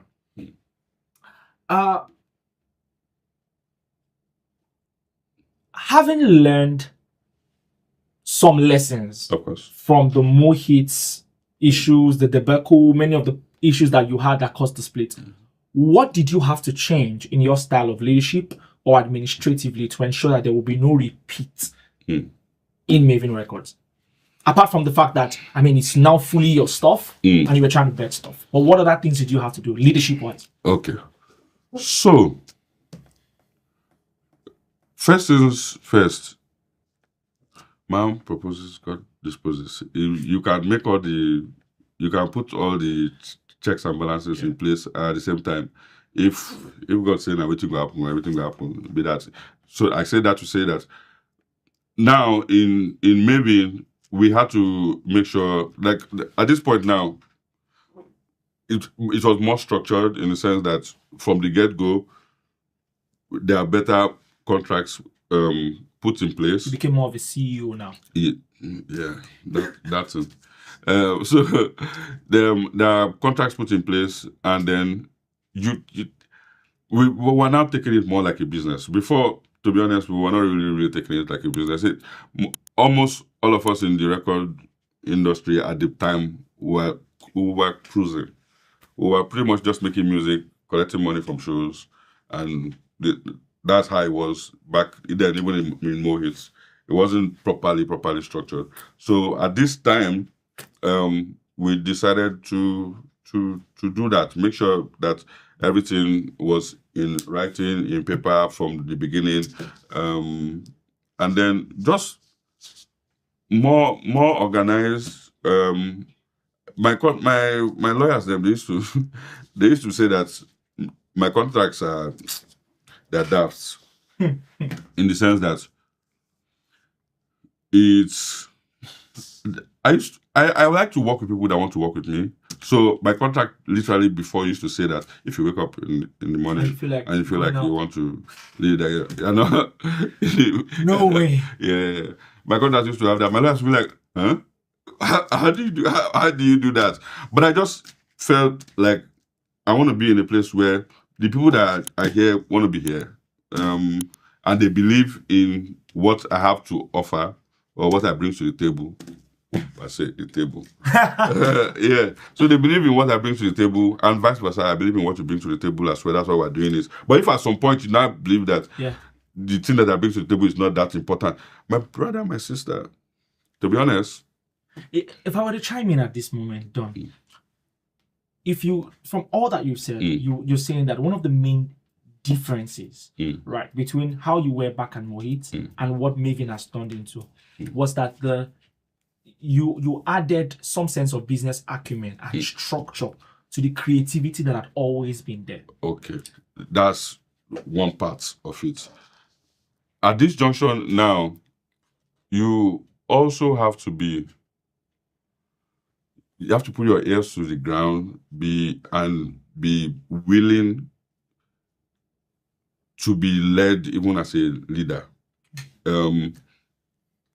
I normally used to say that a lot of people say that, oh, producing all these plenty things, doing more hits and things, it's like my most genius thing. No, I don't think that's my most genius thing. Tell me. My most genius thing ever is actually the people that are around me, to be honest. Most especially somebody like Tega. You see, from Tega, you have to be humble enough to actually see that someone else. Yes, exactly. In that place, in the things that you lack, he has it, and don't be ashamed about it. To let him know that, okay, I see this thing, because he didn't always have it at some point, but he saw the potential. Yes. And you were secure enough. He was the rate at which he was growing. We already knew where he was heading to. from then. He joined you at how old was he when he joined? I don't know. I didn't deal with this age. I don't know how. But I mean, he was like young. Yeah, he's young. He's younger. By the way, he's one of the people I admire the most who works close to you. He's a crazy human being. Yes. So from there, we had to just make sure that we put the right people in place. It's like almost everybody in Mavin, they fit. Hey,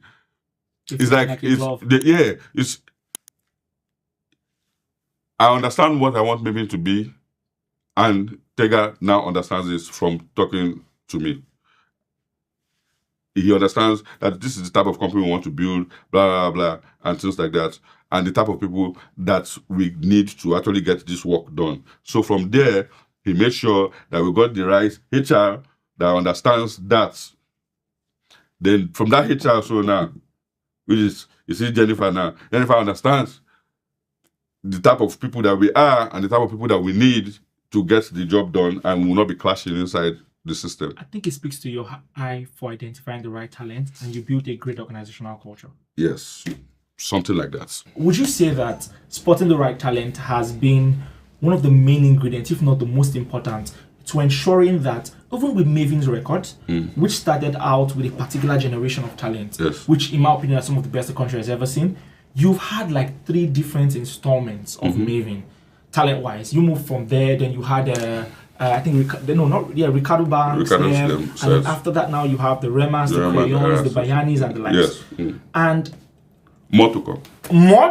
And the more to come speaks to the tireless work done behind the scenes with the Mavin Academy. Talk me through how that genius idea came about, because you activate many of these guys. I remember when you activated Aya, I will never forget, who by the way is, in my own words, right, perhaps top 3 most sought after female talents out of Afrobeats. And for me, I think her journey felt a bit personal, because you took us through the process, quote unquote, when you activated her. I saw the post. I knew when it was activated. What happens behind the scenes? Who brought up that genius idea? How did this all come about? Don, talk me through it, because this is, I'm getting to this point. That's what I want to pick from. I don't know about whether it's a genius idea or not. It just felt like the industry needed it. You understand? For somebody like Ira, there was a space for a teenage Afrobeat superstar from Nigeria that we want to make sure becomes global. So it was very intentional. And immediately I saw her, I was like, this is it. How do you scout? Oh, she posted on Instagram and I saw it. For her, actually, I reached out to one of these young Gen Z ladies that I follow on the internet, that everybody said that I like to follow people. But anyway, I reached out to one of them. I said, hello. I might not be able to come to like people's schools and things like that to find some of the talents that people have. In your school or in your circle of friends, you don't have people that can sing. That, all your friends know that the person can sing and this one, this one, this one. He said, hey, in my school, we have some people, this one, this one, this one. She sent a couple of Instagram pages of some people that, oh, look at them. And listen, I looked at them. I said, okay, fine. They're not bad. I'll keep watching them to see how they even move on the social media space. And luckily for me, one of those days, she now saw a video where Ira was freestyling and sent it to me. I didn't respond to her before I went to go and approach. Because as I saw that video, the context, what she was talking about in the video was, why did you make me to do this? Why did you give me the drug that I took? I was like, this girl looks young. Yeah, I was like, this, we don't have any Afrobeat song that talks about this Gen Z, what do they call it, experience, or whatever. So I went to her and I entered her DM. I said, hello, how are you? Whatever. She didn't answer me first. I saw her brother. I saw a post that she posted with her brother as well. I sent a message as well to her brother. And after a couple of hours, she responded and we took it from there. This story about Aya is, in my opinion, a perfect balance of opportunity meeting preparedness. And you've hammered, I was privileged to have you share one of my videos. I think you shared my content like twice. Yes. Very honored by the way. Thank you. Imagine one of Africa's most followed people sharing your content to reach a whole lot of people. So thank you so much for that once again. But the content you shared, the very first one, was one where I was talking about how Domino's, right? And pretty much every local government, this, that, and then you were like, you shared it and said, every artist, you should be Domino's Pizza, right? And I was like, okay, that's interesting. It typifies who you are as a person. And I want to ask, because how do you find the balance between leading quietly and still being present in a very loud industry? It's very interesting because it's almost as though, look, the trajectory has changed. There's been a major paradigm shift. Back in the day when you want to push stuff, you go through your record label and you can be quiet behind the scenes while someone is doing the work for you. But now, there's now an overemphasis, not overemphasis, but a strong emphasis on personal brands. Yes. And so people need to keep showing up. How were you able to adjust? Because in my opinion, one of the main things responsible for your sustained dominance, I'll put it that way, has been your ability to adjust. You were the quiet Don Jazzy, the guy who was mysterious and an enigma behind the scenes. How did you now become the Don Jazzy who dances? The Don Jazzy who posts on social media, the Don Jazzy who regrants people's stuff? Talk me through it. Yeah, I had to adapt. First off, my being on social media first was actually because of Twitter. If they started from Instagram, I probably would not have been on social media, to be honest. Because I'm shy. With Twitter, you can hide behind the keyboard. Thank you. Yeah, exactly. So normally in front of cameras, I'm very shy. So immediately I saw there was a way for me to actually communicate my thoughts and then also be able to have one-on-one conversations with people that you are making music for. Like just that feedback loop. For some reason, some people don't really like it, but I actually liked it on Twitter. I was like, yo, there's no way I wouldn't have been able to communicate this thing if you leave me to go and talk about it anyway. So I might as well just be typing away. So it was Twitter first. And then I saw that, we can tell them we're releasing a song here. We're releasing a song as opposed to we're going to radio, or we need to go and put billboards and this one. And the media has been decentralized. Yeah, so I was like, it's a no-brainer. I was telling people that if we are coming from the era where we used to carry poster and put EBA and gum to go and gum on the bridge, under bridge and the street wall and things to say that album out on Friday, and you now see where you can hold your phone and type it to say that album out, and the somebody in London will see it. They don't need to drive past the under bridge to see that. Come on. So taking a cue from this, you're the king of virality. You've been able to build. I have to say, I'll tell you why. I don't think virality is just about the guys who are front-facing, but also the people who are powering the engine that ensures that they remain in the faces of people. And you have been one of the leading people steering the ship of virality, particularly with your artists. You have more, or you have had, and you still have more success. I'm not too much into that music space as much. Yeah, I get it. However, from where I stand, you currently have 2 of the top 10 most in-demand artists out of Africa. That's not guesswork. That's not luck. There has to be a science about it. Tell me, Don, what makes a song or an artist go viral?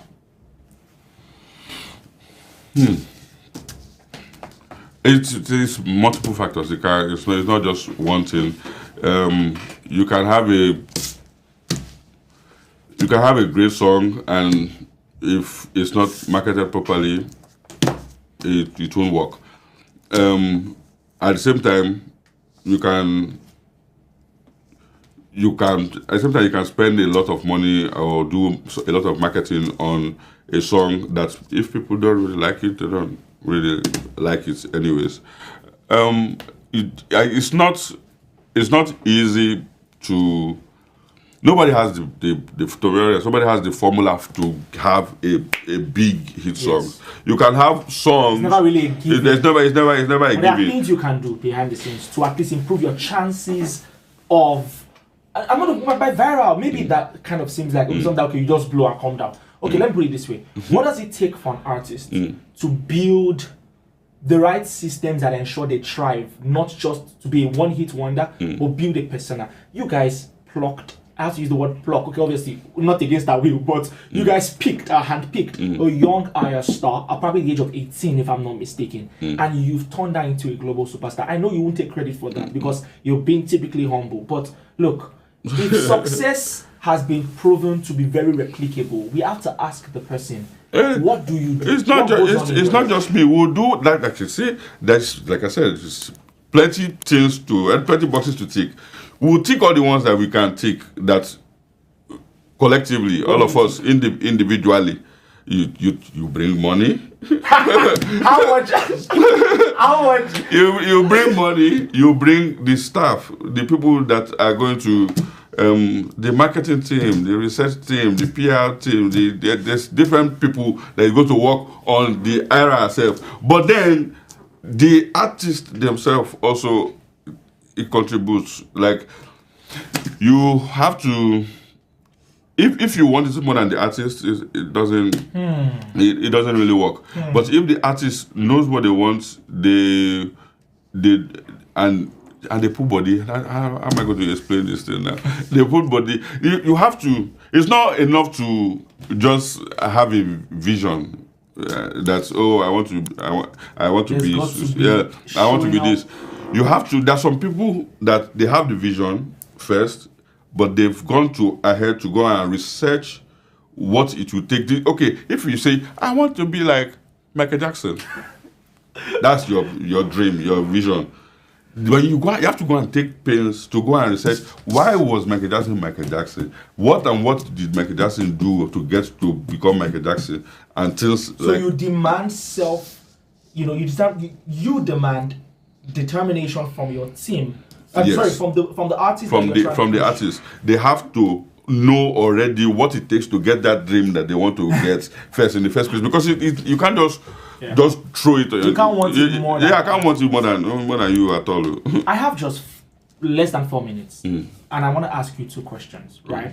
And I would actually not mind if you just give me maybe a sentence or 2 sentences to respond. If you were to give me a range, how much does it cost to activate and launch a new Maven talent?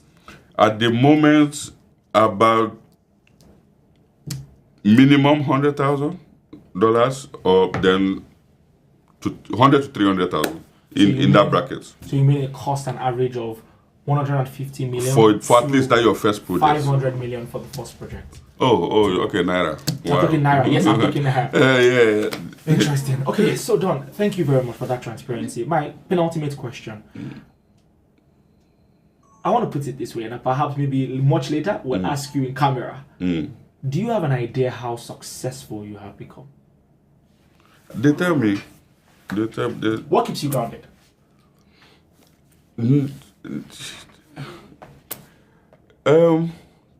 Different things. My background, my upbringing, I wasn't always like this. The God that gave it, you can go. I see people that have been there and they don't have it today. So all that and more, it keeps me grounded. It's not. I'm also very, very. I'm very hungry for more. That doesn't have anything to do with money. Like, it actually gives me joy just seeing that, this artist was unknown and tomorrow the artist is known. This artist was unknown and tomorrow the artist is known. So your joy stems not just from it's not the monetary gains. People in our tax bracket, it's not really. Yes. It's not really money that. Hey God, I beg. People within our tax bracket. That our it gets to think it's me and you. It gets to a point that it's not really the money that absolutely that drives you. Thank you very much. I want to ask you a final question, and this question it's going to be a 2-in-1 question, and I'd like if you should just respond any way you can. The first is, if you were music, what would you have been doing?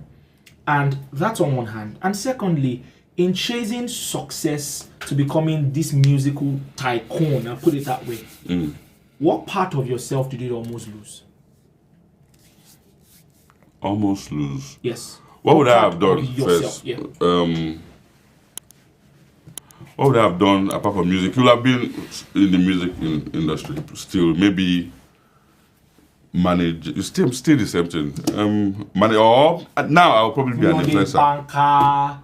No. You want to be, No, be a footballer. You're a Man U fan, by the way. Now I like forex trading and. Oh yeah, I saw the Bitcoin. Crypto. I saw it when you were praying for Bitcoin. Yeah, so it's just that me wanting to know that what's next. I think you're very inquisitive. Yes. Okay, so what part of yourself did you almost lose? By what part of yourself? I mean. I don't know. I never thought that I would be 40-something and not be married. When I was growing up. So I would say maybe I already lost that one. There's a popular saying, Don, that the best time to plant a tree was 20 years ago. The next best time is now. No, but don't mind me. I'm not even. Still not interested. It is very moment. It's not like I'm not interested. Like it's like I said, that not things don't to bother me like that. So it's not really. If it comes, it comes. If it doesn't come, I'm really totally fine. All right, Don, we're definitely going to have another. I don't know what season it will be, but it's such a pleasure. Thank you so much for being here. I need to actually say this to every person listening. One of the most astounding things about you is your humility. I know. Right, you might think it's normal, but it really isn't. The way you've been so sold on coming here and being so amazing and an awesome person. Thank you so much for being here. And honestly, I'm such a fan and ridiculously starstruck. And I really do. I am a fan as well. I read the gems that you drop are actually amazing. So oh my god, nice one. I'm gonna cry. Thank you so much, Don. That brings us to the very end of another exciting episode of the Echo Podcast. Thank you so much for watching. This is actually a gentle reminder for you to click the subscribe button and do not forget to like this video to ensure that we can reach a whole lot more people scattered around the world who this podcast will be an amazing inspiration to.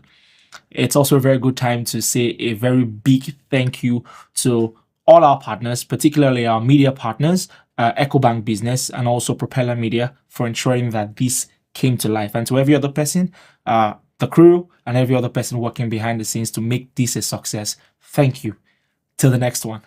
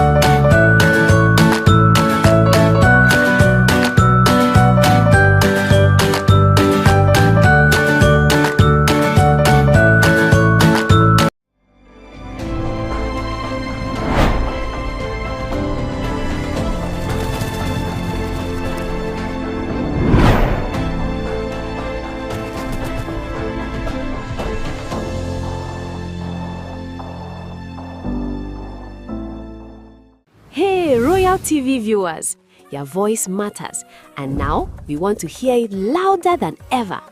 We've created a special WhatsApp feedback group just for you. Got opinions about our shows? Suggestions to make Royal TV better? Compliments, complaints, or hot takes? This is your direct line to us. Joining is easy. Simply scan the QR code on your screen right now and you're instantly connected to the Royal TV community. Be part of the conversation.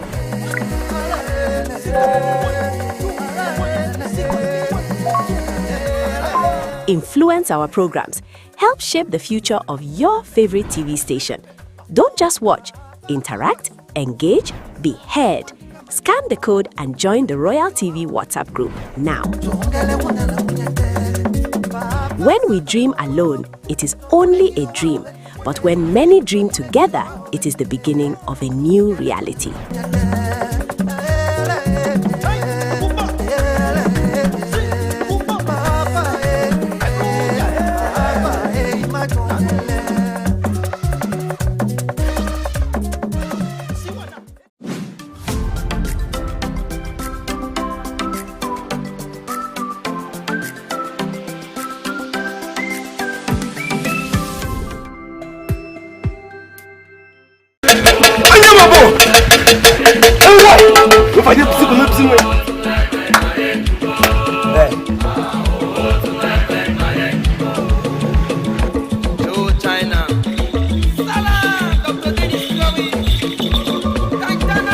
And bring the calabash of culture in diversity. Go with the gods of the land.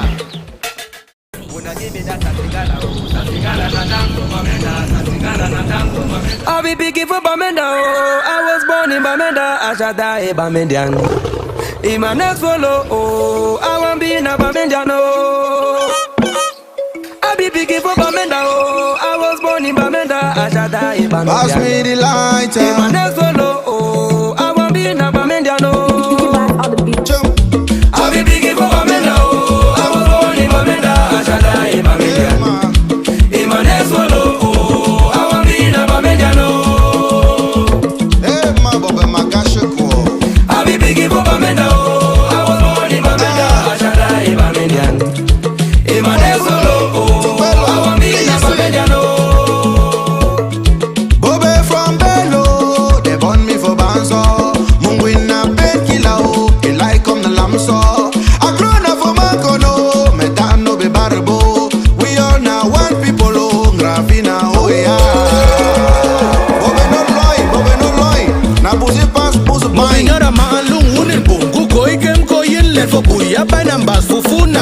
Now so would the mala the thing we from who be kings and queens and no be chindana chiefs and from the hills to the fields keep keep clean ancestors on wheels and moji and the river lick it la lick it fa lick it tam lick it tan lick it shabos lick it lam you the one shay juba I be big for Bamenda I was born in Bamenda I shall die Bamenda Imanes follow I want be in a Bamenda no mash fire papa I be big for Bamenda I was born in Bamenda I shall die Bamenda Maxi Imanes follow I want be in a Bamenda no Bamenda people oh yo Vinora Wandogamba Bamenda people oh yo Chemti area Chankamo from northwest to southwest Bamenda people everywhere yo I be picking for my fair and I enjoy one hospitality yo when the married with the born picking Bamenda people now we moyo them give me fufu con with the jama jama nantari and sumo achua Kati kati anja papa oh Grafi sutura bapi oh Yes I know we're bigger Together we're stronger oh On my pillow Bamenda ipikwa Ayo mukola oh just hala oh Wagi oh Wagi oh Wagi oh better oh I'll be big for Bamenda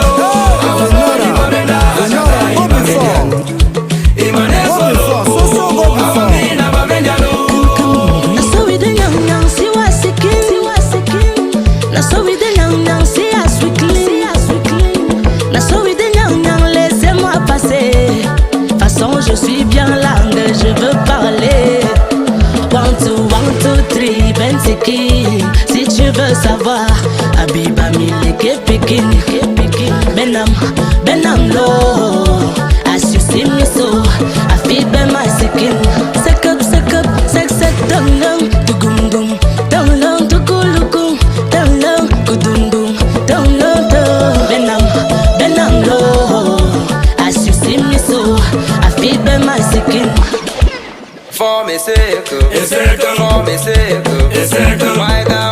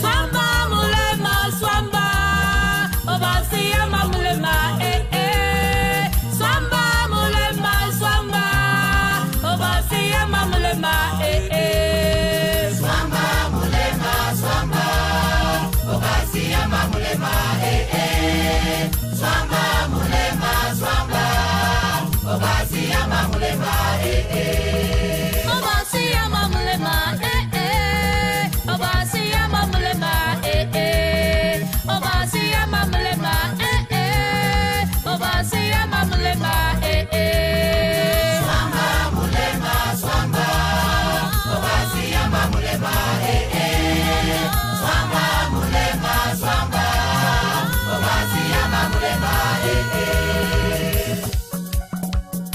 You may be at the end of the road, but not at the end of hope. You may be body hurt, but not crushed. With many enemies, but never without a friend. At the end of the road, not the end of hope. At the end of the road, not the end of hope. At the end of the road, not the end of hope. At the end of the road, not the end of hope.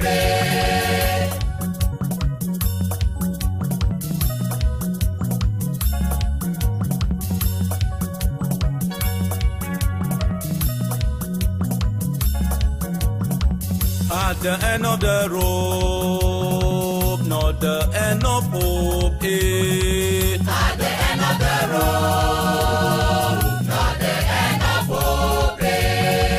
At the end of the road, not the end of hope. At the end of the road, not the end of hope.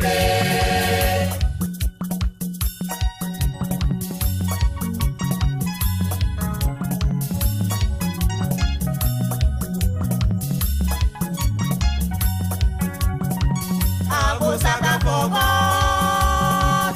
I go saka for God. I go saka for God. I go coupe for God. I go saka for God. I go saka for God.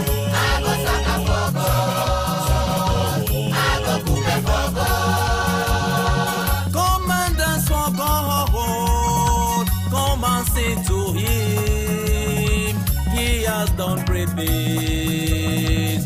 Adoration to Him. I go saka for God. I go saka for God. I go saka for God. I go coupe for God. You have given me joy. You have given me hope. In the name of Jesus, every knee must bow. I go saka for God. I go saka for God. Everyone shake up. Everyone shake up. Shake up. Shake up. Shake up. Shake up. Hello. I go saka for God. I go saka for God. I go saka for God. I go saka for God. I go coupe for God.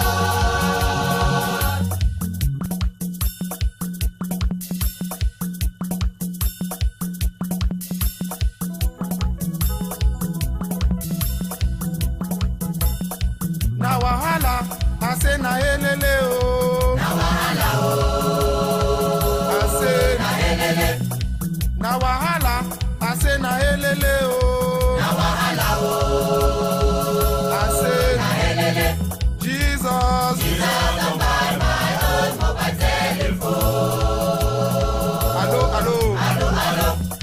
Hello, hello, eh. I go for Jesus Christ. Mr. Satan, oh. Try me again. I go for Jesus Christ. If you try me again.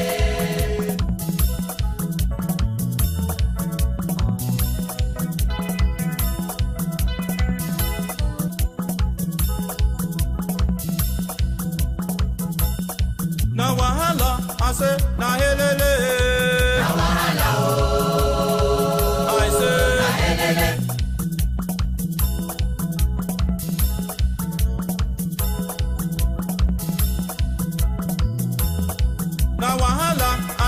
na helele.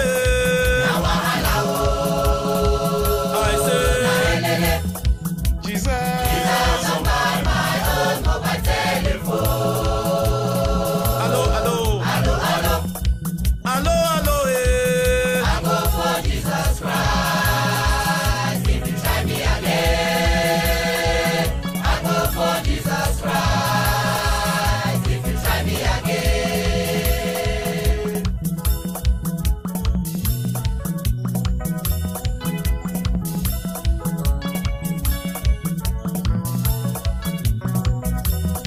Hello, hello, eh. I go for Jesus Christ. If you try me again, I go for Jesus Christ. If you try me again. Hello, hello, eh. I go for Jesus Christ. If you try me again, I go for Jesus Christ. If you try me again.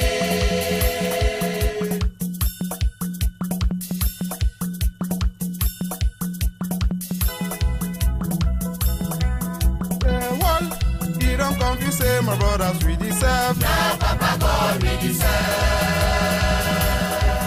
The one, you don't confuse say my sisters we deserve. Now Papa God we deserve.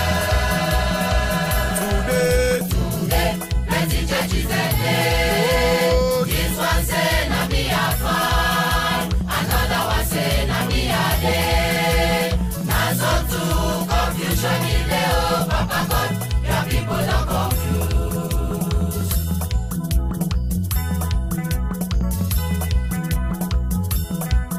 The world, he don't confuse say my brother would deserve. Now Papa God we deserve. The world, he don't confuse say my brother would deserve. Now Papa God we deserve. Today, plenty churches and day. This one say na me a fine, another one say na me a day. So now so too confusion in the oh Papa God, your people don't confuse. Today, plenty churches and day. This one say na me a fine, another one say na me a day. Now so too confusion in the oh Papa God, your people don't confuse.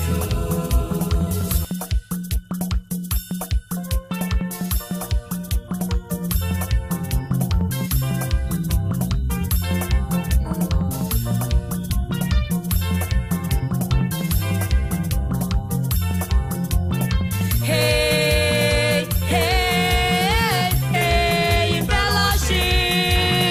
Hey, hey, hey, we cry together. Hey, hey, hey, fellowship. Hey, hey, hey, we cry. Hey, hey, hey, fellowship. Hey, hey, hey, we cry. What is the meaning of CYF? It's a Christian Youth Fellowship of the Presbyterian Church in Cameroon. It's a Christian Youth Fellowship of the Presbyterian Church in Cameroon. You call yourself CYF members of the Mulum. Now tell me I'm to longer. There is no foundation which can be laid other than the Lord Jesus Christ. There is no foundation which can be laid other than the Lord Jesus Christ. PROMISE, we promise. We promise. PROMISE, we promise. We promise. And in what do we promise? We promise to sing under the leadership of Christ and in fellowship. We promise to sing under the leadership of Christ and in fellowship. Oh, with one another. There we love God for ourselves and for the church and for the world and to do it. Yeah, and to do it. Oh, with one another. There we love God for ourselves.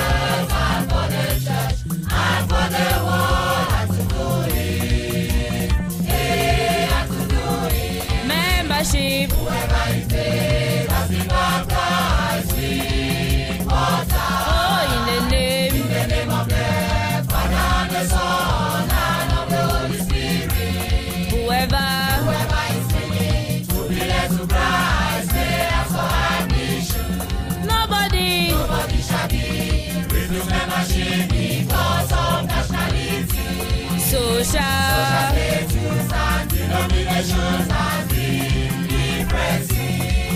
The aim of the Christian youth fellowship is to bring together youth who wants to serve Jesus Christ.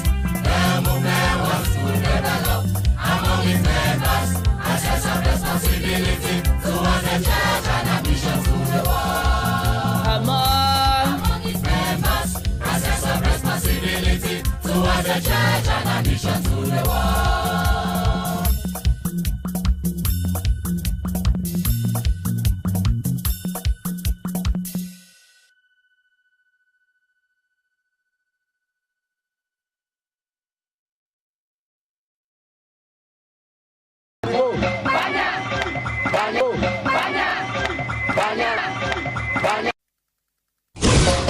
Seek ye first the kingdom of God.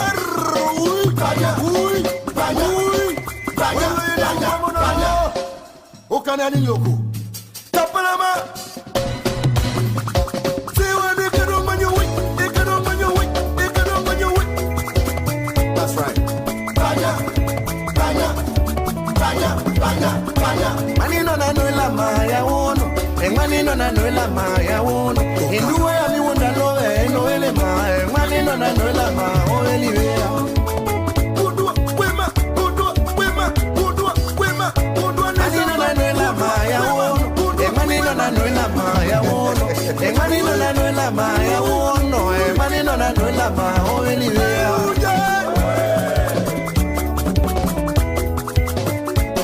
Ondenga na jelie mwana monyengi, ondenga na jelie kinga ngomo, ondenga na jelie kinga fako ima monyamu wetoko choke monyengi.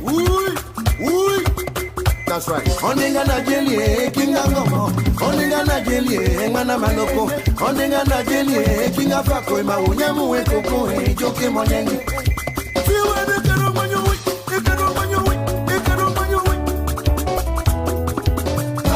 Manino na noela maya wono, manino na noeli ho, manino na noeli manino na noela ma oeli ya.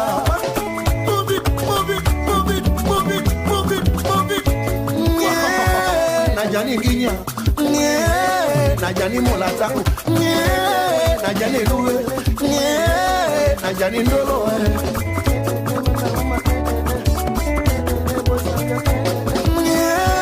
Najani ginya, najani ndolo, najani yole, najani linga utani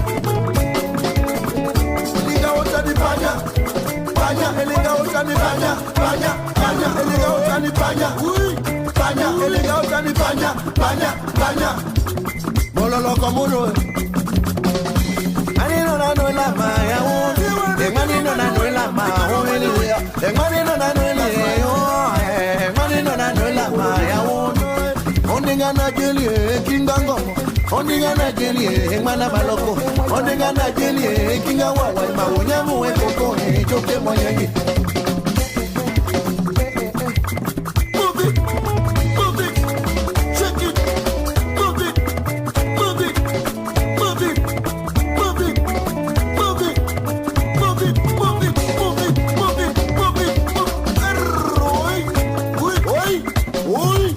That's right.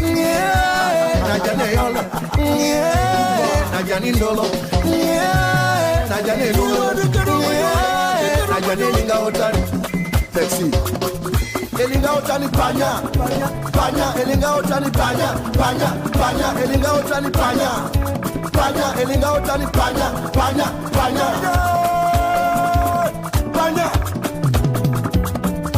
Manino na noela maya, enduwa ya mi wonda lo noele ma, manino na noela maya wono, manino na noela ma oeliwea.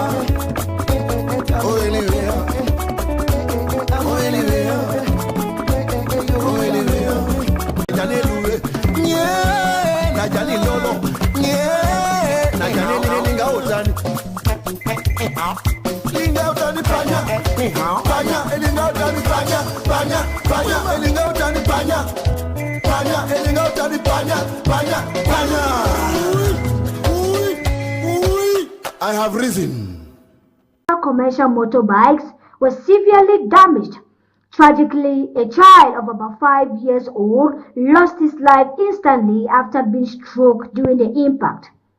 Several injured victims were rushed to the Bingo Baptist Hospital where they are currently receiving treatment. The exact number of casualties is yet to be officially confirmed as rescue operations and assessment continue. Firefighters from the Mutengene unit swiftly intervened to manage the situation and cleared the road which had been blocked for hours due to the severity of the crash. Authorities say the cause of the accident remains unknown while investigations are ongoing to establish the circumstances surrounding the incident. The tragedy has left the Mutengene community in deep shock, especially given the scale of destruction and loss recorded within a short span of time. As families mourn the little boy, calls are growing for stricter road safety measures to prevent such devastating incidents. Meanwhile, the nation awaits further updates as authorities continue their investigations into the fatal accident.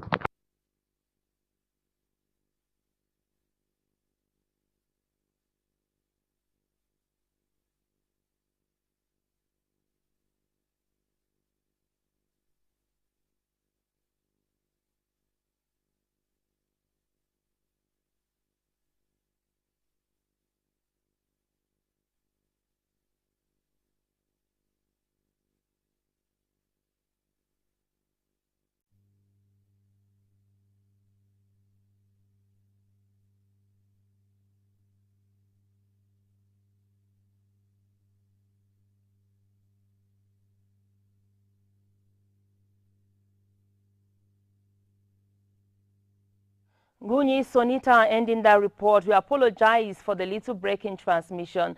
From one sad page to another, Cameroon's legal fraternity is in mourning following the reported death of Alexis Dipandamwele, former president of the Supreme Court. News of his passing has stirred deep emotion across the country as tributes begin to pour in for a man widely regarded as one of the pillars of the nation's judiciary. During his tenure, Dipandamwele played a significant role in shaping Cameroon's legal landscape, earning respect for his authority, experience and commitment to upholding the rule of law. As head of the Supreme Court, he stood at the apex of the judicial system, influencing key decisions and reinforcing institutional stability. His death marks the end of a long and impactful career in public service, leaving behind a legacy of dedication and professionalism.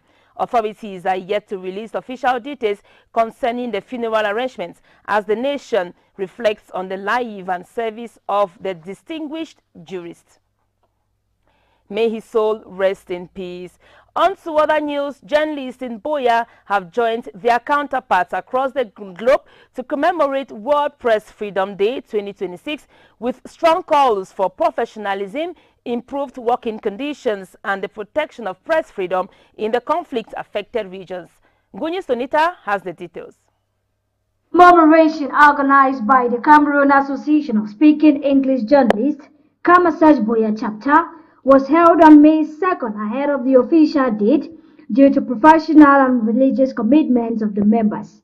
Celebrated under the theme, Shaping the Future at Peace, Promoting Press Freedom for Human Rights, Development and Security, the event brought together seasoned media professionals, academics and journalism students.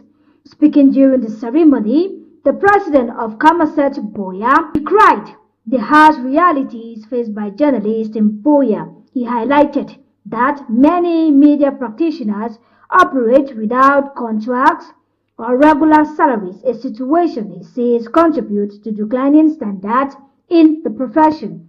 Despite these challenges, the president announced plans by his administration to organize training sessions aimed at helping journalists diversify their sources of income and strengthen professional capacity. The vision of Kamaset is to group journalists, to bring journalists together Kamasesh Boya is the mother chapter of Kamasesh in Cameroon, and its vision is to bring journalists together so that we can advocate for ourselves, we can share knowledge together, we can improve the profession and speak like one, we speak like one, we protect each other, we unite and we make journalism better. The event featured a roundtable discussion moderated by King Alpha Eucharia, bringing together experts, including Dr. Munja Vitalis, Henry Mekole, Editor-in-Chief of CRTV Boya, and Hong Kong.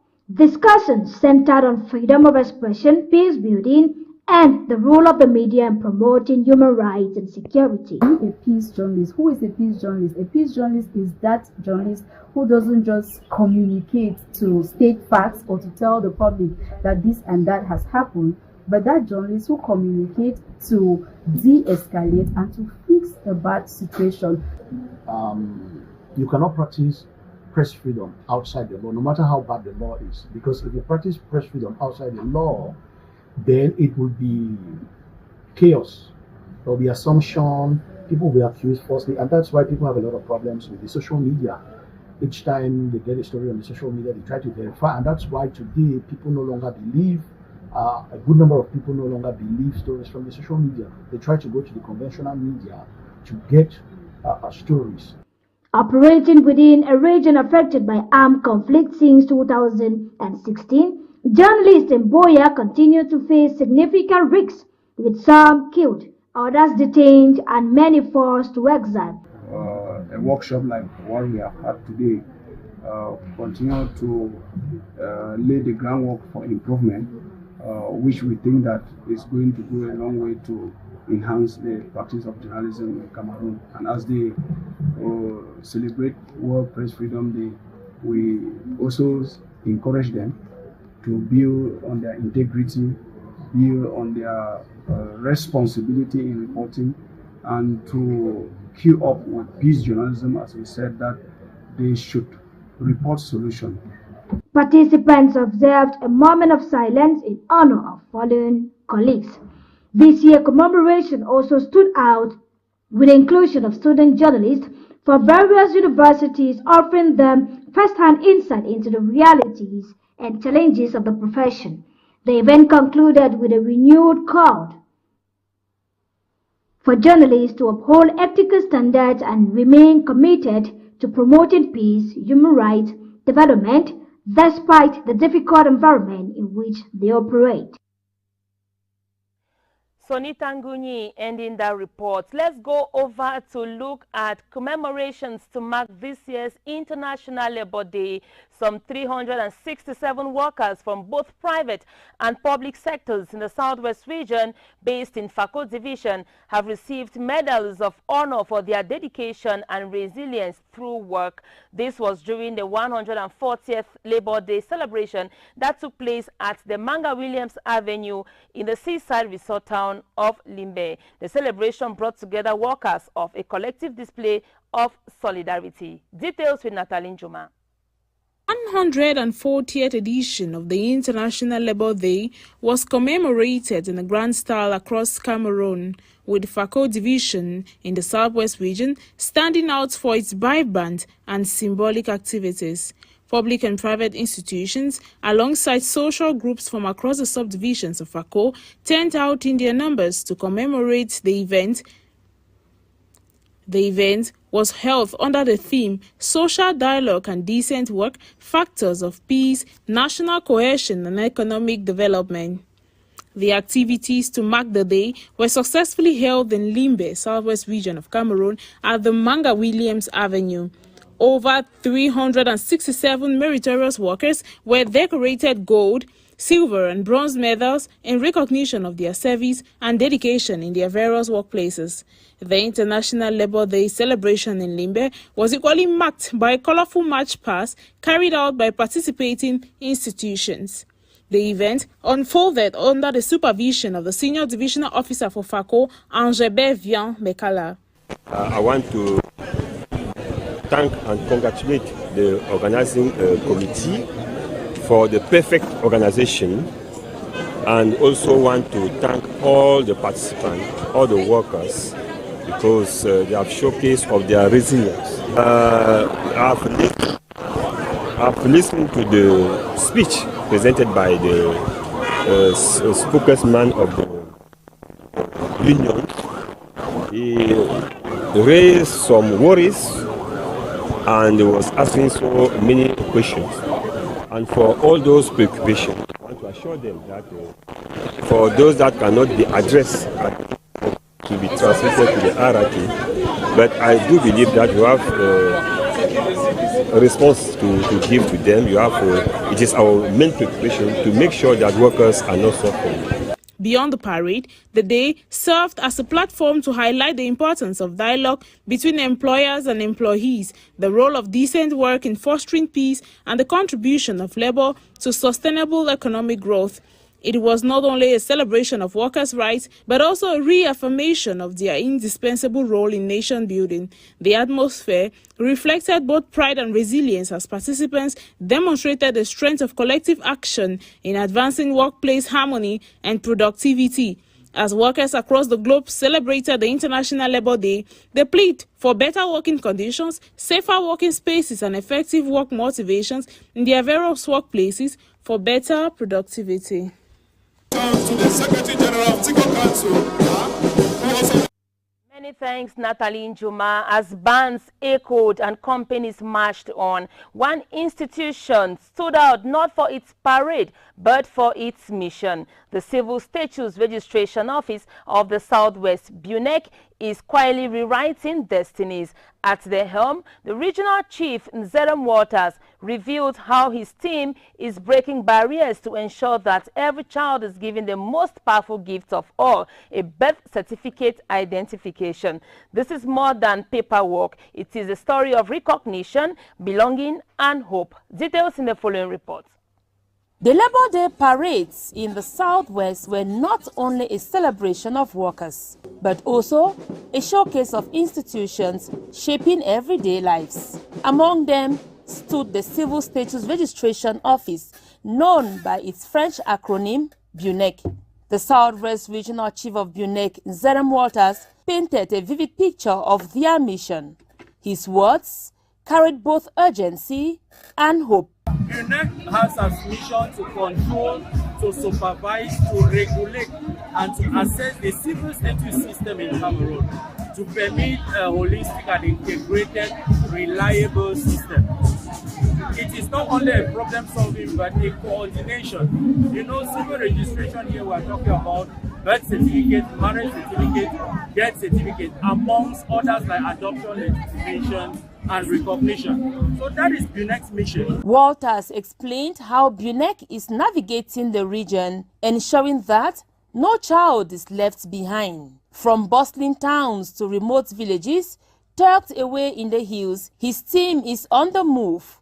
Their mission is clear: to bring civil registration closer to the people, no matter the distance. BUNEC did not just come to computerize civil status, but also to make sure that every facility that permits or encourages sensitization towards digitalization is better. That is why even in these three councils, you go to them, BUNEC with its technical and finance partners make sure that they are installed substitute sources of energy, which is the solar panel. So even for those who have that electricity that is running, they were still installed substitutes for the energy as they have solar panels installed. So for those councils you have cited, that is what will be done to them, because of course civil status is coming to also develop other aspects of the council. With determination, BUNEC presses on. As the Labour Day parades marched on, BUNEC's presence was more than symbolic. It was a reminder that behind the drums and banners lies a deeper mission: building a society where every citizen is counted and every child has a name. It's the national civil status system. In the Southwest, MTN Cameroon took part in May 1 commemoration with a colorful march parade Celebration to mark Labor Day in Fako took place at the Manga Williams Avenue in Limbe. Staffs and partners of MTN dressed in the yellow brand color beacon hope and enthusiasm as they marched past the grandstand. Lima Trun Mojoko has the details. May 1st is set to celebrate workers' resilience but also support workers in different institutions all over Cameroon. Labor Day, which was celebrated in Fako Division, brought together corporations, businesses and groups who marched celebrating hard work and resilience. Amongst which MTN Cameroon, Fako branch staff came out in their numbers, colorfully representing their brand as they commemorated Labor's Day. The event, marked by a colorful attire and a lively atmosphere, brought together MTN staff, subscribers and members of the public in a show of unity and appreciation for laborers and everyday hustler. Participants proudly dressed in bright yellow, reflecting both the spirit of workforce and MTN's brand identity. Beyond the march past, the May Day activation, who stood out to celebrate resilient and hardworking Cameroonians. MTN Cameroon reinforced its commitment to supporting and rewarding the effort of its customers and many whom form the backbone of the country's economy. MTN Cameroon sets the tone for continuous engagement throughout the month, and it looks to bring its march past experience to more communities nationwide.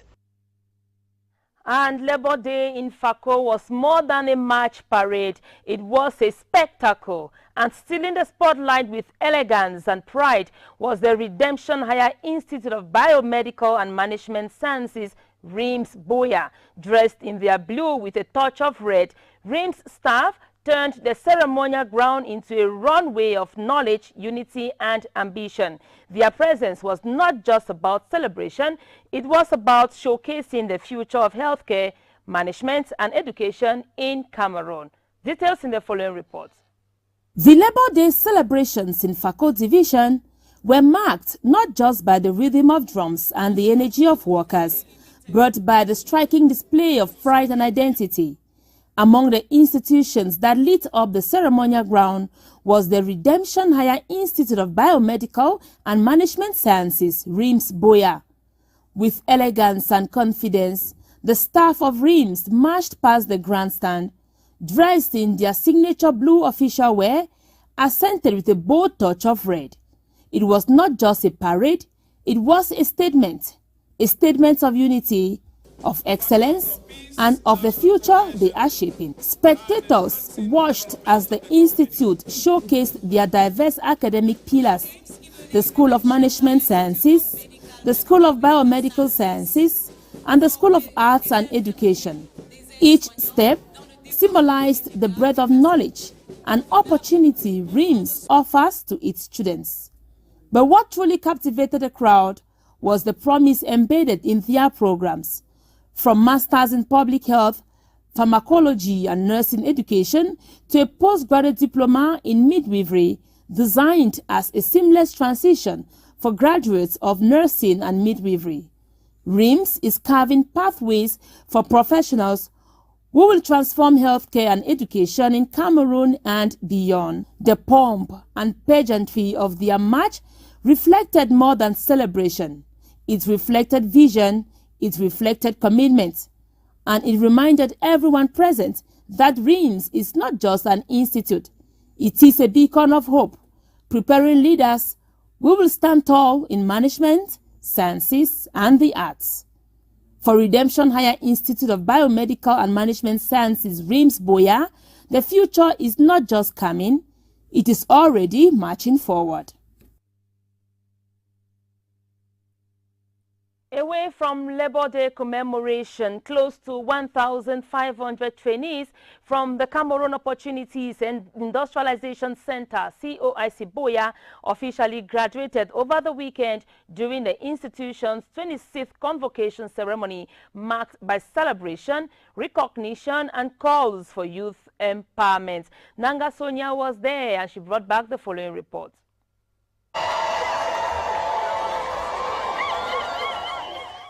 It was a moment of joy and accomplishment at the COIC campus in Boya as dozens of students officially graduated after months of intensive training. Family members, friends, and well-wishers turned out in their numbers to witness the milestone as graduates dressed in robes received their certificates. The ceremony highlighted not only academic success but also the practical skills acquired by the students, preparing them for the job market and entrepreneurship. The event, which took place on April 30, 2026 at the COIC campus in Boya, brought together graduates from the 2022 batches, 2023 and 2024 batches respectively, as well as family members and top officials of the institution. Speaking during the ceremony, the board chair of COIC underscored the institution's mission to equip young people with practical skills for self-reliance and nation building. Out today, after having been trained, will enjoy freedom from ignorance, freedom from dependency, freedom from want. These are the goals and philosophies which the late Reverend Dr. Sullivan envisaged for the trainees of Cameroon Opportunities Industrialization Center at the time of introducing same year. The ceremony also provided an opportunity for graduates to reflect on their journey and the challenges they overcame. It feels fulfilling. It feels free. Finally, I am going into the world to contribute, to give good morals, and to help humanity. So glad. I'm thankful to God for this journey. I'm grateful to God that I came to the end. I'm thankful to my family. In fact, I'm overwhelmed. I put in all the work. I made sure that everything that comes like a challenge to me feels easy because I gave in my strength, I gave in my all, and God was with me all the way. So nothing really. Parents and guardians, many visibly emotional, expressed pride in the achievements of their children. I'm very happy. I want to encourage the administration of this school that they should go ahead and train more. I am feeling at home. And my child has shown me the action practically at home. So that's why I'm here. I'm very, very happy. The colorful ceremony featured awards of outstanding students, entertainment, and a strong message of resilience, innovation, and excellence. On Saturday, May 2, a new chapter opened for several young Cameroonians as they took a bold step towards international education. In Boya, Penthouse Consulting Limited honored outstanding scholarship recipients in a ceremony marking both achievements and new beginnings. Details with Nanga Sonia.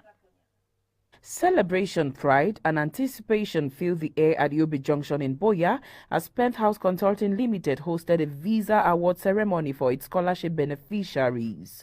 The event brought together students, parents, school authorities, and officials to recognize academic excellence and the promise of global opportunities. For these young scholars, the ceremony was more than just an award. It marked the beginning of a journey towards international studies and a brighter future. And I'm going there to study computer science and engineering, aiming to better myself and come back and create more jobs here, because when you look at the nature of things here, you see that there are a lot of youths out in the street today, not because they don't have something to do, because they have the knowledge, but they don't have where to do the knowledge. So I'm aiming to go out, to learn, and then bring back some of what I've learned and give back to the community that I'm from. I hope like by the end of my program, I'll be able to come back and work here. As far as the challenges are concerned, I encountered some challenges, medical issues, so it was not that easy for me to. Parents and guardians expressed pride and optimism, highlighting the sacrifices made along the journey. No, I'm very excited. Yes, even though the journey was not so smooth, there were some challenges, but along the line, the end is a success. So I'm very happy. I still thank God and I thank Penthouse for see about for how if you go about to get the medical report. and everything.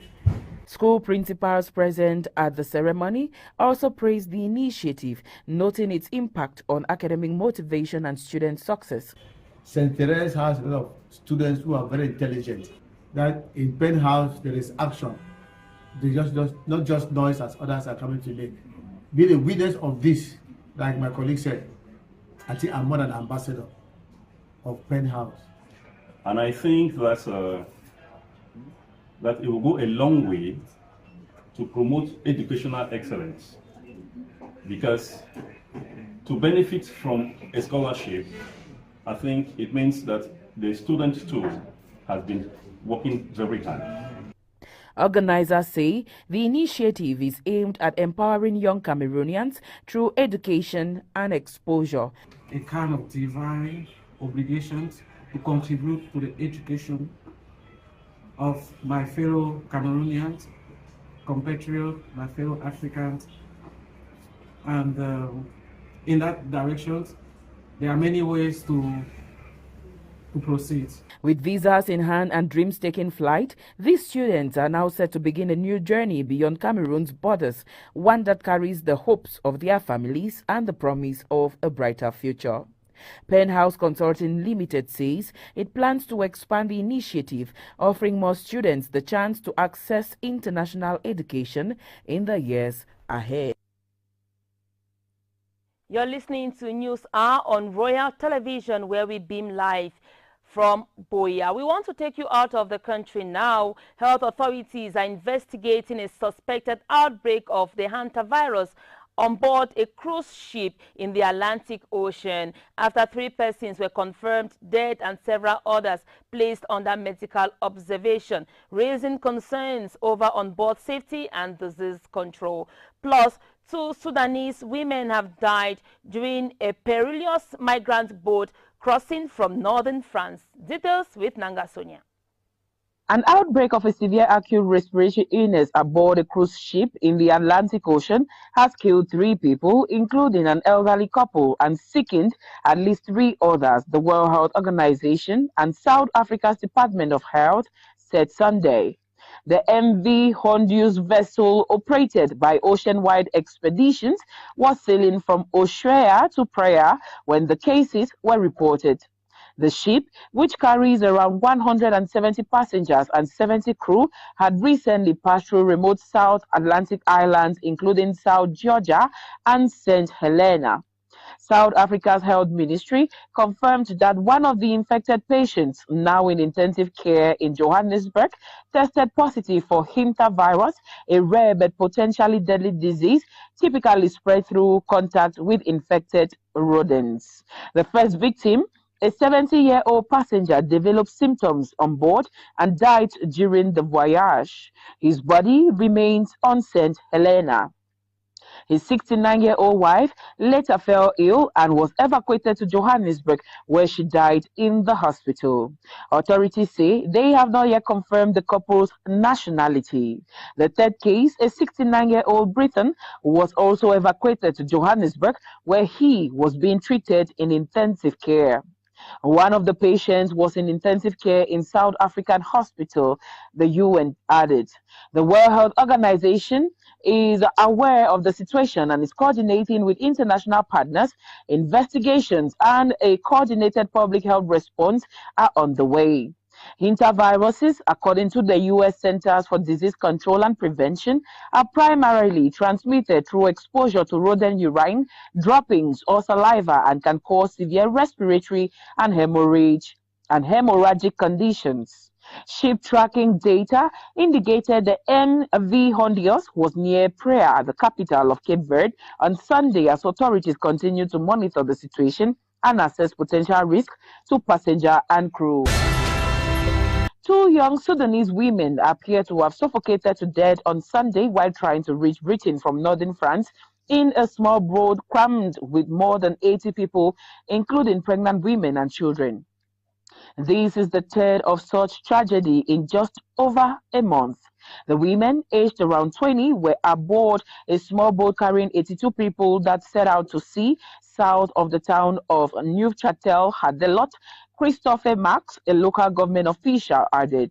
Separately, Utopia 56, a migrant aid association, described the two victims as a 16-year-old child and a 20-year-old woman. One other victim, a pregnant woman, was in critical condition, they added. 17 people were rescued at sea and taken to Boulogne-sur-Mer. The boat with the remaining 65 people on board eventually ran aground on a beach near Neufchâtel-Hadelot. According to French officials, the number of arrivals in Britain so far this year has been drastically cut from 2025. According to British figures, 41,472 people reached the United Kingdom illegally in small boats in 2025, the second highest figure since large-scale crossings were first detected in 2018. We now talk sports in this newscast, where African football is stepping into a new era as the Confederation of African Football, CAF, unveils their special timeline for AFCON 2027, a landmark edition dubbed Pamoja. Pamoja promises expansion, innovation, and renewed debate over the continent's place within global football power structures. Kusana Claudia Voma analyzed the reports and tells us more. The tournament is scheduled to run from June 19 to July 17, 2027, making it only the second time the Africa Cup of Nations adopts a June-July calendar, following the shift first implemented at the 2019 Africa Cup of Nations. The move, initially designed to align with the European off-season, was aimed at ensuring maximum player availability and reducing conflict with top clubs. However, CAF's confirmation that the dates required approval from the FIFA Council has once again highlighted the lingering question of autonomy within African football governance. Over the years, AFCON scheduling has often been shaped by external pressures, particularly from European leagues wary of releasing players mid-season. While the June-July window offers continuity, it also underscores a structural reality. CAF's flagship competition remains influenced by the broader international football calendar. This is likely to revive debate about whether African football is truly charting an independent course or adapting to global expectations.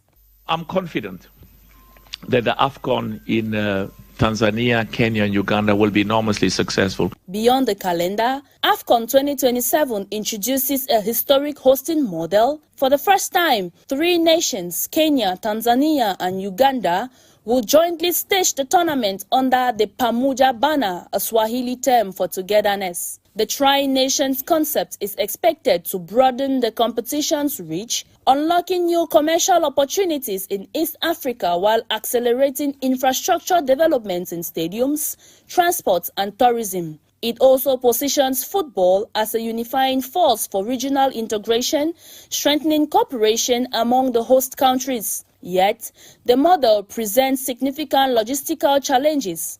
Coordinating security, border movement, and infrastructure standards across 3 countries would test CAF's organizational capacity at an unprecedented level. Meanwhile, CAF is yet to announce which host nation will stage the opening match, and final, decisions that carry major symbolic and economic importance and could influence perception of balance among co-hosts. As preparations intensify, AFCON 2027 stands as more than just a football tournament. It is a defining test of CAF's ability to innovate, expand its footprint, and navigate the fine line between continental ambitions and global football realities. Residents of Mutengene of the Tiko subdivision are still in shock following a fatal road accident which occurred yesterday night. Out of Cameroon, we told you that health authorities are investigating a suspected outbreak of the hantavirus on board a cruise ship in the Atlantic Ocean after 3 passengers were confirmed dead. And in sports, the Confederation of African Football, CAF, has unveiled the official timeline for AFCON 2027, a landmark edition dubbed Pamoja.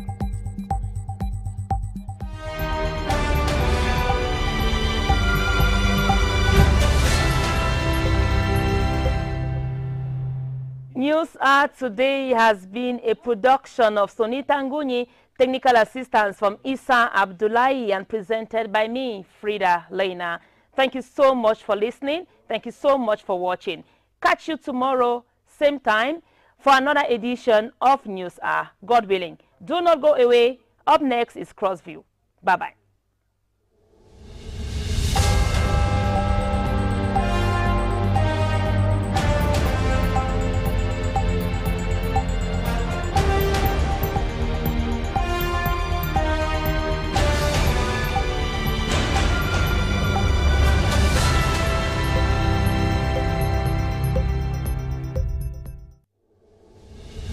Commercial motorbikes were severely damaged. Tragically, a child of about 5 years old lost his life instantly after being struck during the impact. Several injured victims were rushed to the Bingo Baptist Hospital, where they are currently receiving treatment. The exact number of casualties is yet to be officially confirmed as rescue operations and assessment continue. Firefighters from the Mutengene unit swiftly intervened to manage the situation and cleared the road, which had been blocked for hours due to the severity of the crash. Authorities say the cause of the accident remains unknown, while investigations are ongoing to establish the circumstances surrounding the incident. The tragedy has left the Mutengene community in deep shock, especially given the scale of destruction and loss recorded within a short span of time. As families mourn the little boy, calls are growing for stricter road safety measures to prevent such devastating incidents. Meanwhile, the nation awaits further updates as authorities continue their investigations into the fatal accident.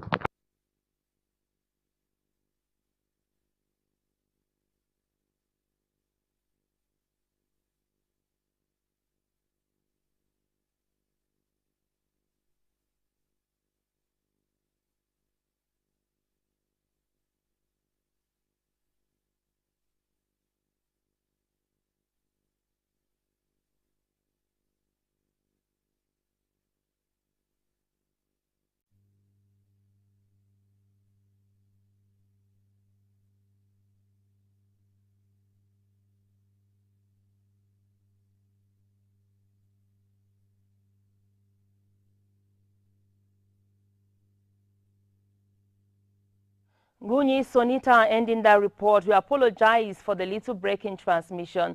From one sad page to another, Cameroon's legal fraternity is in mourning following the reported death of Alexis Dipandamwele, former president of the Supreme Court. News of his passing has stirred deep emotion across the country as tributes begin to pour in for a man widely regarded as one of the pillars of the nation's judiciary. During his tenure, Dipandamwele played a significant role in shaping Cameroon's legal landscape, earning respect for his authority, experience, and commitment to upholding the rule of law. As head of the Supreme Court, he stood at the apex of the judicial system, influencing key decisions and reinforcing institutional stability. His death marks the end of a long and impactful career in public service, leaving behind a legacy of dedication and professionalism.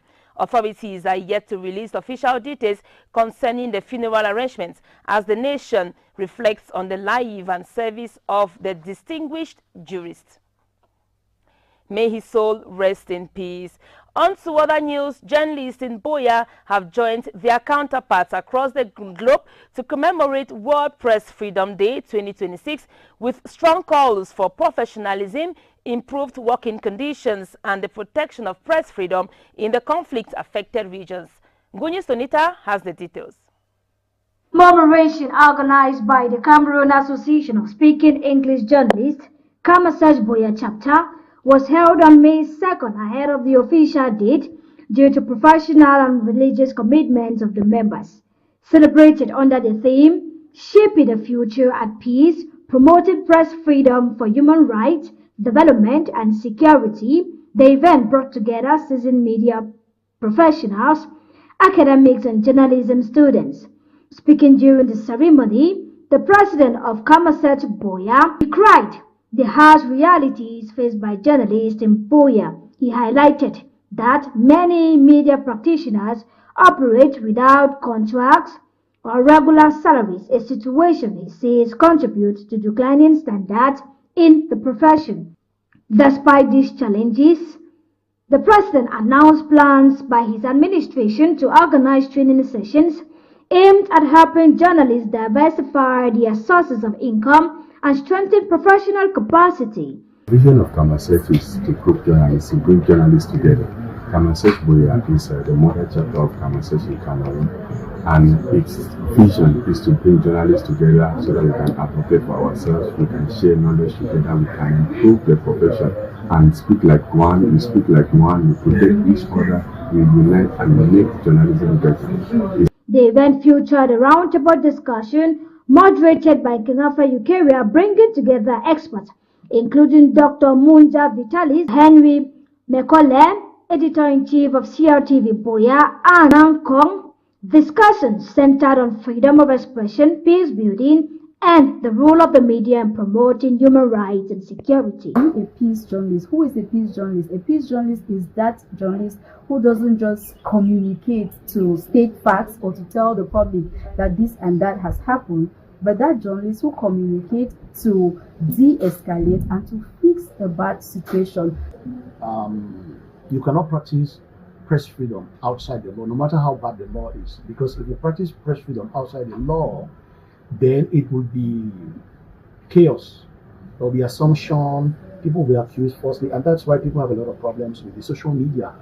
Each time they get a story on the social media, they try to verify, and that's why today people no longer believe, a good number of people no longer believe stories from the social media. They try to go to the conventional media to get stories.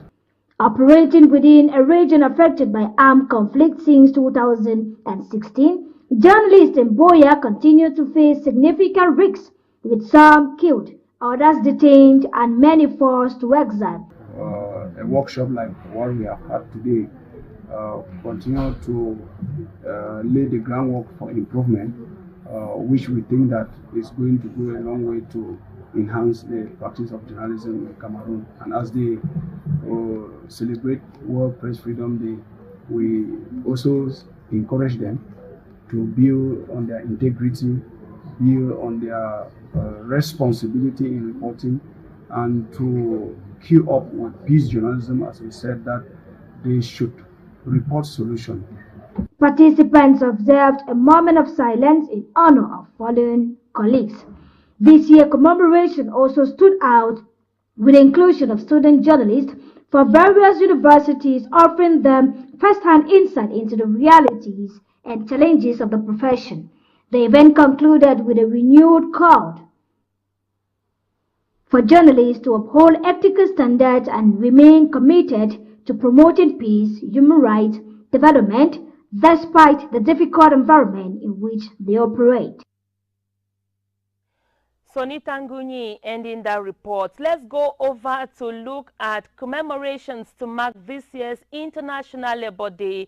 Some 367 workers from both private and public sectors in the Southwest region, based in Fako Division, have received medals of honor for their dedication and resilience through work. This was during the 140th Labour Day celebration that took place at the Manga Williams Avenue in the seaside resort town of Limbe. The celebration brought together workers of a collective display of solidarity. Details with Natalie Njuma. 140th edition of the International Labour Day was commemorated in a grand style across Cameroon, with Fako Division in the Southwest region standing out for its vibrant and symbolic activities. Public and private institutions, alongside social groups from across the subdivisions of Fako, turned out in their numbers to commemorate the event. The event was held under the theme Social Dialogue and Decent Work, Factors of Peace, National Cohesion and Economic Development. The activities to mark the day were successfully held in Limbe, Southwest region of Cameroon, at the Manga Williams Avenue. Over 367 meritorious workers were decorated gold, silver and bronze medals in recognition of their service and dedication in their various workplaces. The International Labour Day celebration in Limbe was equally marked by a colorful march past carried out by participating institutions.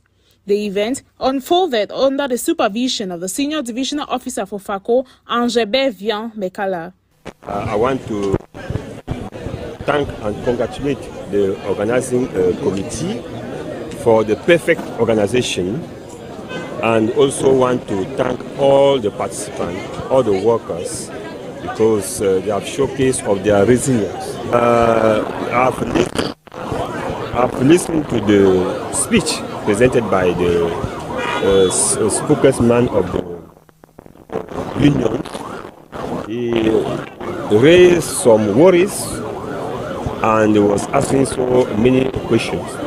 And for all those preoccupations, I want to assure them that for those that cannot be addressed, to be transmitted to the hierarchy, but I do believe that you have a response to give to them. You have it is our main preoccupation to make sure that workers are not suffering. Beyond the parade, the day served as a platform to highlight the importance of dialogue between employers and employees, the role of decent work in fostering peace, and the contribution of labor to sustainable economic growth. It was not only a celebration of workers' rights, but also a reaffirmation of their indispensable role in nation building. The atmosphere reflected both pride and resilience as participants demonstrated the strength of collective action in advancing workplace harmony and productivity. As workers across the globe celebrated the International Labour Day, they plead for better working conditions, safer working spaces, and effective work motivations in their various workplaces for better productivity. To the Secretary General of Tico Council. Many thanks, Natalie Njuma. As bands echoed and companies marched on, one institution stood out not for its parade, but for its mission. The Civil Status Registration Office of the Southwest, BUNEC, is quietly rewriting destinies. At the helm, the regional chief, Nzerem Waters, revealed how his team is breaking barriers to ensure that every child is given the most powerful gift of all, a birth certificate identification. This is more than paperwork. It is a story of recognition, belonging, and hope. Details in the following report. The Labour Day parades in the Southwest were not only a celebration of workers, but also a showcase of institutions shaping everyday lives. Among them stood the Civil Status Registration Office, known by its French acronym BUNEC. The Southwest Regional Chief of BUNEC, Nzerem Waters, painted a vivid picture of their mission. His words carried both urgency and hope. BUNEC has as mission to control, to supervise, to regulate, and to assess the civil status system in Cameroon to permit a holistic and integrated, reliable system. It is not only a problem solving, but a coordination. You know, civil registration here, we're talking about birth certificate, marriage certificate, death certificate, amongst others like adoption, legislation, and recognition. So that is BUNEC's mission. Walters explained how BUNEC is navigating the region, ensuring that no child is left behind. From bustling towns to remote villages, tucked away in the hills, his team is on the move. Their mission is clear: to bring civil registration closer to the people, no matter the distance. BUNEC did not just come to computerize civil status, but also to make sure that every facility that permits or encourages sensitization towards digitalization is better. That is why even in these three councils you go to them, BUNEC with its technical and finance partners make sure that they are installed substitute sources of energy, which is the solar panel. So even for those who have that electricity that is running, they were still installed substitutes for the energy as they have solar panels installed. So for those councils you're cited, that is what will be done to them, because of course civil status is coming to also develop other aspects of the council. With determination, BUNEC presses on as the Labour Day parades marched on UNEC's presence was more than symbolic. It was a reminder that behind the drums and banners lies a deeper mission, building a society where every citizen is counted and every child has a name. It's the national status system. In the Southwest. MTN Cameroon took part in May 1 commemoration with a colorful march parade. Celebration to mark Labor Day in Fako took place at the Manga Williams Avenue in Limbe. Staffs and partners of MTN dressed in the yellow brand color beacon hope and enthusiasm as they marched past the grandstand. Limatrun Mojoko has the details. May 1st is set to celebrate workers' resilience but also support workers in different institutions all over Cameroon. Labor Day, which was celebrated in Fako Division, brought together corporations, businesses and groups who marched celebrating hard work and resilience. Amongst which MTN Cameroon, Fako branch staff came out in their numbers, colorfully representing their brand as they commemorated Labor's Day. The event, marked by a colorful attire and a lively atmosphere, brought together MTN staff, subscribers and members of the public in a show of unity and appreciation for laborers and everyday hustler. Participants proudly dressed in bright yellow, reflecting both the spirit of workforce and MTN's brand identity. Beyond the march past, the May Day activation, who stood out to celebrate resilient and hardworking Cameroonians. MTN Cameroon reinforced its commitment to supporting and rewarding the efforts of its customers and many whom form the backbone of the country's economy. MTN Cameroon sets the tone for continuous engagement throughout the month, and it looks to bring its march past experience to more communities nationwide. And Labor Day in Fako was more than a march parade. It was a spectacle. And still in the spotlight with elegance and pride was the Redemption Higher Institute of Biomedical and Management Sciences, RIMS Boya. Dressed in their blue with a touch of red, RIMS staff turned the ceremonial ground into a runway of knowledge, unity and ambition. Their presence was not just about celebration, it was about showcasing the future of healthcare, management and education in Cameroon. Details in the following report. The Labor Day celebrations in Fako Division were marked not just by the rhythm of drums and the energy of workers, but by the striking display of pride and identity. Among the institutions that lit up the ceremonial ground was the Redemption Higher Institute of Biomedical and Management Sciences, RIMS Boya. With elegance and confidence, the staff of RIMS marched past the grandstand, dressed in their signature blue official wear, accented with a bold touch of red. It was not just a parade, it was a statement of unity, of excellence, and of the future they are shaping. Spectators watched as the Institute showcased their diverse academic pillars: the School of Management Sciences, the School of Biomedical Sciences, and the School of Arts and Education. Each step symbolized the breadth of knowledge and opportunity RIMS offers to its students. But what truly captivated the crowd was the promise embedded in their programs. From Masters in Public Health, Pharmacology and Nursing Education to a postgraduate diploma in midwifery designed as a seamless transition for graduates of nursing and midwifery. RIMS is carving pathways for professionals who will transform healthcare and education in Cameroon and beyond. The pomp and pageantry of their march reflected more than celebration.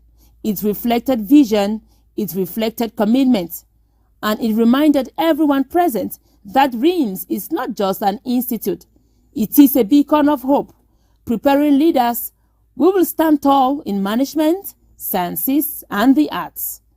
For Redemption Higher Institute of Biomedical and Management Sciences, RIMS Boya, the future is not just coming, it is already marching forward.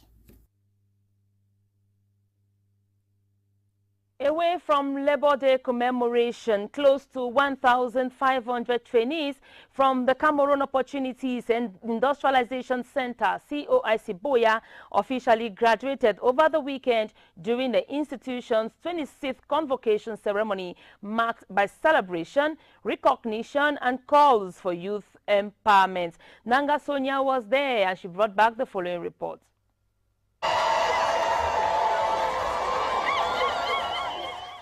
It was a moment of joy and accomplishment at the COIC campus in Boya as dozens of students officially graduated after months of intensive training. Family members, friends, and well-wishers turned out in their numbers to witness the milestone as graduates dressed in robes received their certificates. The ceremony highlighted not only academic success but also the practical skills acquired by the students, preparing them for the job market and entrepreneurship. The event, which took place on April 30, 2026 at the COIC campus in Boya, brought together graduates from the 2022 batches, 2023 and 2024 batches respectively, as well as family members and top officials of the institution. Speaking during the ceremony, the board chair of COIC underscored the institution's mission to equip young people with practical skills for self-reliance and nation building. Out today, after having been trained, will enjoy freedom from ignorance, freedom from dependency, freedom from want. These are the goals and philosophies which the late Reverend Dr. Sullivan envisaged for the trainees of Cameroon Opportunities Industrialization Center at the time of introducing same year. The ceremony also provided an opportunity for graduates to reflect on their journey and the challenges they overcame. It feels fulfilling. It feels free. Finally, I am going into the world to contribute, to give good morals, and to help humanity. So glad. I'm thankful to God for this journey. I'm grateful to God that I came to the end. I'm thankful to my family. In fact, I'm overwhelmed. I put in all the work. I made sure that everything that comes like a challenge to me feels easy because I gave in my strength, I gave in my all, and God was with me all the way. So nothing really. Parents and guardians, many visibly emotional, expressed pride in the achievements of their children. I'm very happy. I want to encourage the administration of this school that they should go ahead and train more. I am feeling at home. And my child has shown me the action practically at home. So that's why I'm here. Very, very happy. The colorful ceremony featured awards of outstanding students, entertainment, and a strong message of resilience, innovation, and excellence. On Saturday, May 2, a new chapter opened for several young Cameroonians as they took a bold step towards international education. In Boya, Penthouse Consulting Limited honored outstanding scholarship recipients in a ceremony marking both achievements and new beginnings. Details with Nanga Sonia. Celebration, pride, and anticipation filled the air at Yobe Junction in Boya as Penthouse Consulting Limited hosted a visa award ceremony for its scholarship beneficiaries. The event brought together students, parents, school authorities, and officials to recognize academic excellence and the promise of global opportunities. For these young scholars, the ceremony was more than just an award. It marked the beginning of a journey towards international studies and a brighter future. And I'm going there to study computer science and engineering, aiming to better myself and come back and create more jobs here, because when you look at the nature of things here, you see that there are a lot of youths out on the street today, not because they don't have something to do, because they have the knowledge, but they don't have where to do the knowledge. So I'm aiming to go out, learn, and then bring back some of what I've learned and give back to the community that I'm from. I hope like by the end of my program, I'll be able to like come back and work here. As far as the challenges were concerned, I encountered some challenges, medical issues. So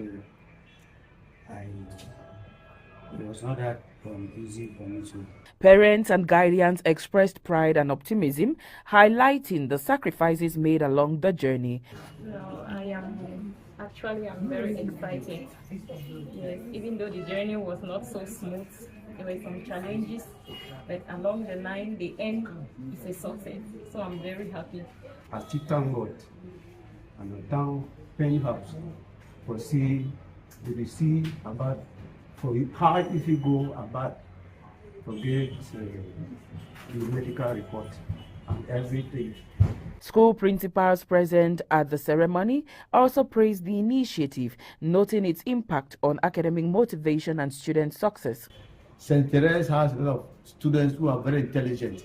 That in Penn House there is action. They just not just noise as others are coming to make. Being a witness of this, like my colleague said, I think I'm more than an ambassador of Penn House. And I think that it will go a long way to promote educational excellence, because to benefit from a scholarship, I think it means that the student too has been working very hard. Organizers say the initiative is aimed at empowering young Cameroonians through education and exposure. A kind of divine obligation to contribute to the education of my fellow Cameroonians, compatriots, my fellow Africans, and in that direction, there are many ways to proceed. With visas in hand and dreams taking flight, these students are now set to begin a new journey beyond Cameroon's borders, one that carries the hopes of their families and the promise of a brighter future. Penthouse Consulting Limited says it plans to expand the initiative, offering more students the chance to access international education in the years ahead. You're listening to News Hour on Royal Television, where we beam live from Boya. We want to take you out of the country now. Health authorities are investigating a suspected outbreak of the hantavirus on board a cruise ship in the Atlantic Ocean, after 3 persons were confirmed dead and several others placed under medical observation, raising concerns over onboard safety and disease control. Plus, 2 Sudanese women have died during a perilous migrant boat crossing from northern France. Details with Nanga Sonia. An outbreak of a severe acute respiratory illness aboard a cruise ship in the Atlantic Ocean has killed 3 people, including an elderly couple, and sickened at least 3 others, the World Health Organization and South Africa's Department of Health said Sunday. The MV Honduras vessel, operated by Ocean-Wide Expeditions, was sailing from Ushuaia to Praia when the cases were reported. The ship, which carries around 170 passengers and 70 crew, had recently passed through remote South Atlantic islands, including South Georgia and St. Helena. South Africa's health ministry confirmed that one of the infected patients, now in intensive care in Johannesburg, tested positive for hantavirus, a rare but potentially deadly disease typically spread through contact with infected rodents. The first victim, a 70-year-old passenger, developed symptoms on board and died during the voyage. His body remains on St. Helena. His 69-year-old wife later fell ill and was evacuated to Johannesburg, where she died in the hospital. Authorities say they have not yet confirmed the couple's nationality. The third case, a 69-year-old Briton, was also evacuated to Johannesburg, where he was being treated in intensive care. One of the patients was in intensive care in South African hospital, the UN added. The World Health Organization is aware of the situation and is coordinating with international partners. Investigations and a coordinated public health response are on the way. Hantaviruses, according to the U.S. Centers for Disease Control and Prevention, are primarily transmitted through exposure to rodent urine, droppings, or saliva, and can cause severe respiratory and hemorrhagic conditions.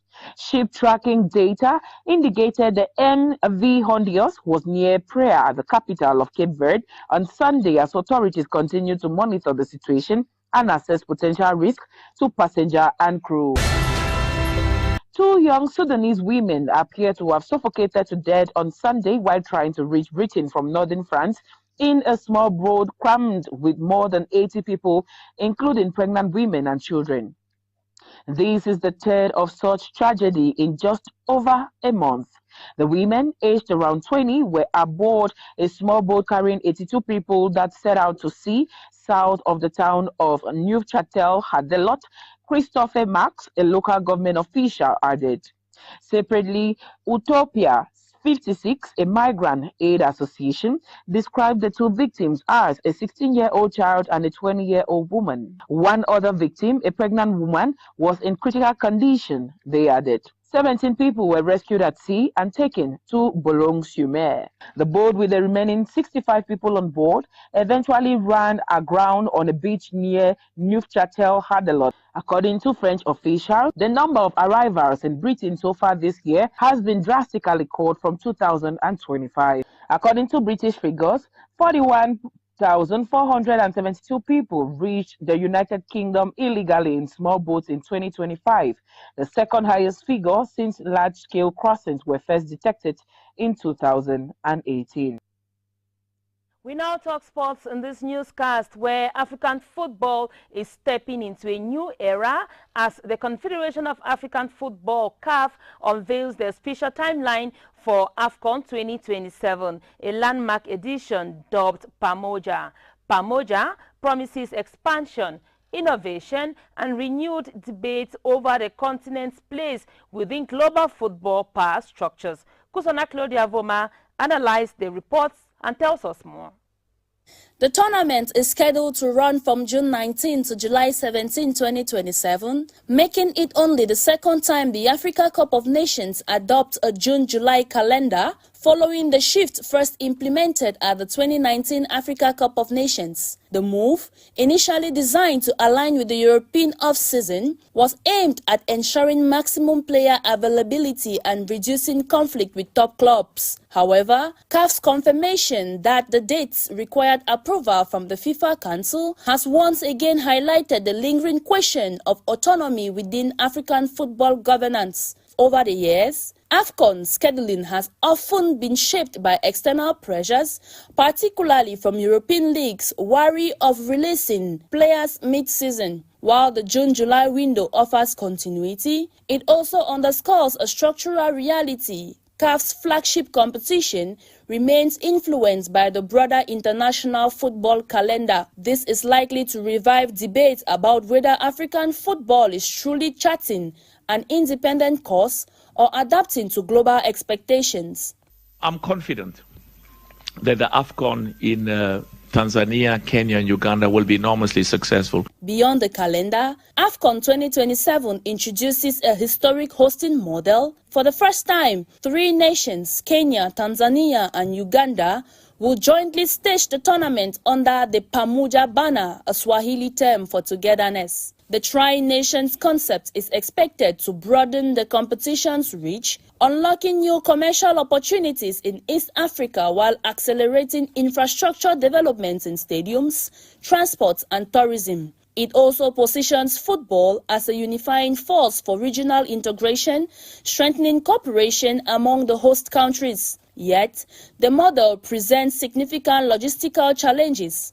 Coordinating security, border movements, and infrastructure standards across 3 countries would test CAF's organizational capacity at an unprecedented level. Meanwhile, CAF is yet to announce which host nation will stage the opening match and final, decisions that carry major symbolic and economic importance and could influence perception of balance among co-hosts. As preparations intensify, AFCON 2027 stands as more than just a football tournament. It is a defining test of CAF's ability to innovate, expand its footprint, and navigate the fine line between continental ambitions and global football realities. Residents of Mutengene of the Tiko subdivision are still in shock following a fatal road accident which occurred yesterday night. Out of Cameroon, we told you that health authorities are investigating a suspected outbreak of the hantavirus on board a cruise ship in the Atlantic Ocean after 3 passengers were confirmed dead. And in sports, the Confederation of African Football (CAF) has unveiled the official timeline for AFCON 2027, a landmark edition dubbed Pamoja.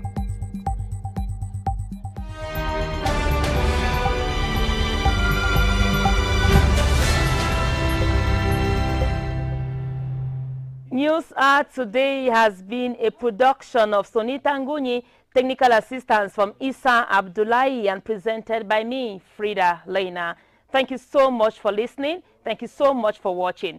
Catch you tomorrow, same time, for another edition of News Hour. God willing. Do not go away. Up next is Crossview. Bye-bye.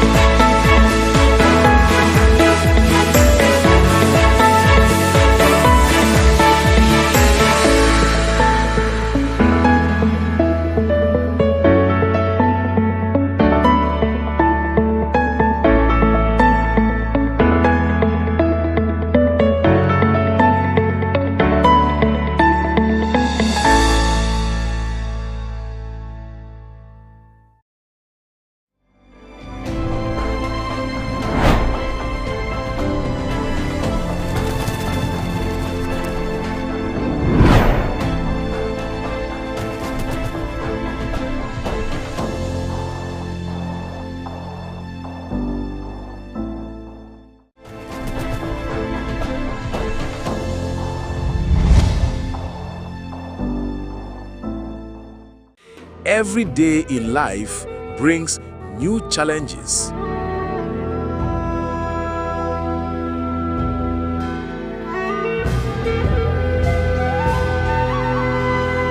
At Royal TV, we are determined to accompany you in our entertainment, news, sports, debates, documentaries, and many more. Join our cream of journalists, presenters, reporters as we are ready to serve you. Now continue for prayer. Baba God will answer our prayer. The most important duties of an imam is to invite people to that which is good. Ladies and gentlemen, you're welcome to speak to the counselor on Royal TV.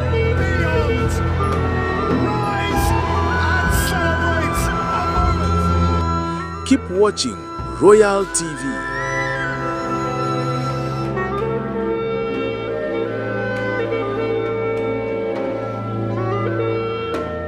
Hey, Royal TV viewers, your voice matters, and now we want to hear it louder than ever.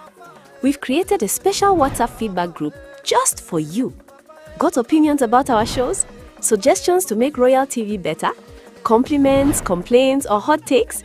This is your direct line to us. Joining is easy. Simply scan the QR code on your screen right now and you're instantly connected to the Royal TV community. Be part of the conversation.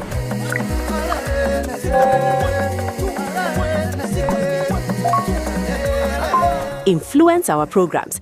Help shape the future of your favorite TV station. Don't just watch. Interact, engage, be heard. Scan the code and join the Royal TV WhatsApp group now.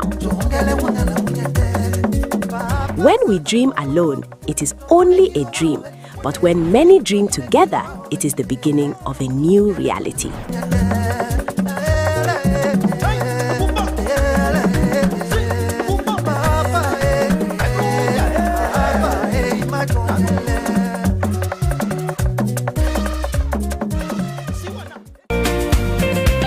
Hello, Eli.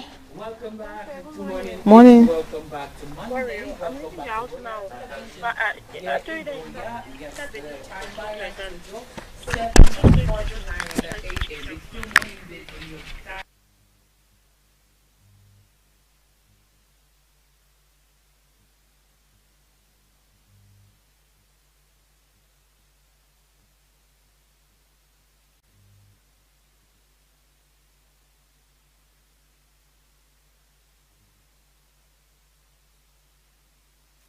we are celebrating is that of a friend, a mate. Yes, he turns +1 today. His name is Bolem Jude. Bolem Jude, it is your birthday. Royal Television, the entire team is using this moment, this medium, to wish you the best of these year's birthday. I say everything you wish for, it will come to pass. Hope your birthday is as fun as you are.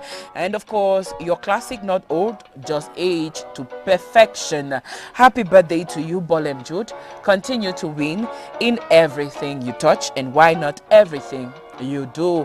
The next birthday we have is that of a very good friend who as well turns +1 today, El Japan Lo General.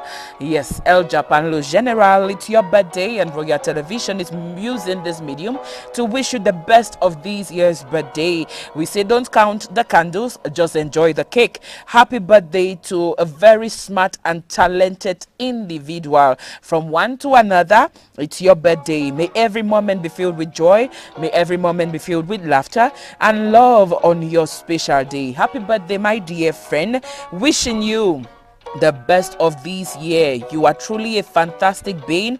May this year bring you immense happiness and of course fulfillment. I say a toast to you, and on your special day, yes, to many more shared birthdays, and why not a lifetime of laughter. Royal TV is wishing you the best as you celebrate your birthday today. From us to you, your friend Ivan Rakitic, from me, Nanga Sonia, happy birthday. Continue to win always.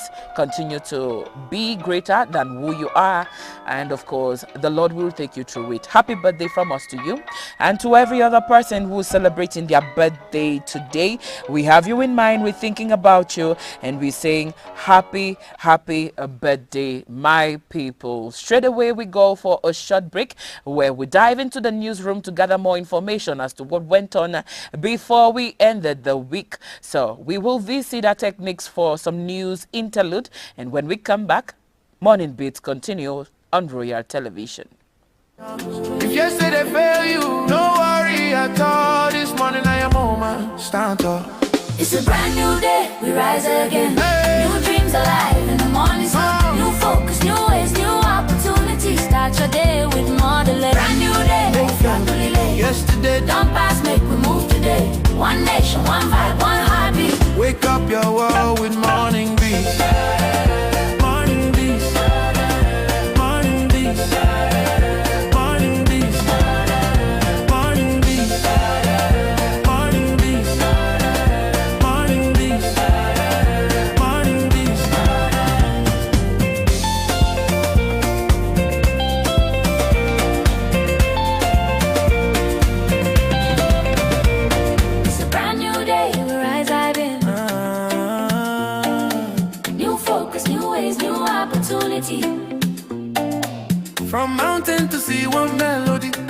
moon, they waking up money. Turn it up, feel the heat. Good morning, world. Morning bees.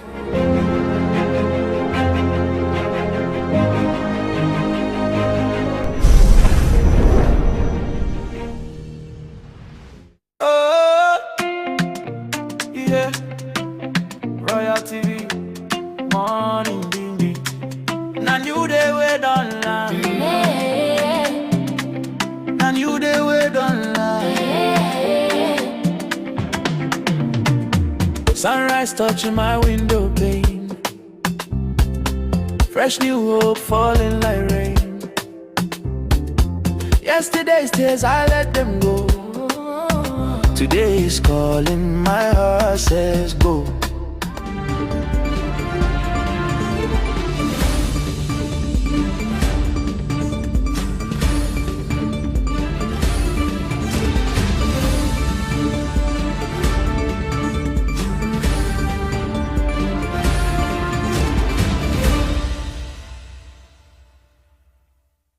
The Cross River gorilla clings to survival in the fragmented forest along the Cameroon-Nigeria border. Fewer than 300 individuals remain, with 80% found here in Cameroon. For decades, conservationists have warned that without coordinated, community-driven action, this rare primate could vanish forever. The press conference marks a turning point born out of a 3-day knowledge exchange workshop in February 2026. The Alliance brings together local and community-based organizations across the gorillas range. Its secretariat will be housed at ERUDEV's headquarters in Buea, southwest region of Cameroon, with funding support from Conservation Connect. We have been witnessing that since 1901, the Cross River gorillas that were identified to exist in the Nigeria-Cameroon cross-border region had been on the decline. A very wonderful population of wildlife that means a lot to the conservation community, that means a lot to the local people. We see a lot of local people having them as their totems and using these animals for wonderful community initiatives. We see these animals disappearing. And so the local community, so the scientific community, conservation community came together since the late 1990s up to now to build a more consensus effort to stem the rate of extinction of this species and eventually reverse the degradation, the decline into a stable and growing population. And we are thinking that by 2050, we should be having a population of cross river gorillas moving from current 300 to thousands.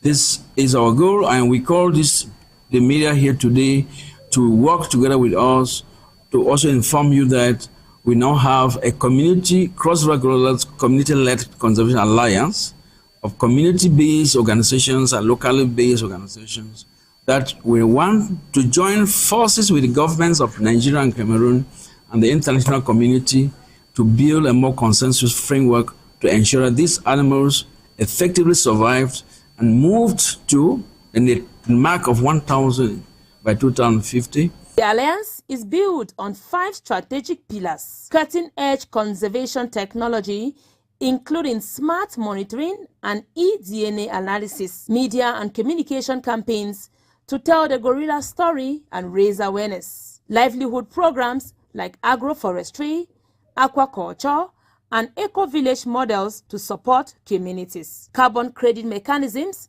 to ensure forests generate both ecological and economic value. Resource mobilization is another pillar for long-term sustainability. Faced with such a challenge, if urgent action is not taken, and the 12 fragmented populations kept being fragmented, we are guaranteed that in the next 20 to 30 years, the animals will completely die off.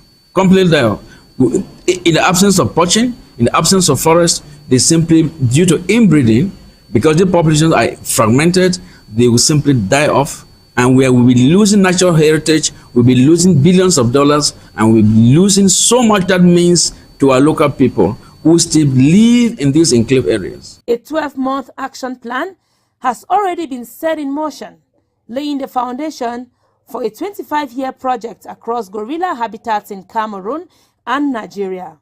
Organizers say this alliance is not just about saving gorillas, it's about empowering communities, protecting forests, and securing a future where people and wildlife thrive together. As the world's rarest gorilla subspecies faces the brink of extinction, the Cross River Gorilla Alliance offers a beacon of hope. Conservationists believe that with united action, this fragile population can be safeguarded for generations to come.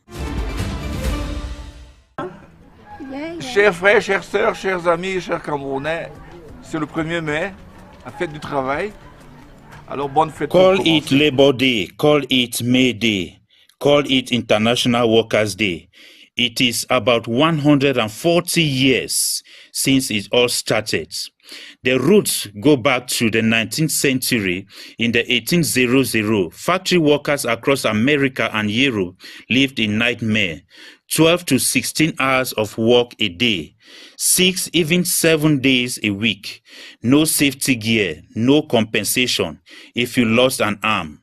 And children, some as young as 8, were in coal mines and textile mills instead of classrooms. Today, we go from Chicago 1886 to Cameroon 2026 to ask, are we celebrating progress or repeating history? The International Workers' Day was not born in parade, it was born in blood. On May 1st, 1886, over 3,000 American workers striked nationwide. Their demand was simple, the 8 hours of work. On May 4th, 1886, at the Haymarket Square in Chicago, United States of America, a peaceful rally to protest police killing of strikes turns deadly when a bomb was thrown. 7 police officers and at least 4 civilians died, and hundreds were injured. The protesters were striking against 12 to 16 hours of work a day, 6 to 7 days a week, unsafe working conditions. Child labor was on the rise as young children, boys and girls below 10, worked in coal mines and textile mills. Out of that pain came the 8-hour movement. Its slogan was called the 888, meaning 8 hours for work, 8 hours for recreation, and 8 hours for rest. It was not seen as a form of laziness. It was dignity, with the idea that a worker is a human being, not a machine. After the Haymarket protest, 8 protesters were tried, 4 executed by hanging, 1 committed suicide, and 3 were imprisoned. From then, they became the Haymarket Martyrs. One of them, before he died, August Spice said, I quote, "The time will come when our silence will be more powerful than the voices you strangle today. Thus, May 1st is the Silence Day today." The fire explosion incident that occurred recently blew open the lid of what had been going on in the city of Limbe without any public knowledge. The senior divisional officer for FACO, Viang Mekala, was accompanied by the Limbe City Mayor, Paul Efomengale, the divisional officer of Limbe 1, Moni Inonse Nanje. The mayor and sub-security officers visited the site and were all surprised by the massive destruction and type of illegal business that had been going on in that locality. From all indication, they don't have any authorization, so it should be illegal exploitation, illegal activity, which is even very dangerous. You can see this fire incident that occurred last week with the explosion that we heard in the south. We are here in Limbe 1, and you can see the houses, the population are around. And you can imagine what this type of explosion that can cause, the damage that can cause. So, what is sure is that we don't have any authorization because it's not known by the authorities. It is clear that since the fire incident that struck Sonara in May 2019, some persons have certainly been trying to be competitors with the lone petroleum refinery company in Cameroon. A large number of over 5,000 liters of crude oil was confiscated at the site. Also, some plastic drums of over 200 liters each was equally discovered at the same site. These certainly were the containers used to ferry in the crude oil as well as evacuate the finished products. What we met on the spot were rudimentary artisanal tanks, some form of pipes and drums, which the purported illegal operations are taking on place. However, we know there was no sign of the culprits. We did not meet any person. It's like they knew that people would come. The place was deserted. But we met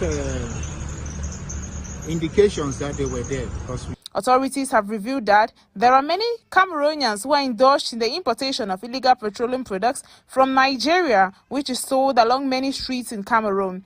The senior divisional officer for FACO, Viang Mekala, has promised to investigate the issue and persecute the perpetrators. I think that I will instruct to organize a search the person who is carrying out the search for him to be prosecuted. No, we need to take them to the books. We need to make them to understand that what they are doing is illegal. As I said earlier, there will be a thorough investigation that will bring them to books. He equally added that it was a very dangerous operation, especially as it was being carried out within an area so close to where persons reside. The senior divisional officer noted that some 3 persons are reported to have been injured following the incident and are presently following up treatment at the Limbe Regional Hospital. Cameroon's Kuma Ruth Ndian has made a powerful mark on the global stage, finishing as first runner-up at the Miss Tourism Worldwide 2026 pageant held in Johor Bahru, Malaysia. While the crown went to the Philippines' Ana de Mesa, Ndian's performance stood out, bringing not just beauty but intellect, purpose, and a compelling personal story. Born in Com in Cameroon's northwest region, the 1998-born geologist is far from a typical pageant contestant. She holds both a bachelor's degree in geology and a master's in geosciences and is currently pursuing a PhD at the University of Yaoundé 1. Alongside her academic journey, she works as a supervising geologist in Cameroon's mining sector, making her a rare blend of scientist and the beauty queen. Diane is also a seasoned pageant title holder, having previously won crowns including Miss Flambeau d'Afrique Cameroon and the Miss Fashion Festival Africa Top Model.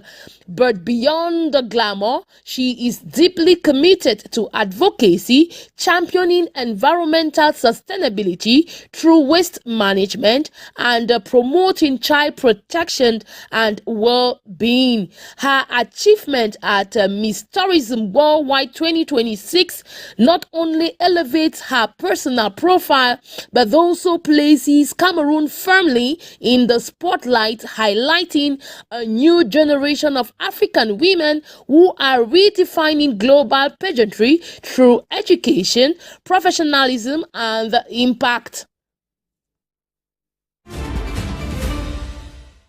At least 20 people appear dead after boat capsizes on Guse River. Search and rescue operations were underway in western Uganda on Wednesday after a boat capsized on the Guse River. More than 30 people were on board when the vessel went down the previous evening. 8 survivors have been found and are receiving medical treatment. Authorities have urged victims' relatives to come forward. Marine police in Kigadi district have launched an inquiry into the cause of the accident. They say possible factors include overloading, night travel, and the boat's condition. According to media reports, the locally made canoe capsized loaded with bags of charcoal. The region has seen a number of boat accidents in recent years, particularly on Lake Victoria. Hundreds of people died when a passenger ferry sank on the Tanzanian side of the lake in 2018. Bellarmine Chatunga Mugabe, the youngest son of Zimbabwe's former president Robert Mugabe, has been given a deportation order from a South African court after admitting to being in the country illegally. He had been in custody since mid-February due to being implicated in the shooting of a gardener.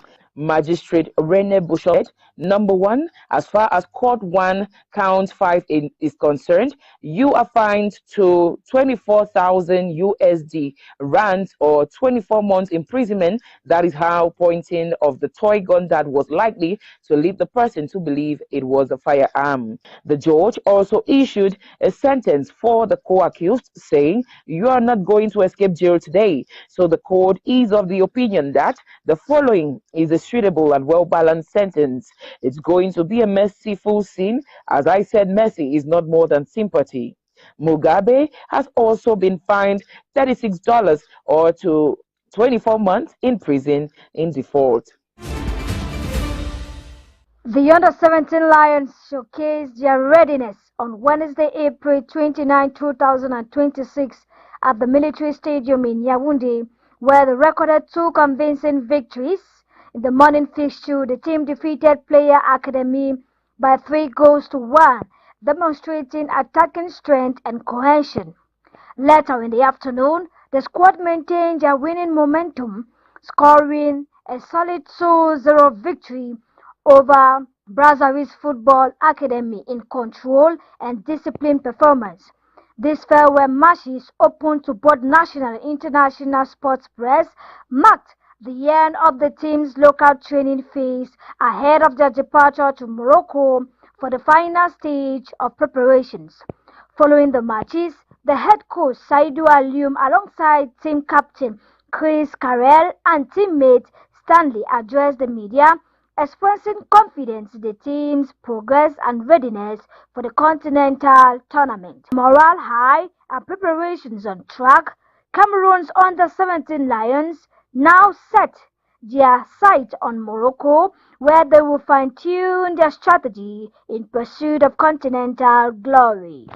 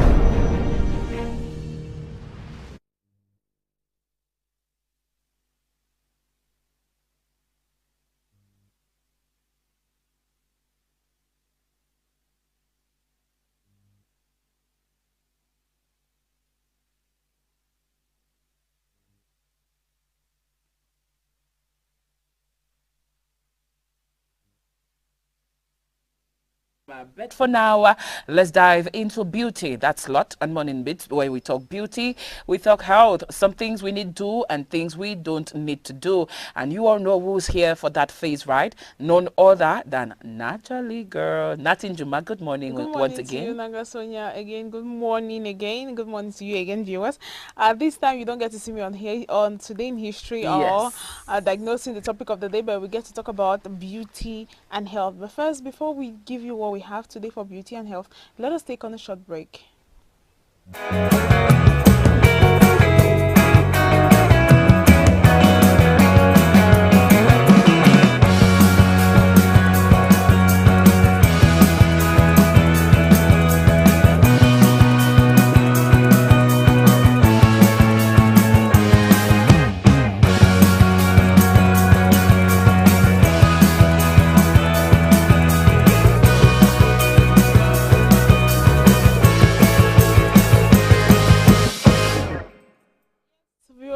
TV. We are back from that short beauty break where we want to delve into the beauty itself to tell you what we have for beauty and for health.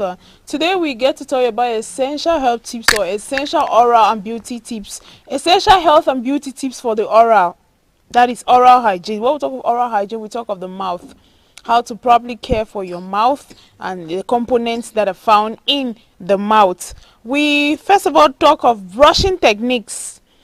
For health tips, brushing techniques, you should use a soft bristled toothbrush at about 45 degrees angle towards the gum line to remove plaque without damaging the enamel of the mouth. And then you should equally brush at least twice a day, especially before and after bed. You should equally floss daily. That is daily flossing. What we talk of flossing is using the thread in between your teeth to remove food particles. Clean between teeth daily to remove food particles and biofilm that brushes misses. You should equally brush your tongue or use a tongue scraper or toothbrush to clean the tongue by reducing bad breath and the bacterial buildup that have clogged around your tongue. This will help to give you a clean, beautiful, and why not refreshing mouth. You should equally use fluoride products. That is, use fluoride toothpaste to strengthen enamel and avoid rinsing with water immediately after brushing so that the fluoride stays on your teeth and works perfectly for teeth brightening and mouth care. You should equally go for professional care. That is, visit the dentist sometimes, maybe occasionally.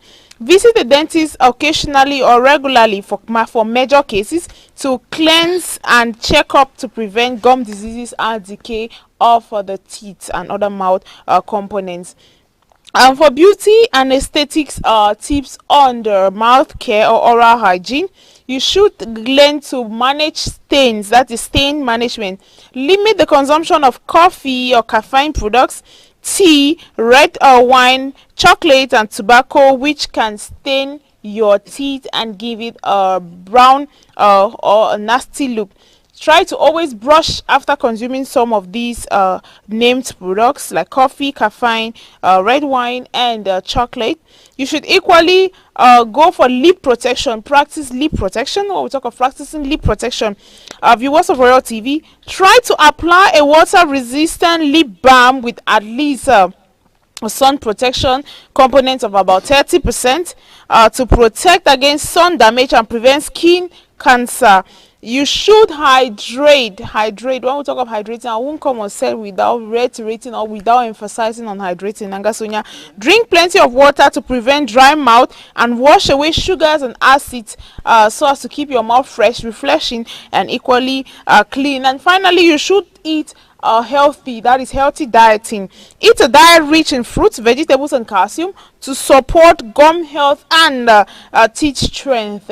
That is all we had for beauty and health, where we talked to you about oral hygiene, about ways to get rid of mouth odor and equally to keep your mouth clean, refreshing, bright, and beautiful.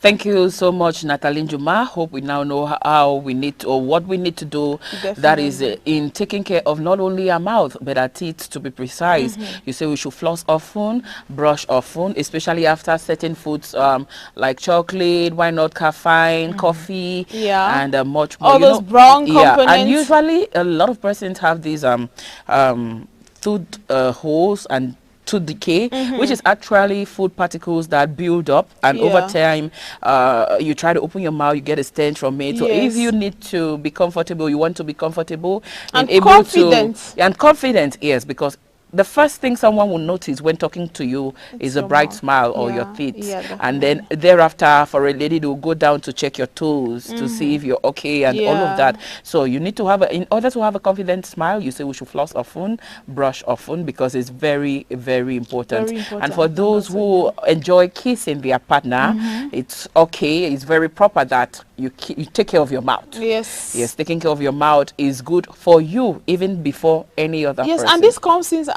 in as an added bonus to our health page or our health law for today.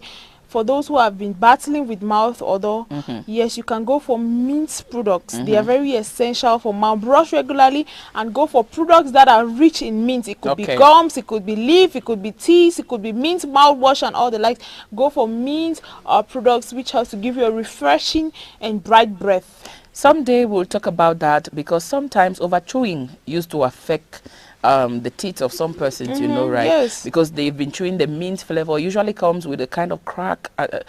It has a sensation when it comes to mint, gums, and all of that. So sometimes it kind of it's sensitive to some persons, like myself. Over time, I can't do it. I can't chew. It kind of affects the food I'll eat, what I need to chew, and all of that. But I guess since we have an able expert in the building, in the course of time, we will get why that happens. And usually, definitely. We are still on Morning Beat, and welcome if you're just tuning in. It's a good morning from us to you. Our question for the day, we are asking it, the beginning of a new day, the start of a new week, and why not the start of this month of May? What is one thing you are doing differently this time? Natalie, you might come back to you with that question. Yes, Sonia, if it's for probably a student who has been waking up and going to school late, who might be watching us now, your home, or see the parent who thinks there's a habit or there is a management, there's a parenting style you feel it has to be changed, has to be re-strategized in order to manage your home better or your children better. You should adopt it today. You don't procrastinate, like what you said. You limit motivation and take up on the production. Be productive, be consistent.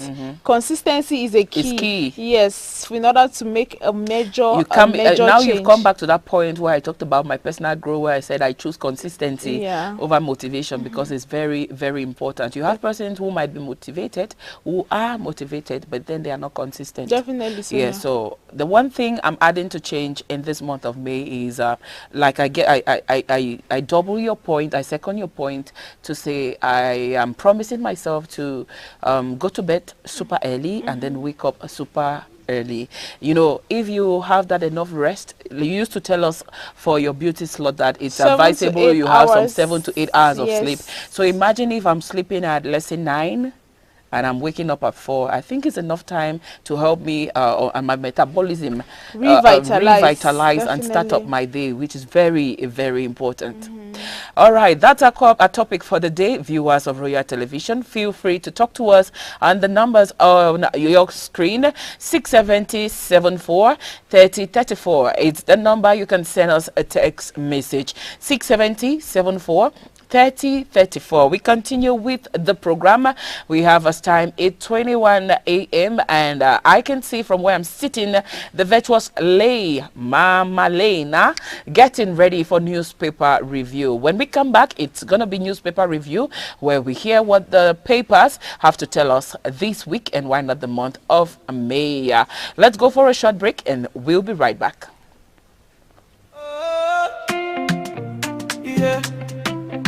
Royal TV, morning ding ding. Na new day we don't lie. Na new day we don't lie. That sunrise touching my window pane. Fresh new hope falling like rain. Yesterday's tears I let them go.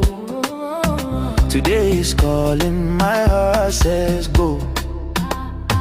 Brand new day, brand new dream, clear of mind, sharper vision, I breathe in faith, I walk in light. This morning feels so right. Forget the stress of yesterday, no rewind, we move forward. New focus, new opportunity, open your eyes, see possibilities. Brand new day, we rise again, new dreams alive in the morning sun. New focus, new ways, new opportunities, start your day with morning dew. Brand new day, no fear, no delay. Yesterday done past, make we move today. One nation, one vibe, one heartbeat. Wake up your world with morning beats.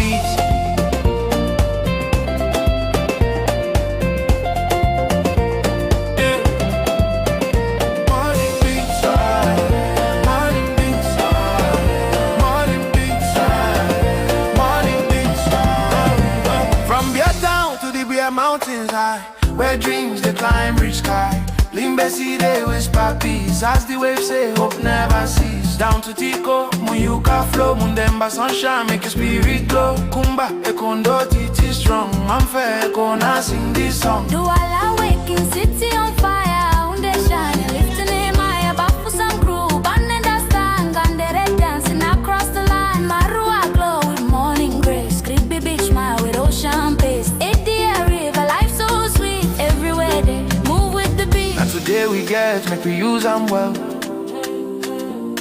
No time for regrets, no time for stress, so well.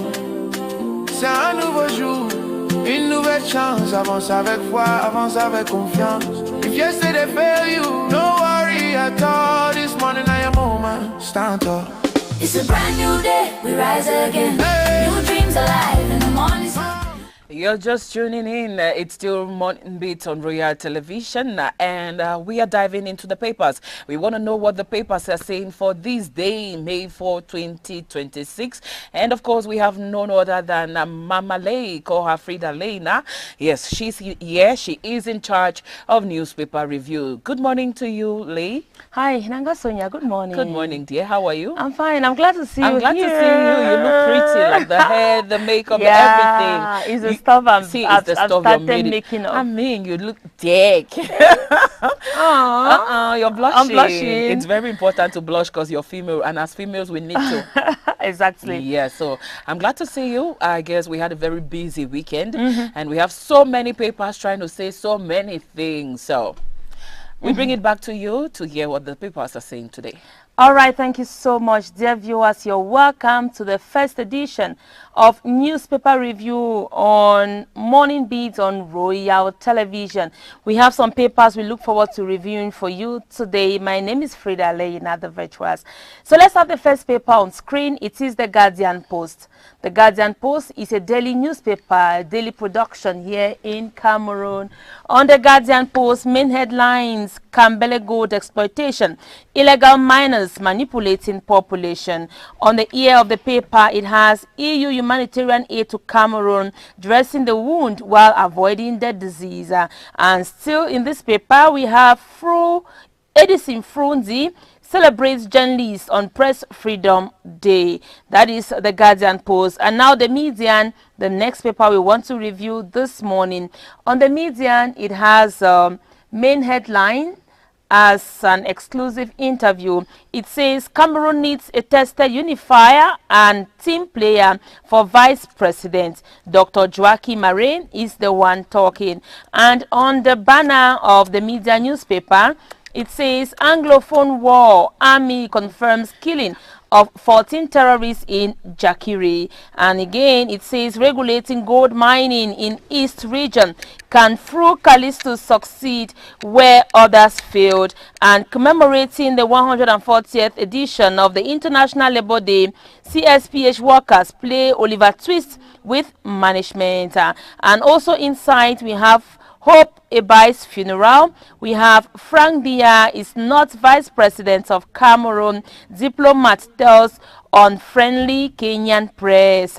And coping with external shocks, imminent amendments of 2026 state budget.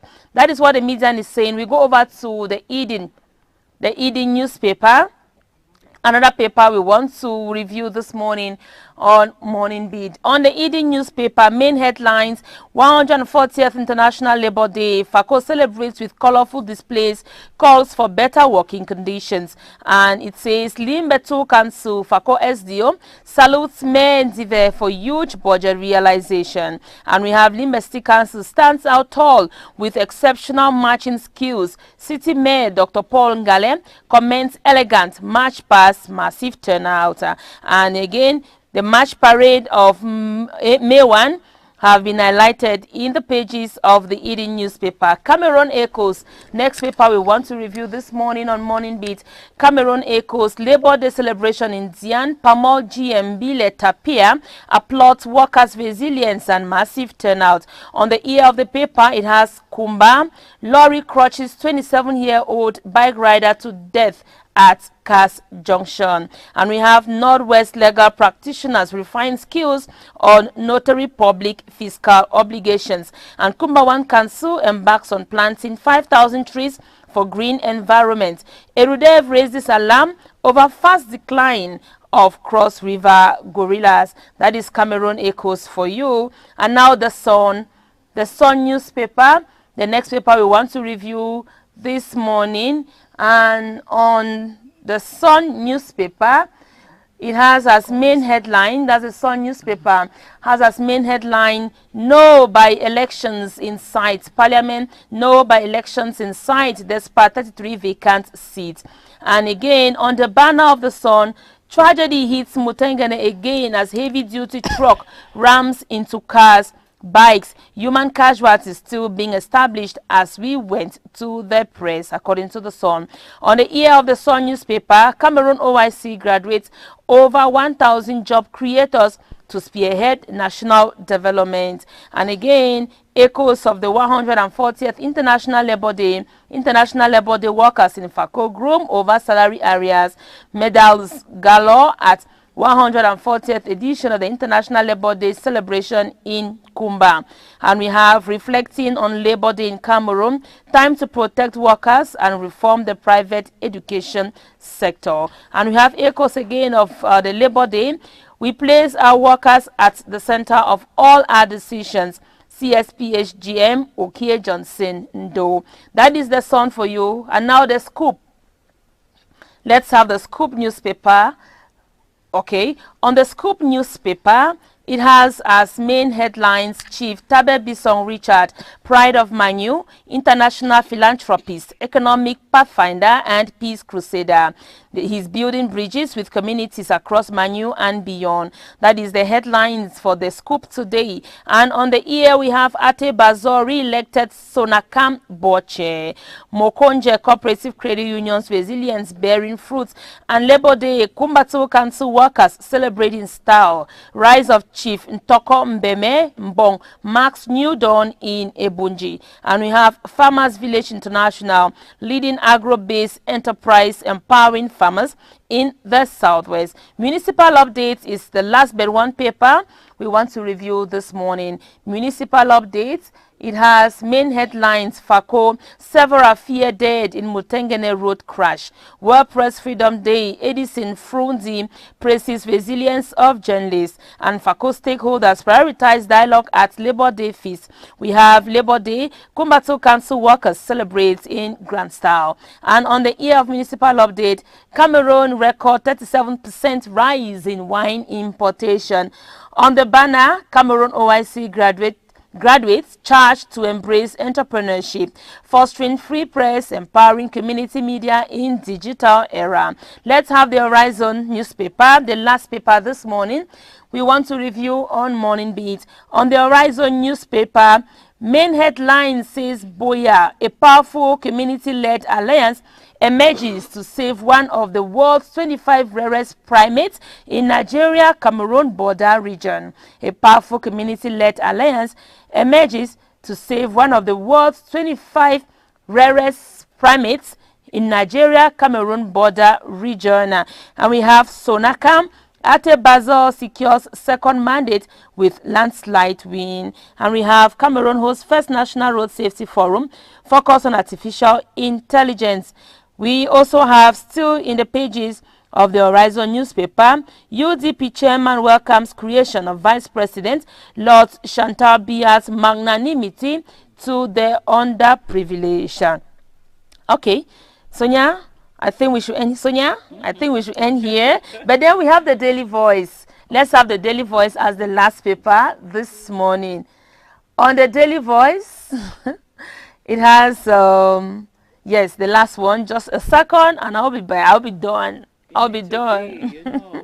On the Daily Voice, we have Roots, Drums and Blair Underwood, Kamif Revelation. And we have again Erudev Saving Gorillas, Empowering People. Sonakam Election, Dr. Ate Bazor's landslide win.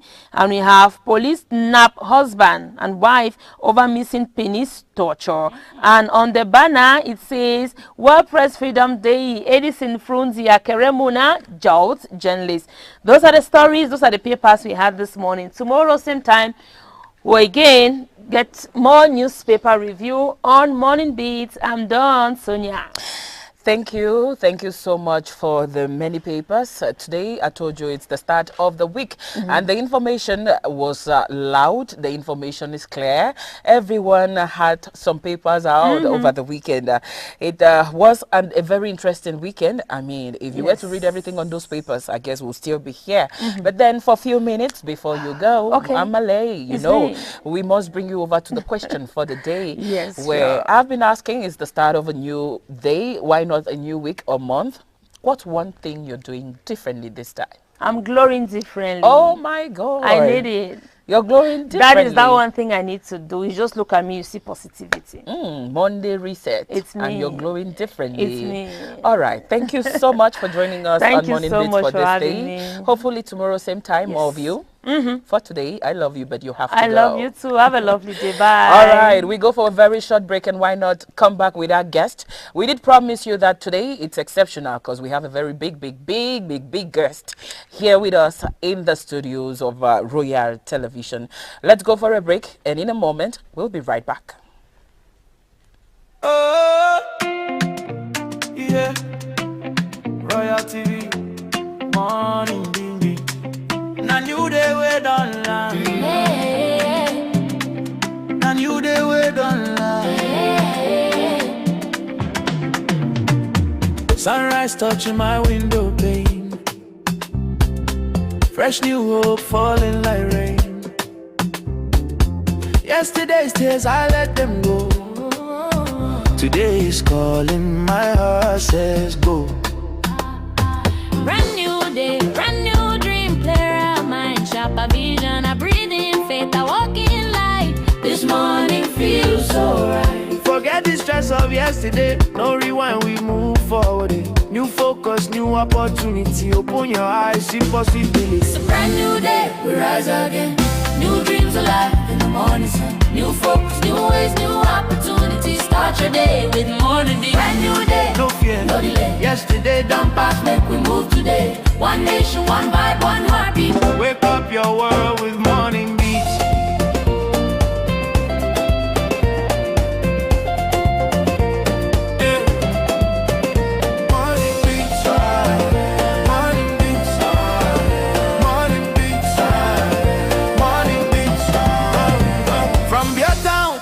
Mountains high, where dreams they climb reach sky.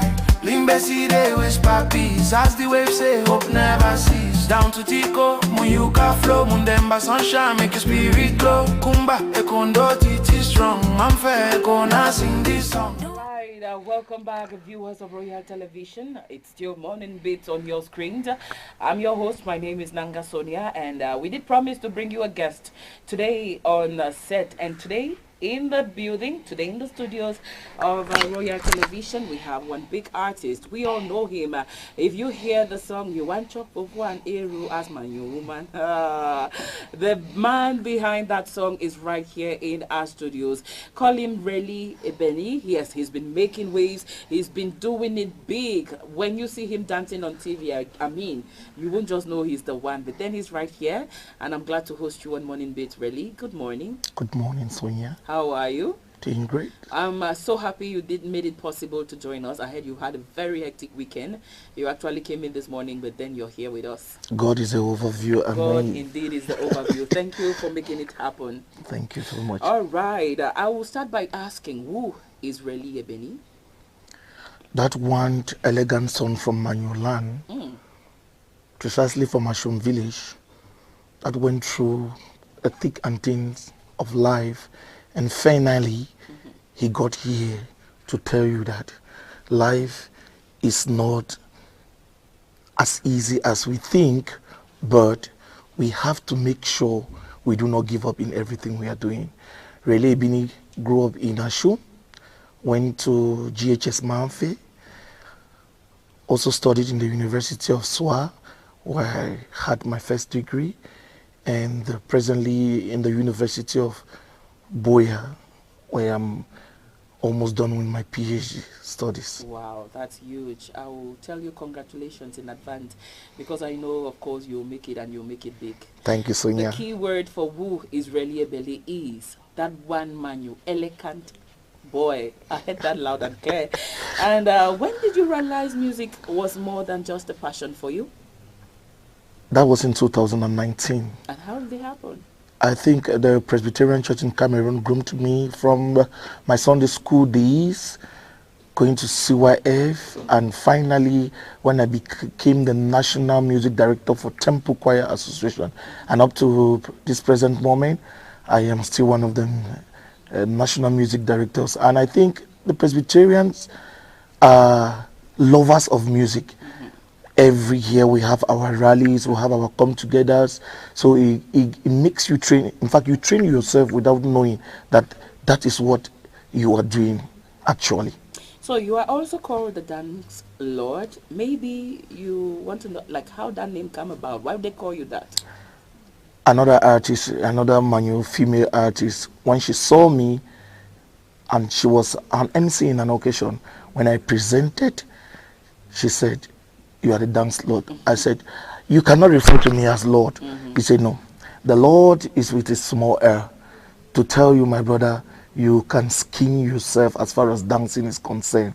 So she called me the Dance Lord. I refused the name, but when I traveled to Dubai and I met the Cameroonians in Dubai, my presentation was outstanding, and somebody mentioned it again. Oh, wow. The Dance Lord. I said, okay. And that person did concur to what that Exactly artist said to you before, and then the name stuck. I just wrote it behind my t-shirt. If I've not seen you dance, I'll tell myself, the name, maybe you don't deserve it. But I've seen it with my own eyes. I know what you can do. I have been there. I've witnessed you perform, and I will tell you that you're doing great. You are super great. Thank you, Sonia. You Sonia. should keep winning. So how would you describe your sound and artistic identity today?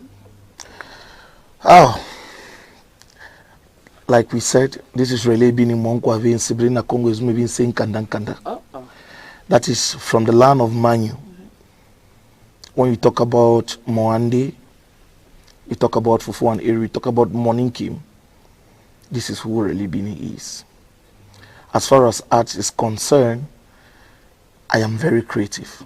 And I thank the Lord God Almighty for making me who I am, because whatever I see with my eyes, I do it. Sometimes in school, my friends used to ask me, how do you repair TVs with radios? Papa, you go which technical school, you do this thing. I say, anything I see with my eye, I reproduce. So I just think it's creativity, and I'm good in what I see and I want to do. So that is who I am.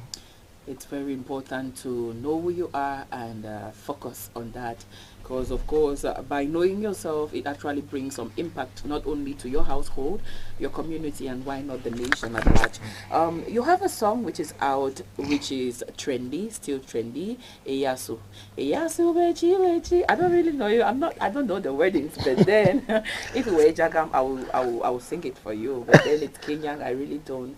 I'm not good in that language, Kenyan. And I want to tell the viewers out there that language is not a problem in music. Yes. Wherever you stem from, if you are a Bakwerian, a Bakweri, a Bayangi, Oroko, Bakosi, don't say I am not from this part. No, I've played songs in Bakweri, I've played in Douala, Mungaka. So you must know how to sing these songs. Don't say, if you say no, you must. So this song we're talking about is Eyasu. Yes. I just had a dream of why not uniting the Southwest people by singing something that everybody will love and definitely follow. So I came up with Eyasu.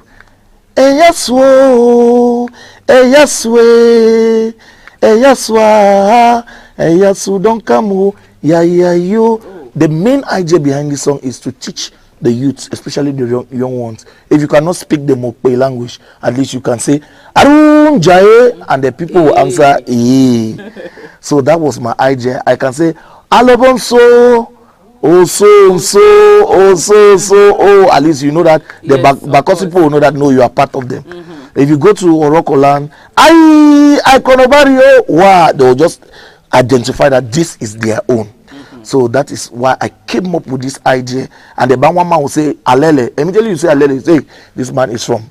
Even without knowing. In fact, they'll first of all embrace you. Why not unite the Southwest region by listening to this wonderful piece, Eyasu? And don't forget, Eyasu is not only a song. It's our culture. It's our tradition. It's our fabric. So everything about Southwest is Eyasu. So I just came out with activity to say Eyasu, our own, our pride and future. All right. So can you walk us through the creative process of writing and why not recording?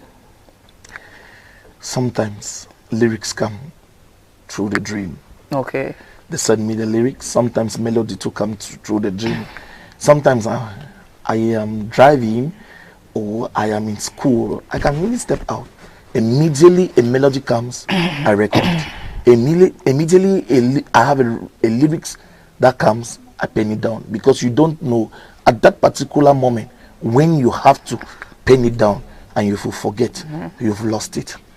That's just the way they say when the Holy Ghost Spirit wants to arrest you, it does not tell you the day, the time, or the hour. So that is it. So whatever comes as far as when I want to create or when I want to write a song, whatever comes, I just pen it down. And usually in doing music, it comes with a lot of challenges. Can you walk us through some of these challenges that you face in the music you do? Sometimes I feel like giving up. And when I talk to Eli, Nanga, she'll say, boss, please, that is how life is. Because music itself is difficult. You might think you've done your best, but when you put it out, or you bring your crew to listen, they will say, really, this one no give. And an exemplary is Eyasu. I composed Eyasu in 2024 in Dubai. And when I came back to Cameroon with the song, my close collaborator said, body one no give him. So I abandoned Eyasu. And it was when I was going to the Philippines and I said, okay, let me go with some of this Eyasu fabric, so that our brothers and sisters over there should have at least something that represents the Southwest. So I said, I'm an artist, what should I go with? Let me go with this song, let me go with this fabric. And when I went to it, I called them and asked if they will embrace it. They said, just send what you've written. When I sent it, 2 weeks to my performance in Philippines, the song already started making wave. When I went and I performed, instead of them doing their own uniform launch, Eyasu was the fabric that they preferred to use on that day. And that is how Eyasu just blew into the air, and everybody was like Eyasu. Thank God, as I came back, we had the Southwest Cultural Festival. I just said, let me promote the blend of everything. The blend of everything. Let me push Eyasu a bit, and that is how it went viral. Just and it's still viral. Just it's always intriguing to see cultural display, to see music where you have a blend of culture, people dancing, having fun. It's not just an art. I mean, it's a chemistry that usually we maybe cannot describe, but then very nice music. I'll commend. I know some of the dancers who were part of your crew, the likes of Amy Blanche and the small mommy who dances super fine. You can say that yes, the small mommy who dances super well. All right, we go on to ask you the question. You've had this song Maya, which has been out, the audio version of it, and now you're going in for the video, which is set to drop tomorrow. Let's talk about Maya. What story are you telling in this song? Sonia, I will not leave the lane and say something different. Okay. I will not allow you to die and I come to celebrate your funeral. Exactly. It is clean, clear, and straight to the point. Maya is all about mothers. Celebrating your mothers when they are alive, to an extent your parents when they are alive.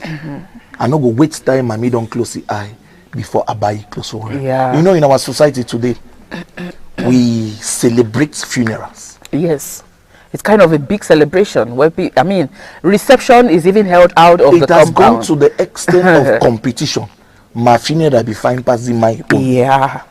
When this person was sick, how much did you support? Question. When this person was sick, did you visit it? Did you visit him or her? No, you did not. But immediately the person is gone. You start talking of mortuary bills. Yeah. Na me I go sew a clothes. Na me go bring motor, we go carry, we go village. No. Somebody who has never entered a car worth 10 million, you hire a hearse for the person that will be up to 1 million francs. In fact, maybe that person has never put on a dress worth 100,000, but the funeral dress will be 300,000. Yes. Why so? For the ladies, it will even go to that extent of flushing. But with ladies now, they even find it more beautiful to sew good lace and come with good makeup. You hear that for funerals. The lace for remeta, it's 18,000 francs, and they needed about 10 of such meters. Whereas while that person was alive, you never did offer them even a gown of 10,000. I want Elie Nanga, seriously. I don't want to see her with any good lace. If you don't put on something like you are mourning, I don't want to see her in any funeral, because definitely they'll send me her pictures. Yes, of course. Celebrate me when I'm alive. Yes. I will celebrate Sonia when she's alive. It's a message you are passing which is very, very close, and we've seen it happen. You see, especially with the WhatsApp, which is on now, the WhatsApp social app, where when that striking death just happens, everybody is posting. And I used to ask a question, when this person was alive, was there even a time you just posted them for no reason? No. We just go straight to the death of General Toxi. I mean, one of our famous may his soul rest in peace. An artist.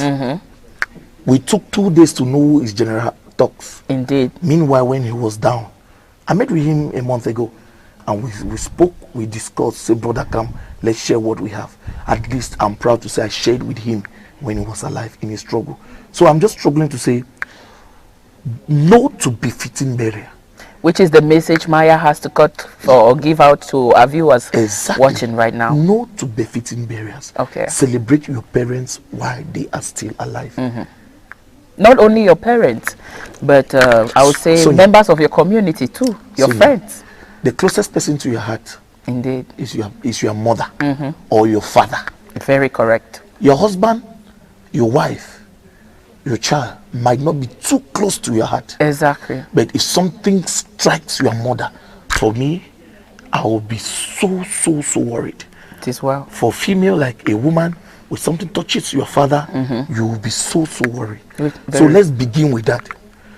So many mothers in our community, in the Manu community, says their life has been transformed because Maya has come to open the eyes of the people that celebrate, do a befitting birthday party for your father or your mother when they are alive. And listening to all your songs, I have seen that woman or a woman is the center of your genre of music. Why that? Anyway, I copied from Fali Ipupa and Flavor Nabanya. Okay. Those are my two mentors. You know, in the society, if you want a news to go fast, give it to the women. Of course. They spread it faster. And if you if you had a message for young Cameroonians or Cameroonians in general to take from your music, what is that message? Be consistent. Consistency is key. Don't give up. Sonia, maybe you would like to know that I was a first divisional footballer in Cameroon. From 2009 to 2016, I played football. And along the way, I stopped and went back to school, and now I'm a musician. It's big. It's big, but I think I still have something to do to reach at the top. It is well. So consistency is my message. If you are a granite seller, just be consistent. You must start with the 25 francs to get to 1,000 francs. Indeed. Before you get to 10,000, 1 million, and maybe 1 billion. All right. Thank you so much for joining us on Said Morning Beats today. But then before you go, our last question for you. If there was to be an artist you would like to collaborate with, who would that person be? Mula Mungombe. Mula Mungombe. That is my own brother. Respect. Yes, that is my own brother. Mula Mungombe is my brother. He's a friend. He's a colleague. Behold, he is an ancient in the milieu. And I think he has given me a lot of advice. And when I look into it, I say, no, together we can go. But alone, it will take so many years for me to arrive. And he blessed Moninkim. When he listened to Moninkim as we were traveling to South Africa together, he told me, Monko, this song is a hit for you. Nobody ever heard the song. It was when I dropped, we landed in South Africa, I played it and I turned and looked at him on stage. I said, my brother, Ikash. He said, I told you. And when I came back with Moninkim, in fact, Moninkim gave me the visibility. Just the fact that you clap your hand like this, it gave the visibility. Moninkim gave visibility to even this Fufu and Eru. Yes. Fufu and Eru was growing. But Moninkim, as the children adopted it, they went and looked for Fufu and Eru. Now Fufu and Eru skyrocketed. So what I'm trying to say is, you must have somebody in life that you believe in, you trust in, even if that person hurts you or fails you. Still go back to that person and say, this is what you did, that was not right. But believe in that person, because sometimes don't focus on the negative part of people. Say, no, the man of you help you, this man. Focus on the greater part of that person, the good part of that person, and things better things will come. Very soon something is dropping. Very soon something. Can we even get a snippet of that of that something? No, not. Is it okay we do? No, we can't. We'll get the Maya today. All right, Maya for you. So while we have a conclusory message from you to our audience, Mr. Isa, who is our able broadcaster for the day, can we get a video of Maya playing behind? And oh, all right, that's fine. I guess we'll before do that. We get to the video, before we get let to me the give video, you a touch of it. Okay. No, allow your mommy make it suffer. Sonia, God go punish you. No, allow your mommy make it cry. God go punish you. Listen, mommy don't walk, he must to chop. Mommy don't walk, he get for chop. I no go wait time, mommy don't close the eye. Before I buy it, close for wear. I no go wait time, Sonia don't close the eye. Before I buy you shoe for wear. I go celebrate you when you there alive.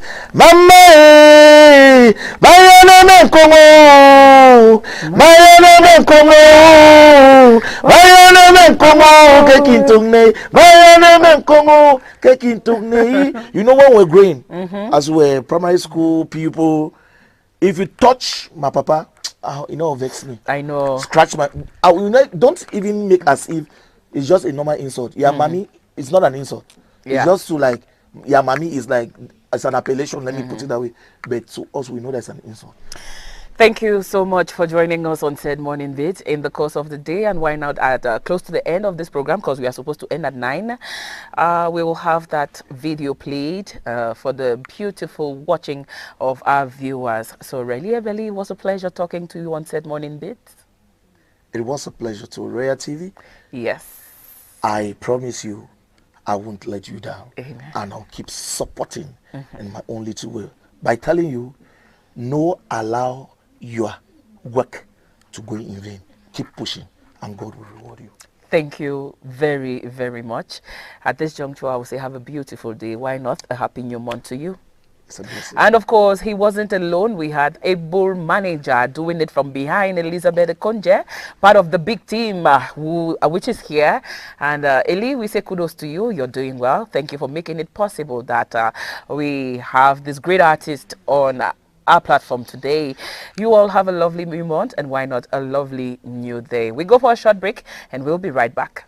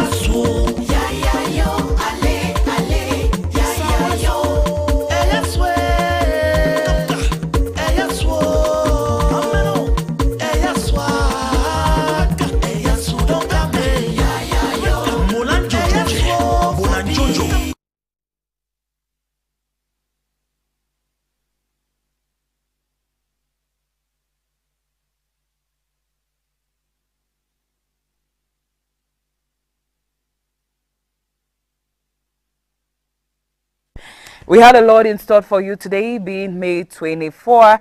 Yes, we started with meditation. Why not some little prayer to start up our day, because it's very important. And then we took you through horoscope page, birthday page. Today in history, we had the newspaper review and much more. Today we couldn't make it to get Pidgin News with Odogu, but we promised to bring you more information from 12 noon to 1 p.m. Sports couldn't make it, but of course, sports is present, and right here you get more sports or details about sports in the course of the day. Good morning to you, Claudia. Good morning to you, Odogu. And good morning to everyone who made it possible to be on set Morning Beats today. Slowly but surely, we've come to the end. We promise to do it again tomorrow, where everything you want is what you get on Morning Beats.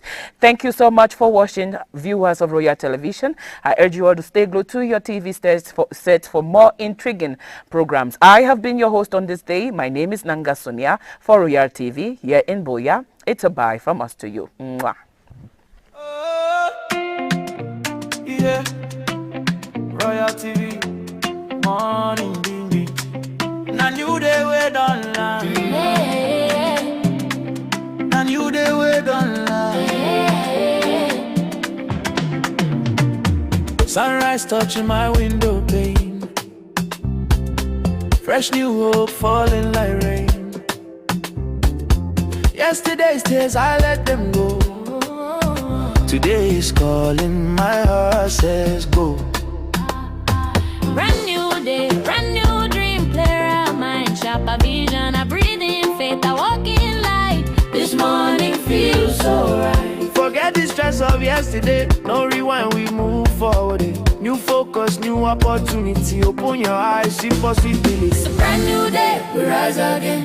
New dreams alive in the morning sun. New focus, new ways, new opportunities. Start your day with Morning Beat. Brand new day, no fear, no delay. Yesterday done past, Make we move today. One nation, one vibe, one heartbeat. Wake up your world with Morning Beats.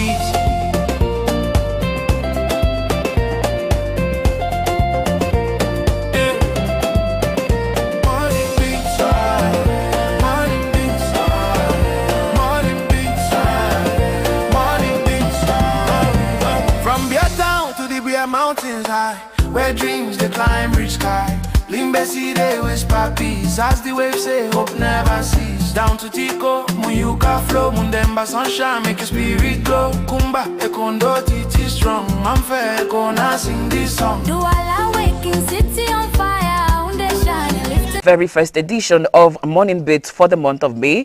Welcome to May 4, 2026. I'm your host for the day. My name is, of course, Nanga Sonia. I hope you all had an enjoyable weekend.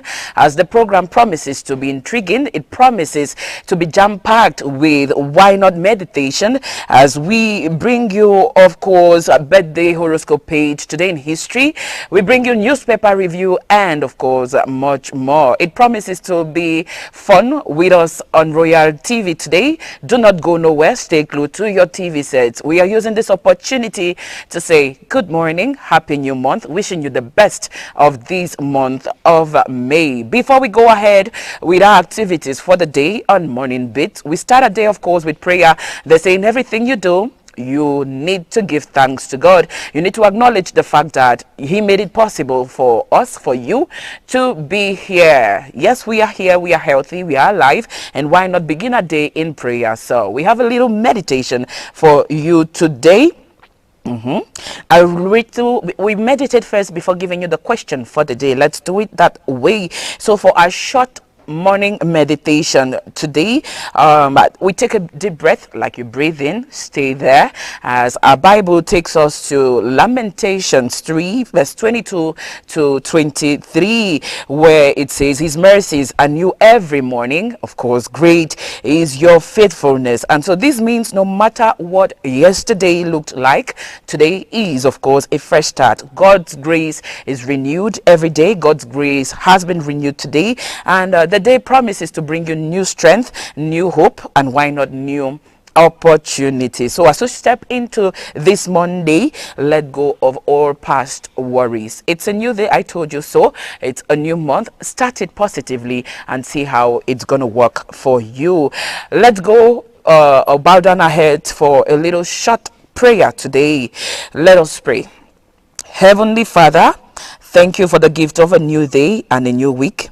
As we step into this Monday, grant us strength for every task, peace in our hearts and clarity in our decisions. Guide our steps today, bless our efforts, and help us to walk in kindness and purpose. May all we do today bring light and positivity to those around us. In your name we pray. Amen.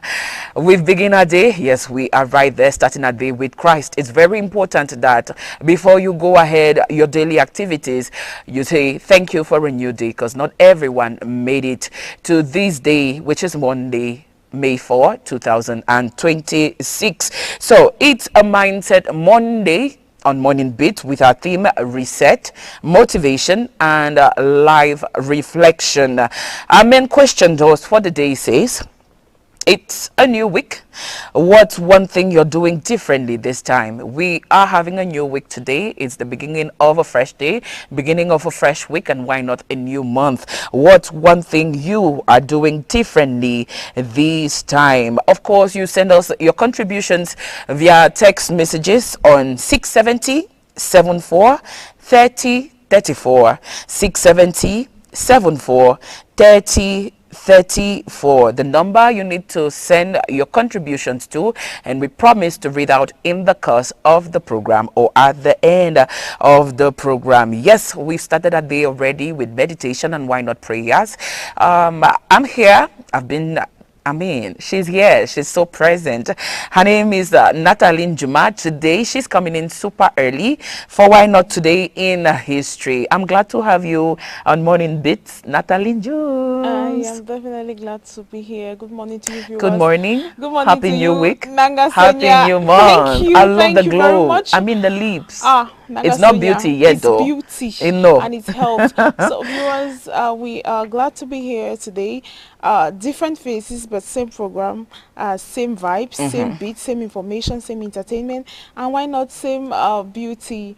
Nanga Sonia, you talked of a question for the day. Having a question of the day for us having a different way of doing things. Yes, it's a new month. It's a new week.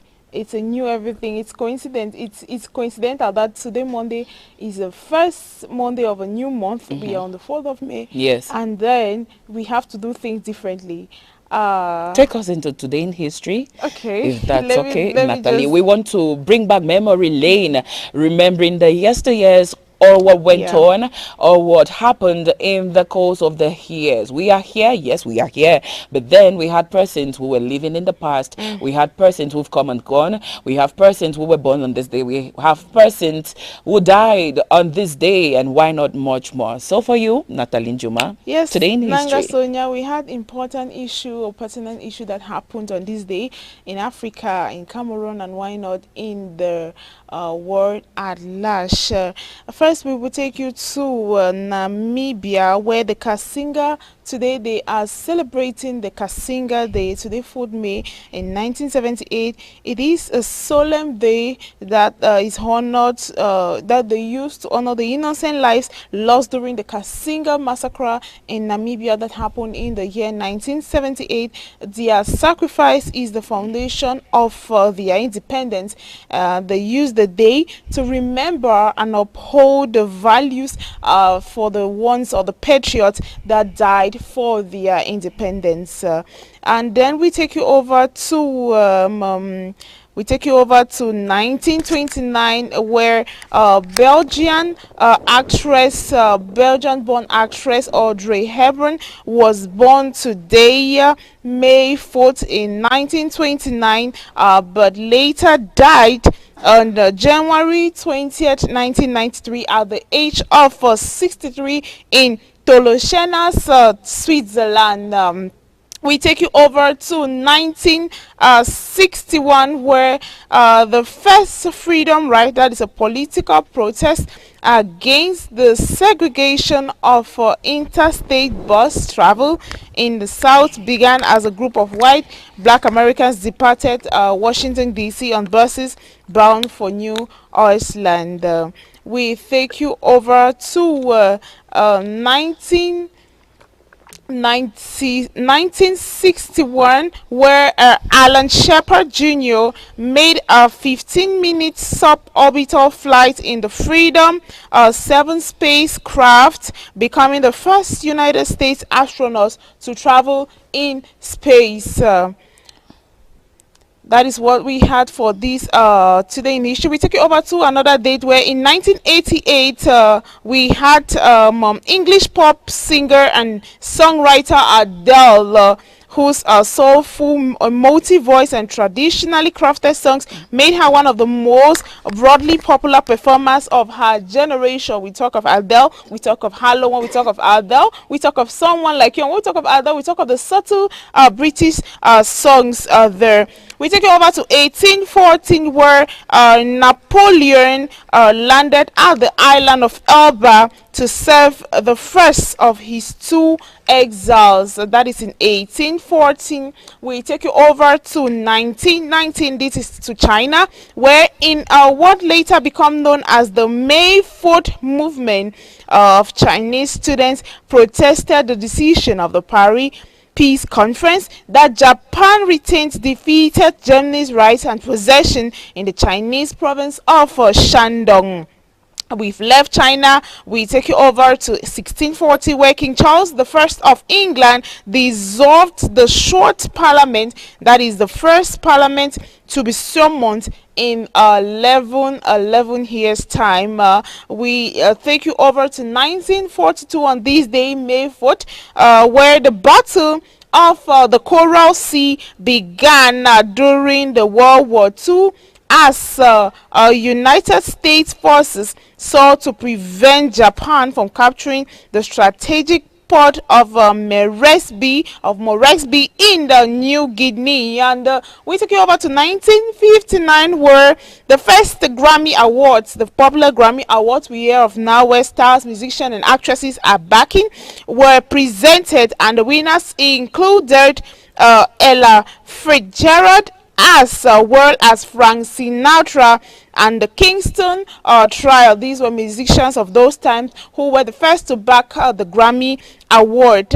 We take you over to 1961, where the first freedom ride, the political process against segregation of interstate births, traveled in the South and began as a group of white and black Americans departed Washington, D.C. on buses. And we take you over to 1996, where Jose Maria Anza became Prime Minister of Spain after his party, the Conservative Popular Party, forms a governing coalition that ousted the ruling Spanish Socialist Workers' Party.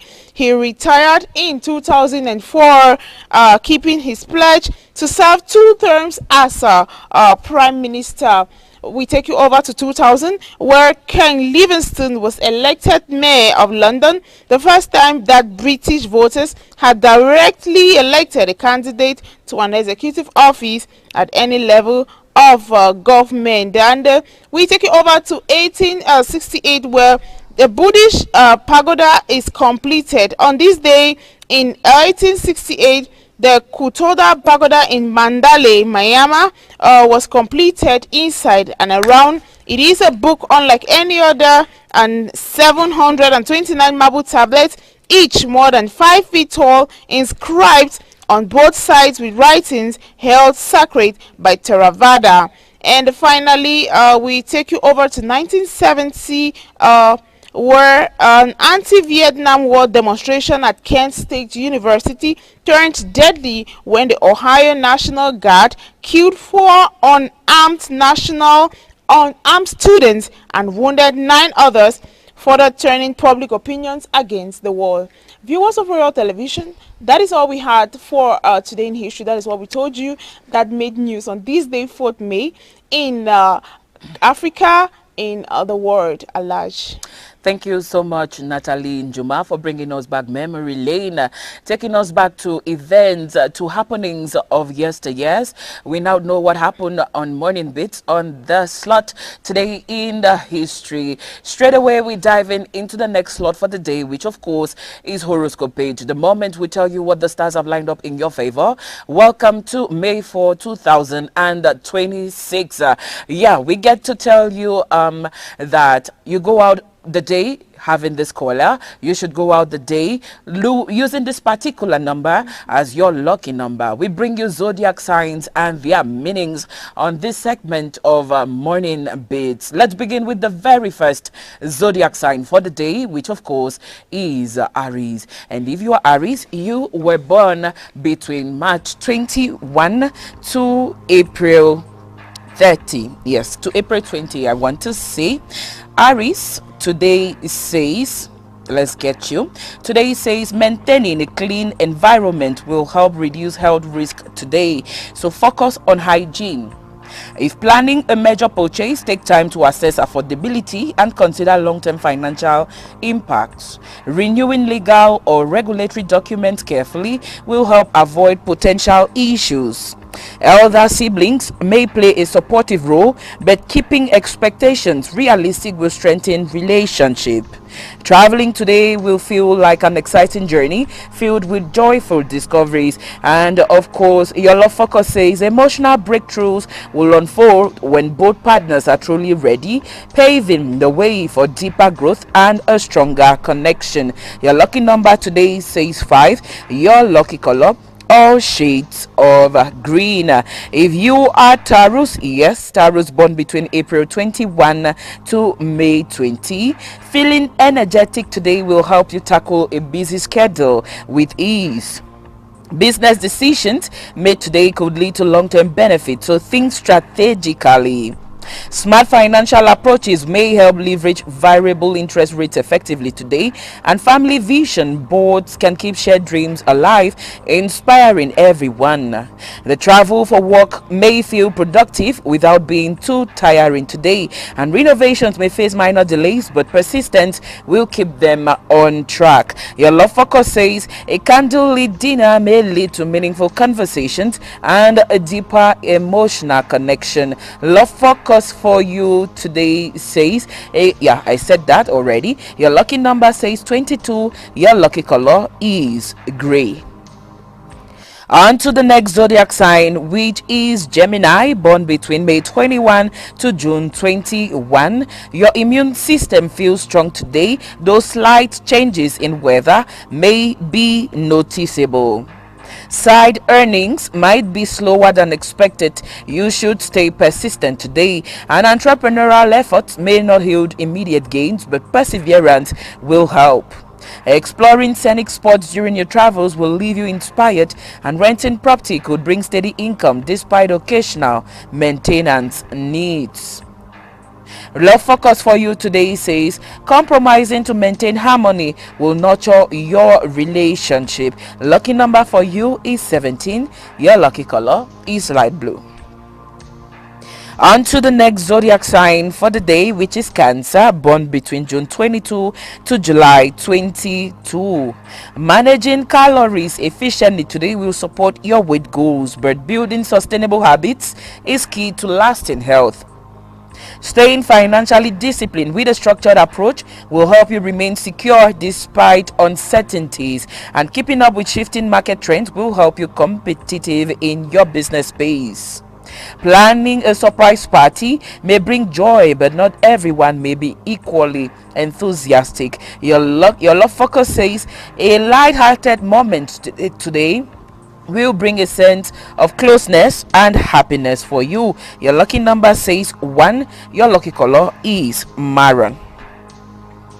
On to the next zodiac sign, which is Leo, born between July 23 to August 23. A well-planned budget will keep you healthcare expensive, or your healthcare expensive, under control.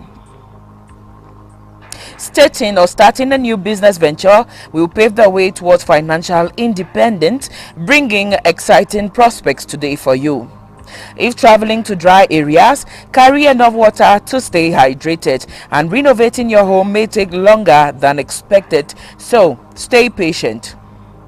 Taking deep breaths will help you approach academic tasks calmly today and confidently. And your love focus says, understanding your partner's perspective will enrich your emotional bond. Your lucky number is 5. Your lucky color is orange. If you were born between August 24 to September 23, staying proactive with contracts and scheduling payments will keep your finances organized. Coping with hormonal changes may require a balanced approach to mood and energy today, and a networking event may lead to unexpected career benefits. Traveling today might feel smooth and enjoyable, fostering positive experiences. Supporting children through challenges will build their confidence, and learning new concepts today will feel rewarding. Your love focus says, just a minute. Love focus for you today says, everything you plan, taking time will help heal the conflicts, and it will of course strengthen your relationship. Your lucky number says 6. Your lucky color is beige. On to Libra, born between September 24 to October 23. Health trackers may not deliver satisfying results, but consistent efforts will pay off. Planning a surprise call to distant family members will rekindle bonds today. Postponing large expenses will help maintain financial stability, and setting ambitious career goals today will spark motivation, so aim high. Spiritual travel today may be fulfilling, but prepare physically for the journey. Consistency in academics will help sustain progress without major breakthroughs. And love focus says, chemistry over a coffee date might lead to unexpected romantic sparks. Lucky number is 7. Your lucky color is magenta. On to Scorpio, born between October 24 to November 22. An active lifestyle will boost vitality, though some sluggishness may still linger. Thoughtful financial planning will support your long-term goals today, and handling minor family conflicts with patience will foster harmony. Moving to a new city might open doors to fresh opportunities, so explore with curiosity. Maintaining a consistent academic pace will help you build a solid foundation today, and a romantic getaway will bring warmth and connection, leaving lasting memories. Love focus for you says, walking through conflicts calmly will keep your relationship balanced, as your lucky number says 8. Your lucky color is saffron. On to Sagittarius, born between November 23 to December 21. Maintaining mental focus today might feel challenging, but prioritizing tasks will help. Lending money to others may not bring timely returns, so proceed cautiously today. Positive outcomes from business negotiations are likely, boosting professional confidence, and teaching kids the value of sharing will nurture kindness this day. A road trip today may be filled with laughter and joy, offering memorable experiences, and academic challenges may arise, but steady effort will help overcome them. Lucky number or love focus says, small romantic gestures today will help create lasting memories, as your lucky number says 4. Your color is of course silver. On to Capricorn, born between December 22 to January 21. Aerobic workouts today will enhance your stamina, but hydration is essential. Reviewing loan payment strategies will reduce future stress, and a recent career decision may prove beneficial, so stay confident in your choices. Rebuilding family bonds will restore warmth after conflicts today, and renting out your property could offer steady income, as responsible tenants will show respect. Today's academic task will feel invigorating, leaving you with a sense of accomplishment, and your love focus says casual encounters may evolve into something deeper, so be open to exploring connections. Lucky number for you says 2. Your lucky color is pink. On to Aquarius, born between January 22 to February 19. Eating fresh, wholesome foods will boost your vitality and your mood. Financial boost will help manage cash flow more efficiently today, and collaboration in business will bring positive and unexpected outcomes. An unplanned trip may feel routine but fulfilling, and navigating sibling differences requires patience and compromise today. Renting hassles may arise, but staying organized will ensure smooth management. And learning something new today may take time, but consistent efforts will yield results. Love Focus says navigating emotional triggers requires patience and understanding. As your lucky number says 18, your lucky color is, of course, red. On to the last but not the least zodiac sign for the day, which is Pisces, born between February 20 to March 20. Building endurance today will enhance your ability to manage tasks efficiently. A successful business deal may bring unexpected financial gains for you, and supporting seniors with care will strengthen family bonds today. Road trips may bring delightful surprises, so keep an open mind for unexpected adventures. Modern renovations will elevate your living space, adding comfort and value.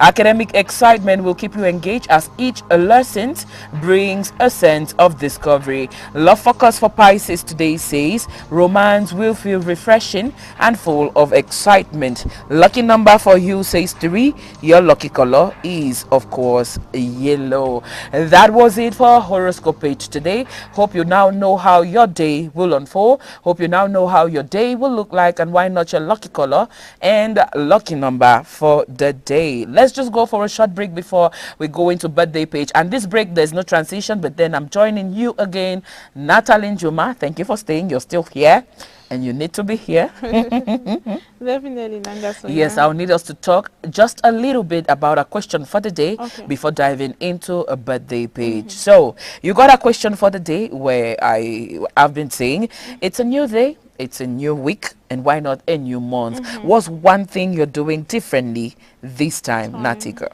Okay, Nagasonya. It's really a complex, should I say complex question. It's broad.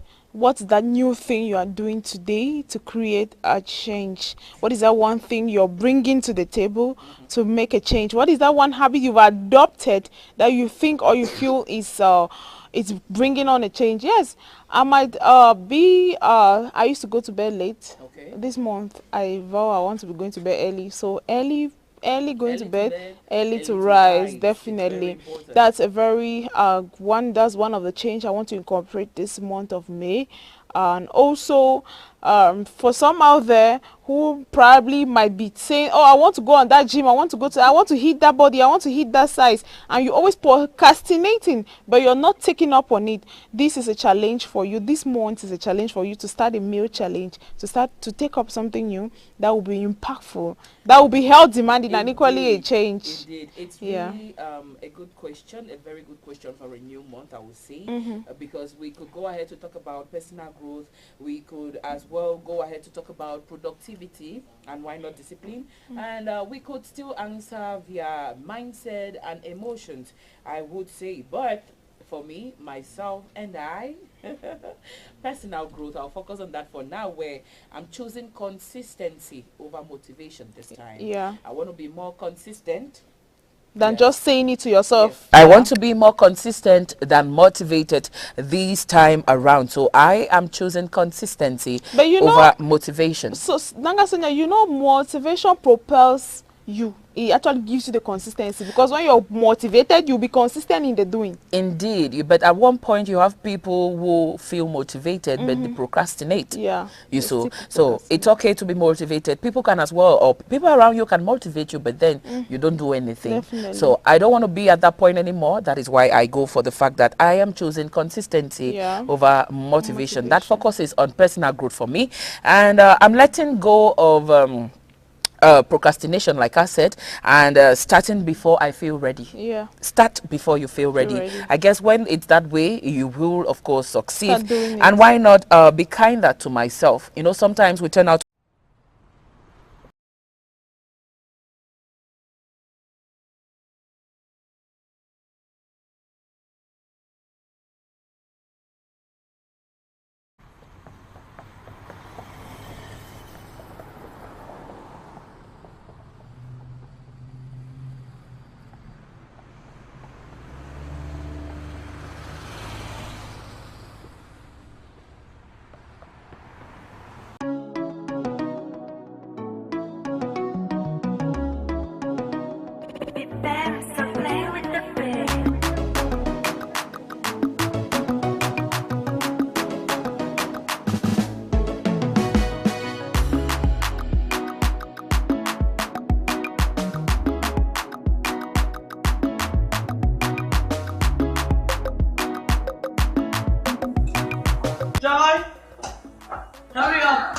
I'm late for work.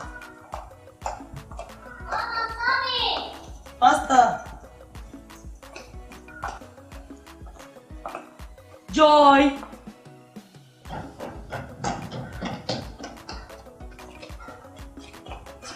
Mom, I'm here. Where's your bag? Mom, I forgot it. Why didn't you get it? Go get it. Please let me get my bag. This job. Your lunch is on the table. I will send Uncle Dave to come get you. I'm late for work. Mom, please wait.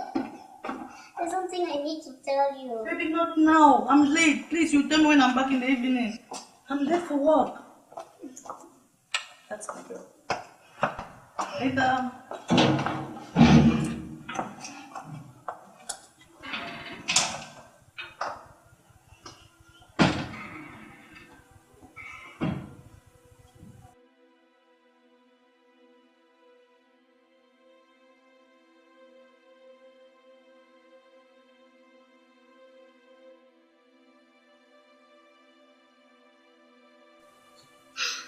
What am I going to do now? I'm late for school. And the book our teacher asked, I don't have mine.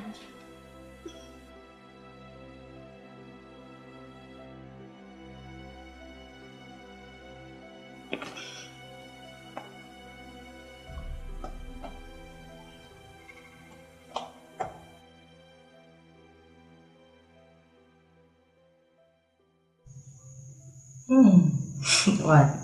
Larissa. What again? This one you're smiling like this. This one. I know, right?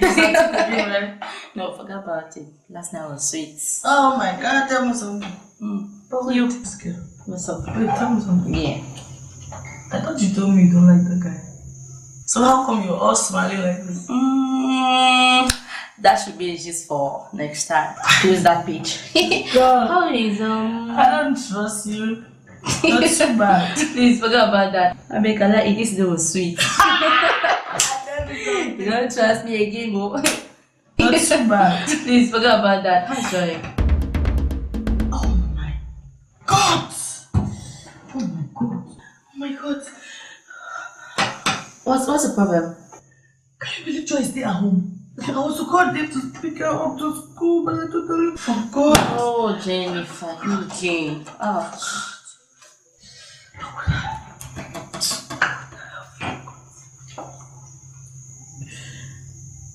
Yeah, Dave. Good morning. Please, can you go and pick Joy to school for me, please? Jennifer, to school? At 9 a.m.? Please, Dave, please, not now. Okay. I'm going. Okay. Thank you. Thank you so much. What did you say? He's going right away. But Jennifer, you should be more careful next time. I don't like this issue with Joy. My dear, I'm sorry. Anyways, have a lovely day. I'm in my office. You don't bother. We'll talk about this later.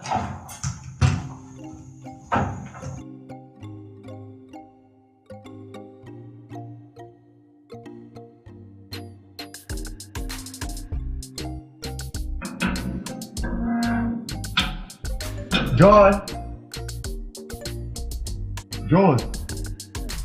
Did you hear me calling you? You're crying. I'm here to take you to school, okay? Don't cry. Uncle Dave, I don't want to go to school today. Why?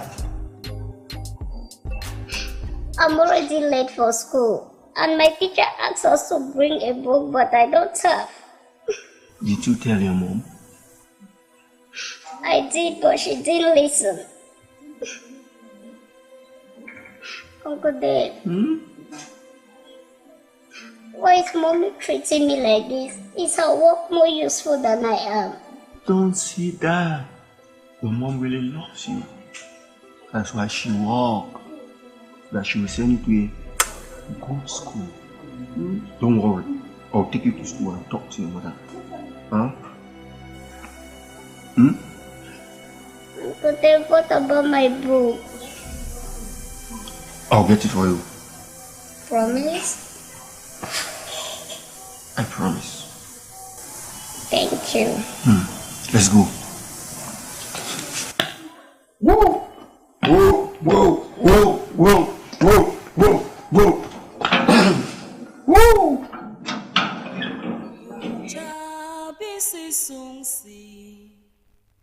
Who's that? I'm coming. Who is that? Jennifer. Hi, Jennifer, my friend. Welcome. You came without even informing me. I was always going out. Hi. Wow. Have a seat.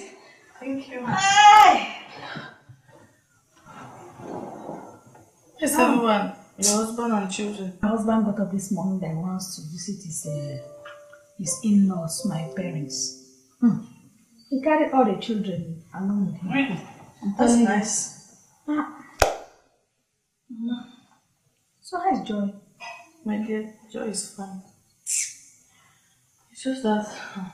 Why? What's happening? Is Joy sick or something? What's happening? She's not sick. Why a long face? You're not yourself. What's happening? Do you remember the job I applied in the United States? Oh,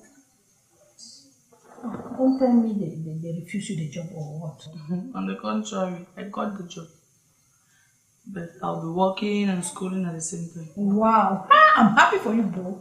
Hey! Mama, some people are lucky. You are that lucky. I'm so happy for you.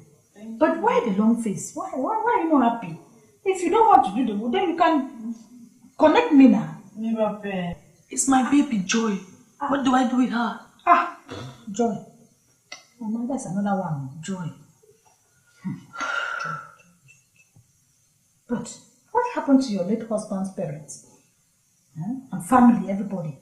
What happened to them? Why don't you give joy to them? Let they stay with joy. Something. When my father-in-law died, my brother-in-law took the mom to the States. There's nobody.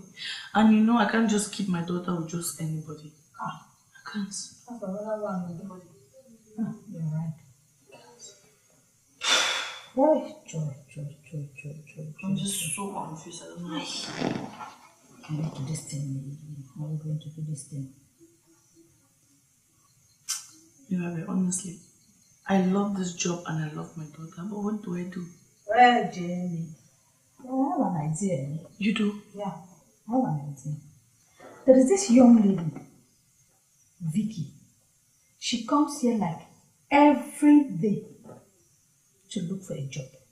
She has been pestering me, Mom, please, I need to be your house help, your nanny, or anything. But I'm like, all my children are grown up. What do I need a nanny for? My sister. Do I want to spoil this big girl? So I go and look for a nanny for Berry. Mirabelle, you and this your thoughts. I cannot look for a nanny for her. No, I cannot destroy my children. They can work. So I've been telling her that I cannot employ her. And she has been crying here every day. I was like, if I see a job, I'm going to connect her. And now I think that girl will be of great use. Yes. You can employ that young lady, keep her in your house, and let her take care of Joy. If that's the case, then I'm happy. It's okay. It's okay. It's okay. I said, I know this girl. I know her parents. I saw this girl grow up. Her mother is very soft and tender, very soft woman. And this child took everything from her mother. Honestly, I was thinking like, what am I going to do with this child? No, don't bother yourself so much. Yeah, I'll bring her to your place. Exactly one of these days. Thank you I'll so bring much. her to your place one of these days. I'm happy you are happy with the idea. You just took my stress away. Thank you so Sorry. much. Relax. Mirabelle, solution mama. Yeah. I trust you. Solution mama. Yeah, so now you are. I'm so relieved, honestly. So what can I offer you? What can I cook for you? Please, just give me water. You filled my stomach already. Just give me water. I see you want. I don't want to give you water. Thank you. I'm telling you. I was like, how can you cry when you have me. You can't have a solution. Mama, solution. Mama. Mirabe, I trust you. You should trust me. Yeah. I will give you that young lady. She's as nice as the mother. I'm telling you, I saw that child grow up. You know what? I'm okay. I'm fine now. I can go home. I'm happy. No, with me, you always have your Of course, I trust you. Solution, Mama. Yes, I know, right? Thank you so much. Mama, solution. Yes, hey. Don't joke. Solution, Mama.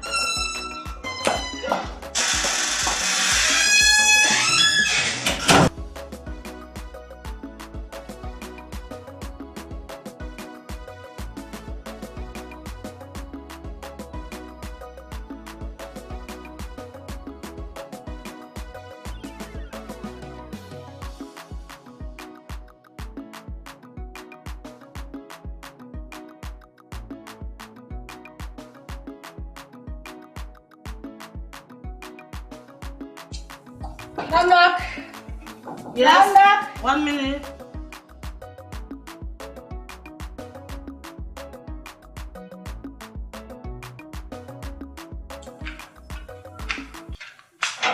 What do we have?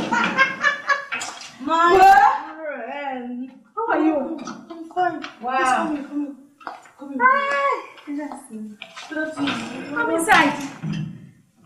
I told you I was going to bring somebody. You look like you've not gone out of this place this morning. I've been working. Please sit down. Are you still thinking of that thing? I told you I was going to get somebody for you. I trust you. This is that person. Vicky! Look at your new madam. Hey, that's your new madam. You're welcome. What do I offer you people? Nothing for the moment. Nothing? I'm okay. Oh, are you going to take something? Hey, okay. Yes. I'm sure she has told you everything. Everything. I told her everything. I trust you. Yeah. Okay, as you can see, I'll be traveling next week. So I want you to come and stay here for some days before I go. Hey? Is that okay with you? You mean I'll be staying here? Yeah. Where's my daughter? Where's Joy? She's upstairs doing her assignment. But Let's I can get get her her for you. for Let me see Joy. you. Sister. See, Joy! let me tell you something. Baby! You see this, my friend, she's a very nice person. You will be fine. She's traveling to America. You might one day find yourself in America like joke like that. Just be, that is, you have to obey her. Take care of that baby very well. Hey, it's not my daughter. I can't wait to hug you. Mama, how are you? Sit by me, sit by me. Hi. You grow every day. Sit down, sit by me. You're looking so beautiful. Thank you. Who made your hair? You're so beautiful. Thank you. Joy. This is your new mommy. She'll take good care of you while I'm gone. Why the face? Why the long face now, Mama? I brought you granules. I know you love chewing, eh? Why the long face? Baby. Come on, give me a smile. Hey, I brought you. I know you love granules so much. Baby. Go and come.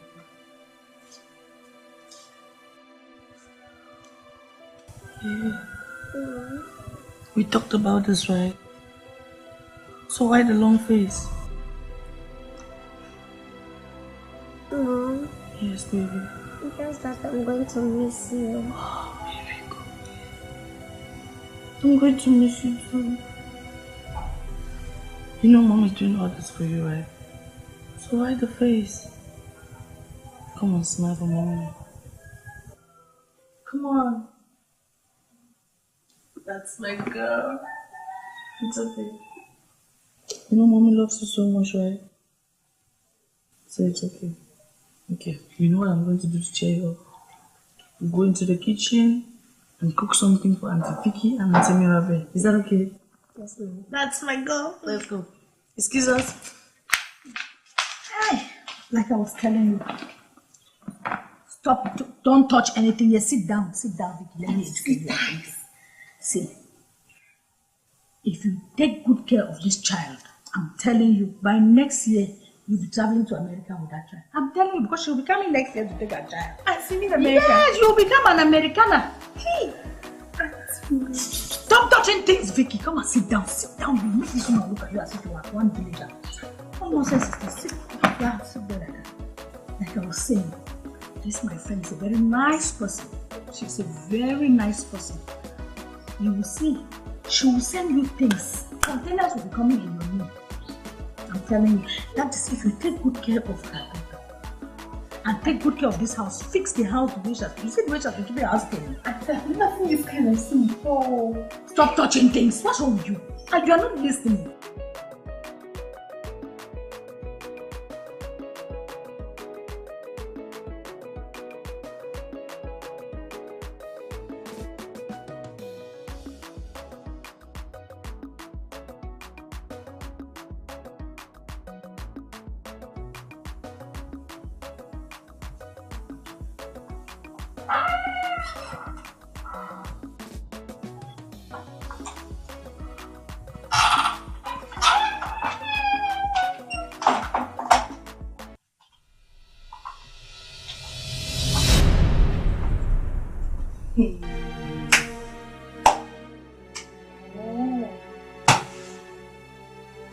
At 4 a.m. You're still sleeping very comfortably. So, because I took over your mother's room, you now want to take over mine.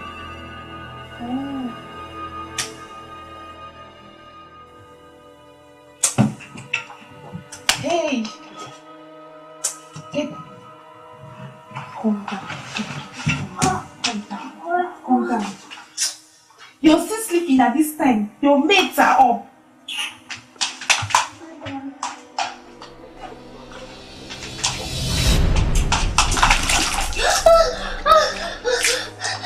Sleep! Sleep now! Sleep! Get out of this room and go and start cleaning this house.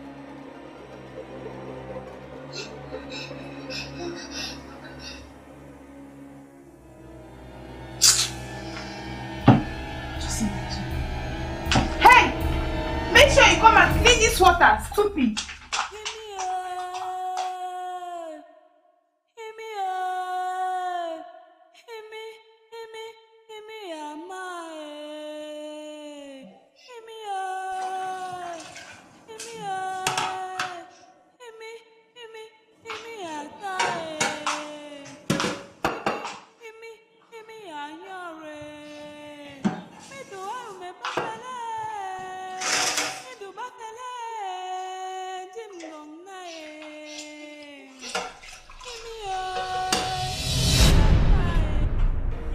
What are you doing here?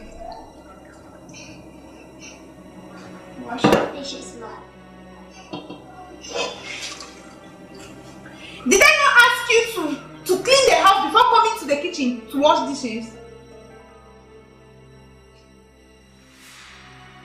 You did. And you are still standing here, waiting for me to shout.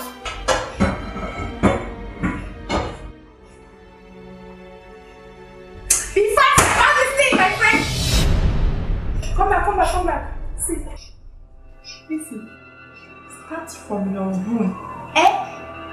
Clean everywhere. If I see any small dust anywhere, you start from top. Go! Come. What is this thing doing here? Carry it back to wherever I got it from.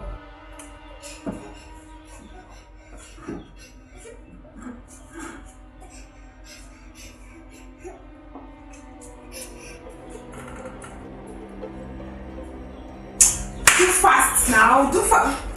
Do fast.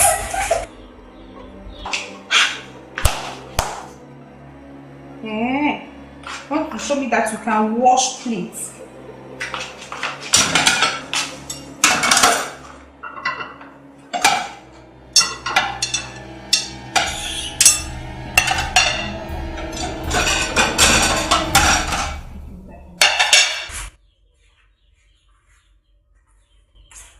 Where are you?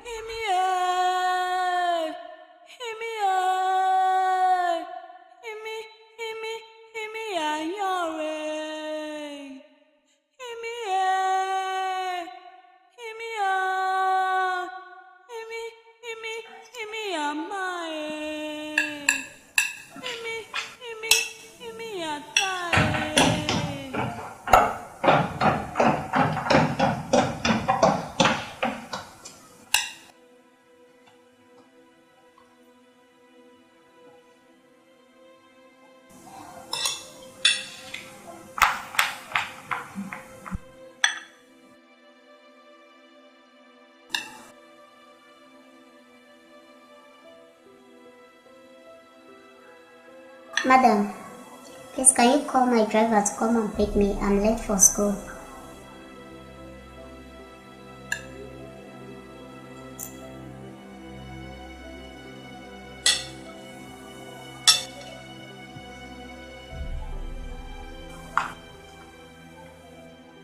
Are you done with the choices that I asked you to do?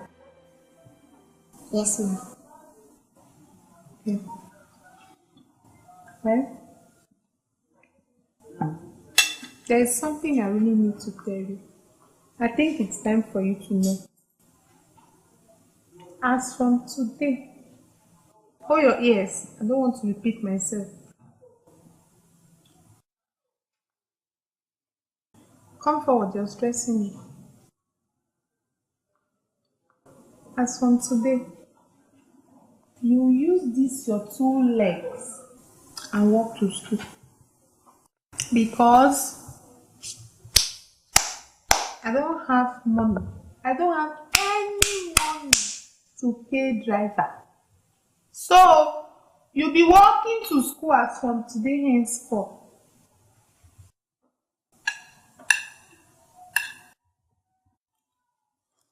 But madam, it's my mom that is paying, it's not you.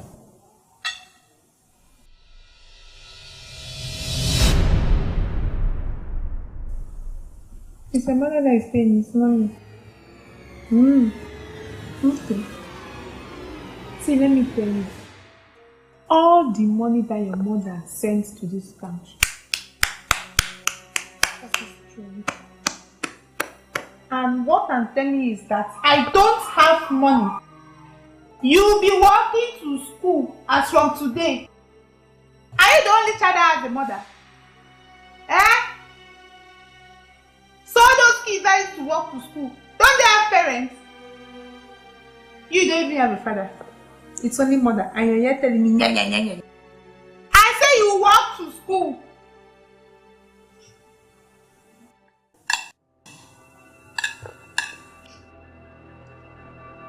Madam, what you're doing is not fair.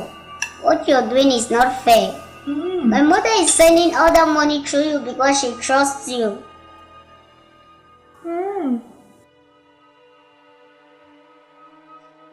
See, if you don't want to go to school, follow these stairs and go back to your room.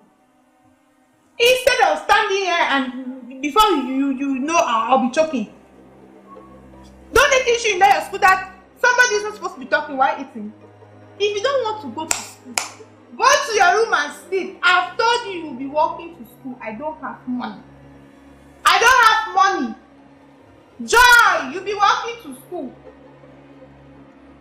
Get out of here! I don't know as a mother.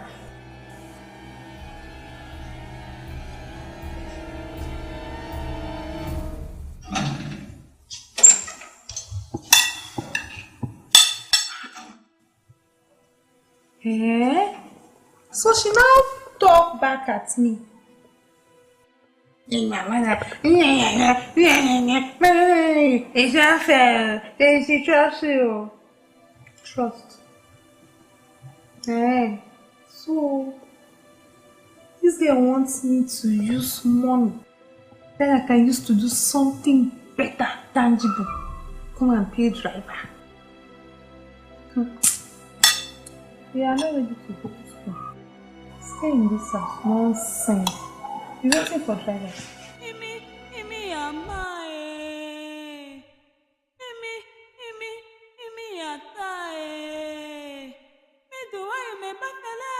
Joy! Joy! Madam!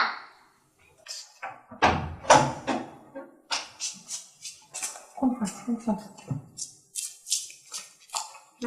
I can see.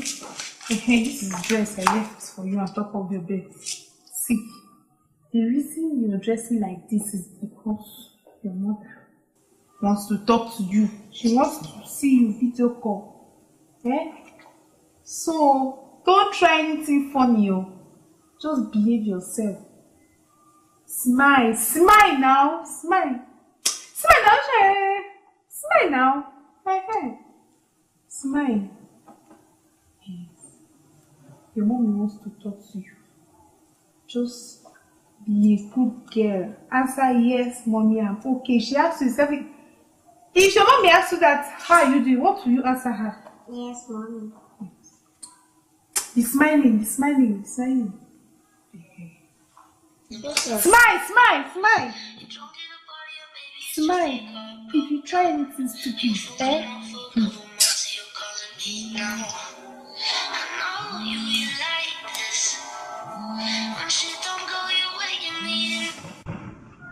See. Smile, be a good kid.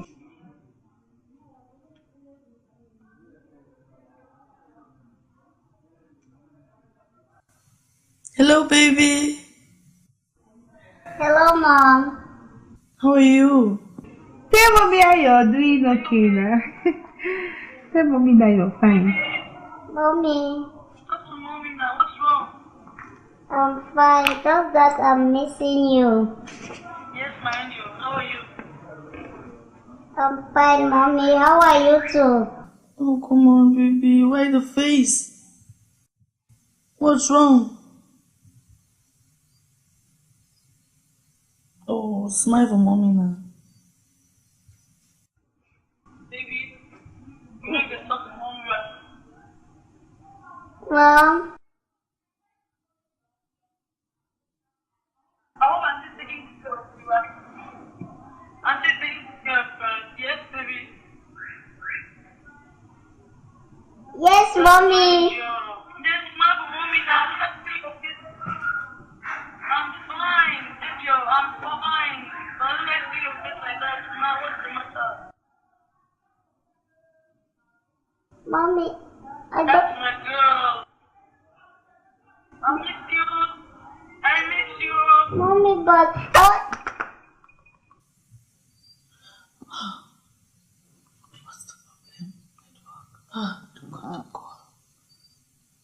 I'm sure it's network.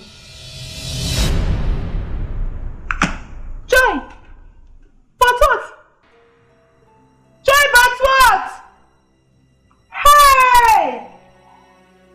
So you wanted to put me in trouble? No, Ma. So what's the but about? But what? Hey! But what? But what? Joy! But what? But what? But what? But what? I told you. But what now? But what? Hey! You wanted to put me in trouble just like that. No! But what?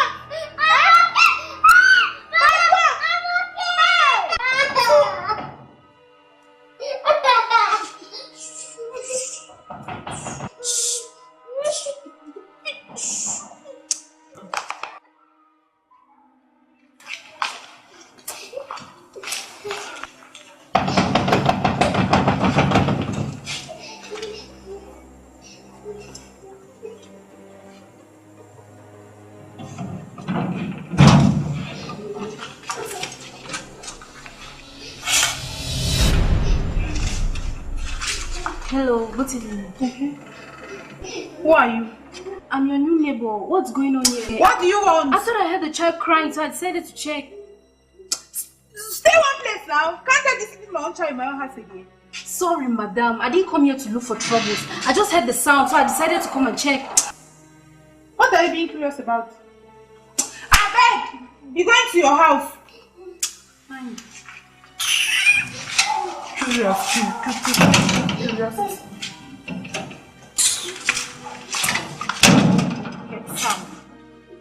Hey! So, it's not just your mother. You don't have neighbors.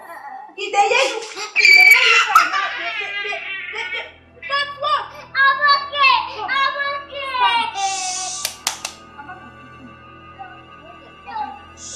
Smile.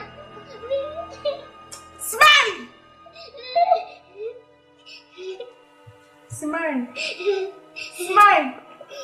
Smile. How are you? I'm fine. How are you?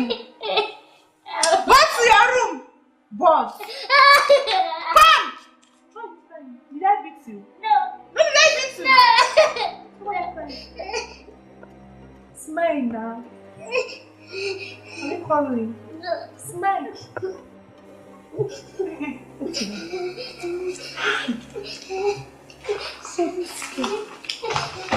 Tell her mother. But. But. Bucha bisi sungsi, Jesus ni umi boy. Bucha bisi sungsi, Jesus ni umi boy. O buchi wanrim si sungsi akupor. Hello, ma. Good day. Good day. Yes, can I help you? I was wondering if this is the house of Madam Jennifer. Oh yes, but I'm not sure she's in Cameroon. Ever since I moved into this compound, I've just been seeing her, Joy, her daughter, and her nanny. I know she's out of the country, but ever since she left the country, her daughter Joy has not been punctual in school. And every time she comes to school, she always sleeps in class. So I don't know what is happening. I would like you to do a favor for me, please. What may that be? Okay, thank you very much. Since you're staying in this compound and you live just close to them, I would like you to investigate what's going on, what's happening to her. Please, ma, I'm begging. Alright, I sure will.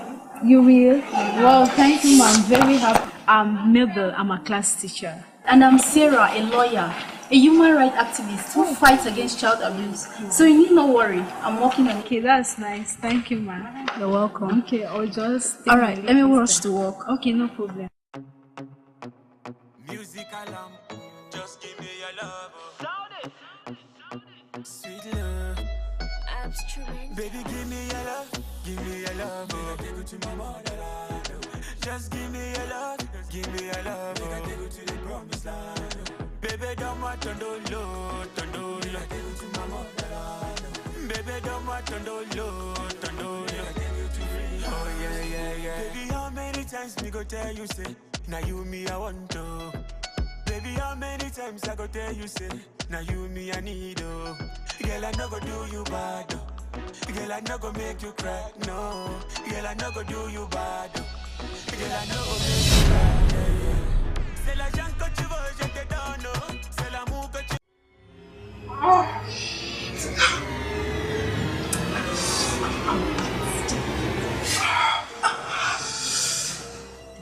Oh, nah. Baby, calm down.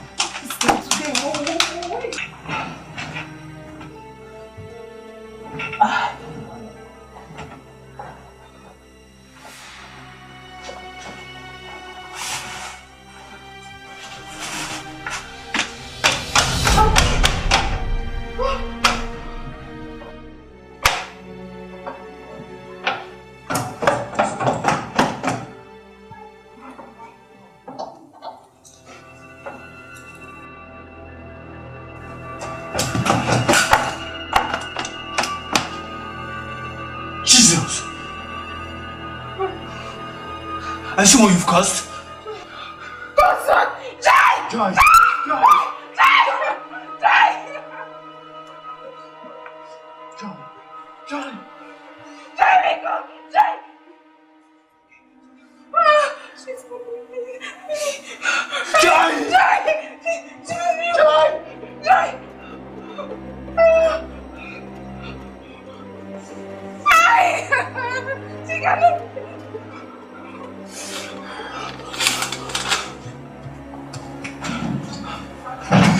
So what are we going to do right now? I don't know!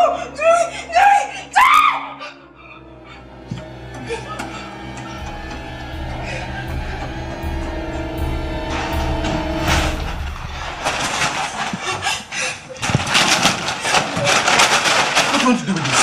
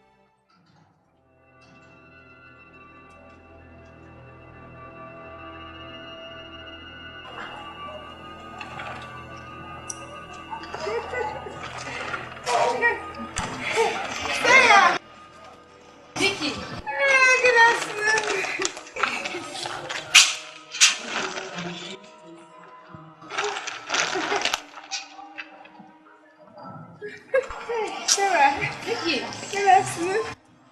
I tell you. This is my brother. He came to visit me, so I'm going to the park to see him, okay? Yes. Bye-bye.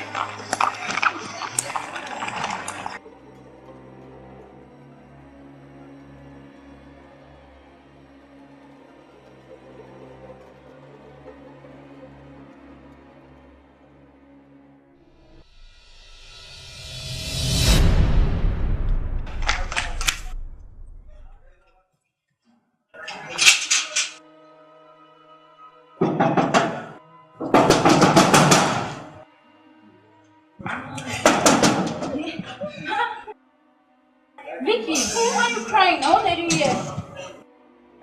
Joy. Mommy called me back. I saw Joy. I asked her to come to the house. I saw with a friend. Now I'm not seeing Joy. I've been in the house. Have you checked in her friend's place? I've tried. I'm not seeing Joy. Let me come. Let's go and look for her. Let's go. Hurry up. Did you check this in?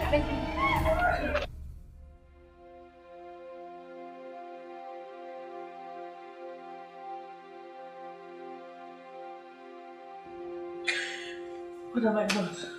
My friend, calm down! Calm down, Valen! Calm down! What have I done? Calm down! Stay quiet! Why are you crying? First it was my husband, and now my daughter. Oh, my friend, stay calm. They will see joy. I'm telling you, I'm not the one talking to you.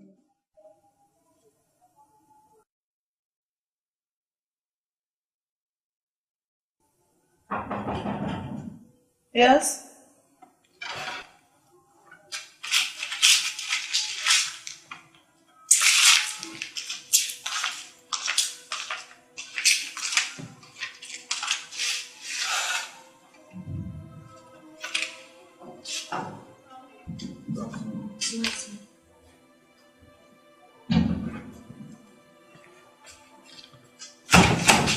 Please do make yourself well. Thank you.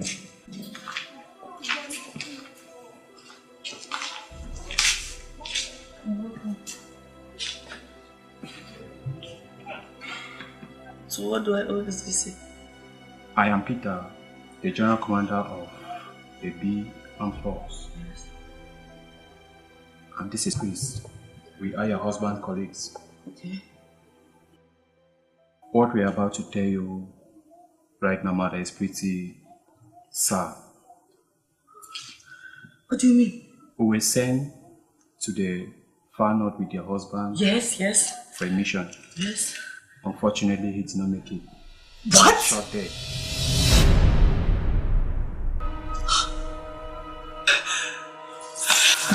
Chris! Mother.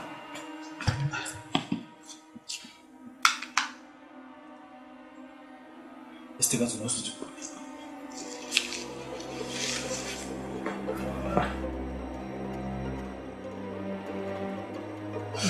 It is well. What have I done to this? It's okay. They will see joy. Don't see her. Where is my joy? They will see joy. Why are you crying? Where are you? You should not be crying.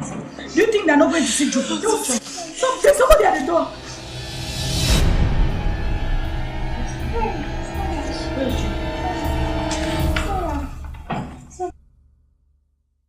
See joy. Where's my daughter? Madam, calm down, please. Did you say her? Madam, please calm down. Please be calm. Sarah, have you seen Joy? Don't bother, okay? Well, some months ago, I moved into this compound and I noticed the way Vicky here has been maltreating Joy. And I didn't like it. So, as a lawyer and a human rights activist that I am, I decided I was going to do something about it. Then I had the key to this house duplicated and I placed a surveillance camera there. I've been following her closely for like a month or two now. Then on this fateful day, I left the office earlier than usual. After anxiously waiting for her for over an hour, she finally walked past.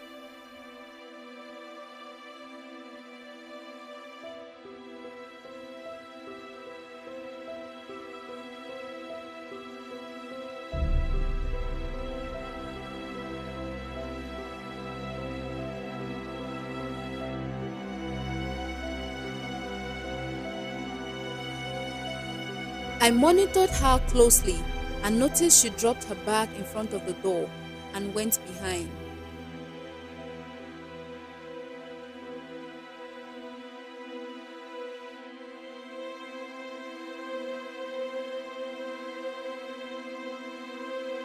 That was an opportunity for me to get closer to the gate. Then I noticed she left the gate open.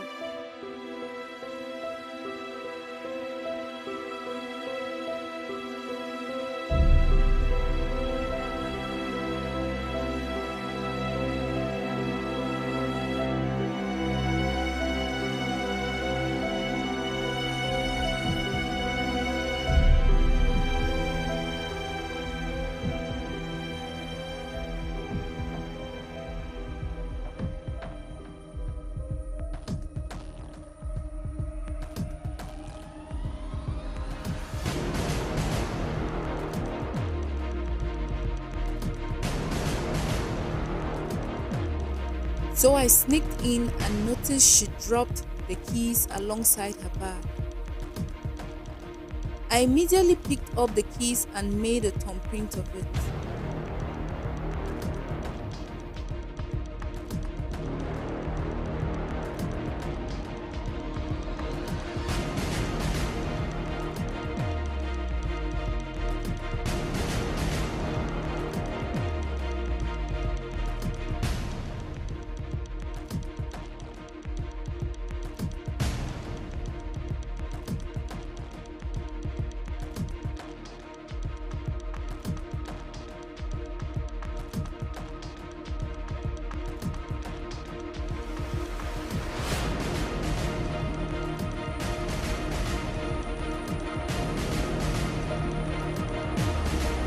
She got back and was so curious as to why the gate.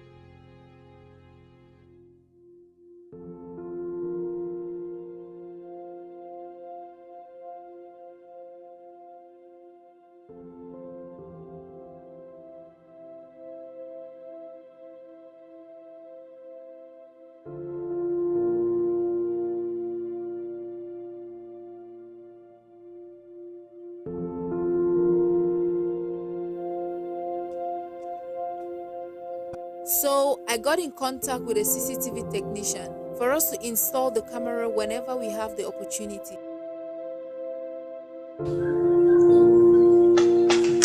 Yes, where have you been? I've been waiting for you the whole day. Did you get it? Yes, madam. All right. That's her place. She's not around. Let's go.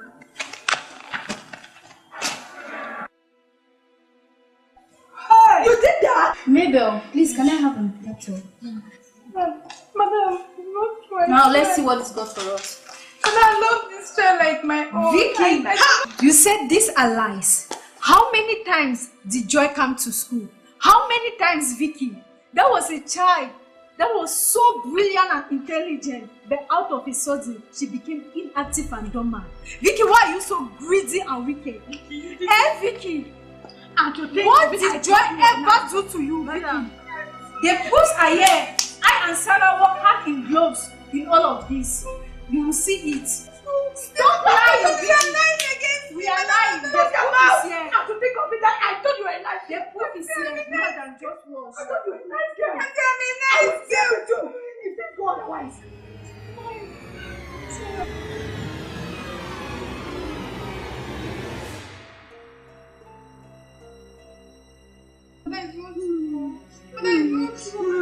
What am I saying?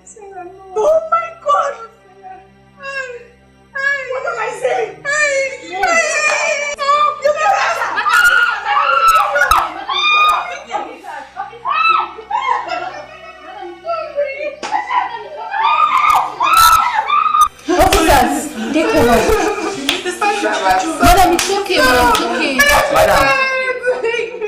I am Inspector John from the Central Police Station, Boya, and here is my colleague, Inspector Martin. Madam, you are under arrest for whatsoever you say will be used against you in the court of law. So you better remain silent. Officer, you have the right to a lawyer. If you don't have one, the court will provide. Move.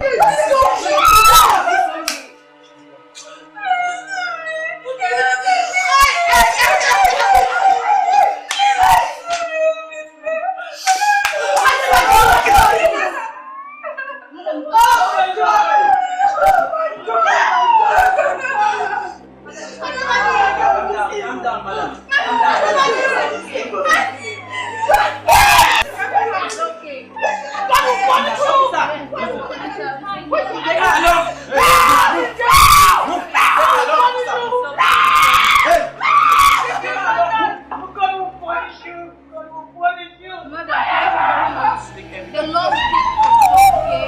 Everything will be fine. Please be calm, please. Thank you. Oh my God. Have a nice day. Calm down. It's okay. It's okay. Where did I go wrong? It's okay. It's okay. It's okay. It's okay. Why?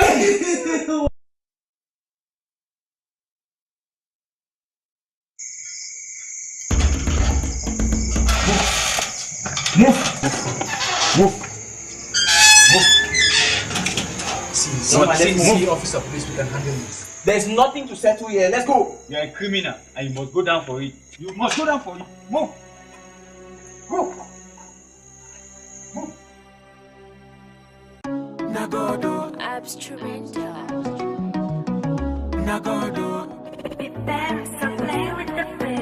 Nagodo, Nagodo, Nagodo, musical lambo. We are living today by His grace, oh yeah. Me, I'm living today by His grace, oh yeah. Beaucoup à mourir, mourir, mourir. Mais tu changes ma vie, ma vie, ma vie. Allez, allez, allez, alléluia, oh. Allez, allez, alléluia, oh Baba, oh. Allez, allez, allez, alléluia, oh. Allez, allez, alléluia, oh Baba. Say I dey shine today, Nagodo, Nagodo, Nagodo. Me I dey blow today, Nagodo, Nagodo, Nagodo. Say we dey live today, Nagodo, Nagodo, Nagodo. Say I dey shine today, Nagodo, Nagodo, Nagodo. Let me hear you say, I dey tell you say, let me hear you say, I dey tell you say, nice. Mona me akane, ngamafunga botange mobi humowe, baba kuku akibe kawe, yeah, akibe kawe, yeah. Yes for naga, yeah, name mobi mobi, yeah, yeah, chimo binga ni, yeah, and the girl will come mobi.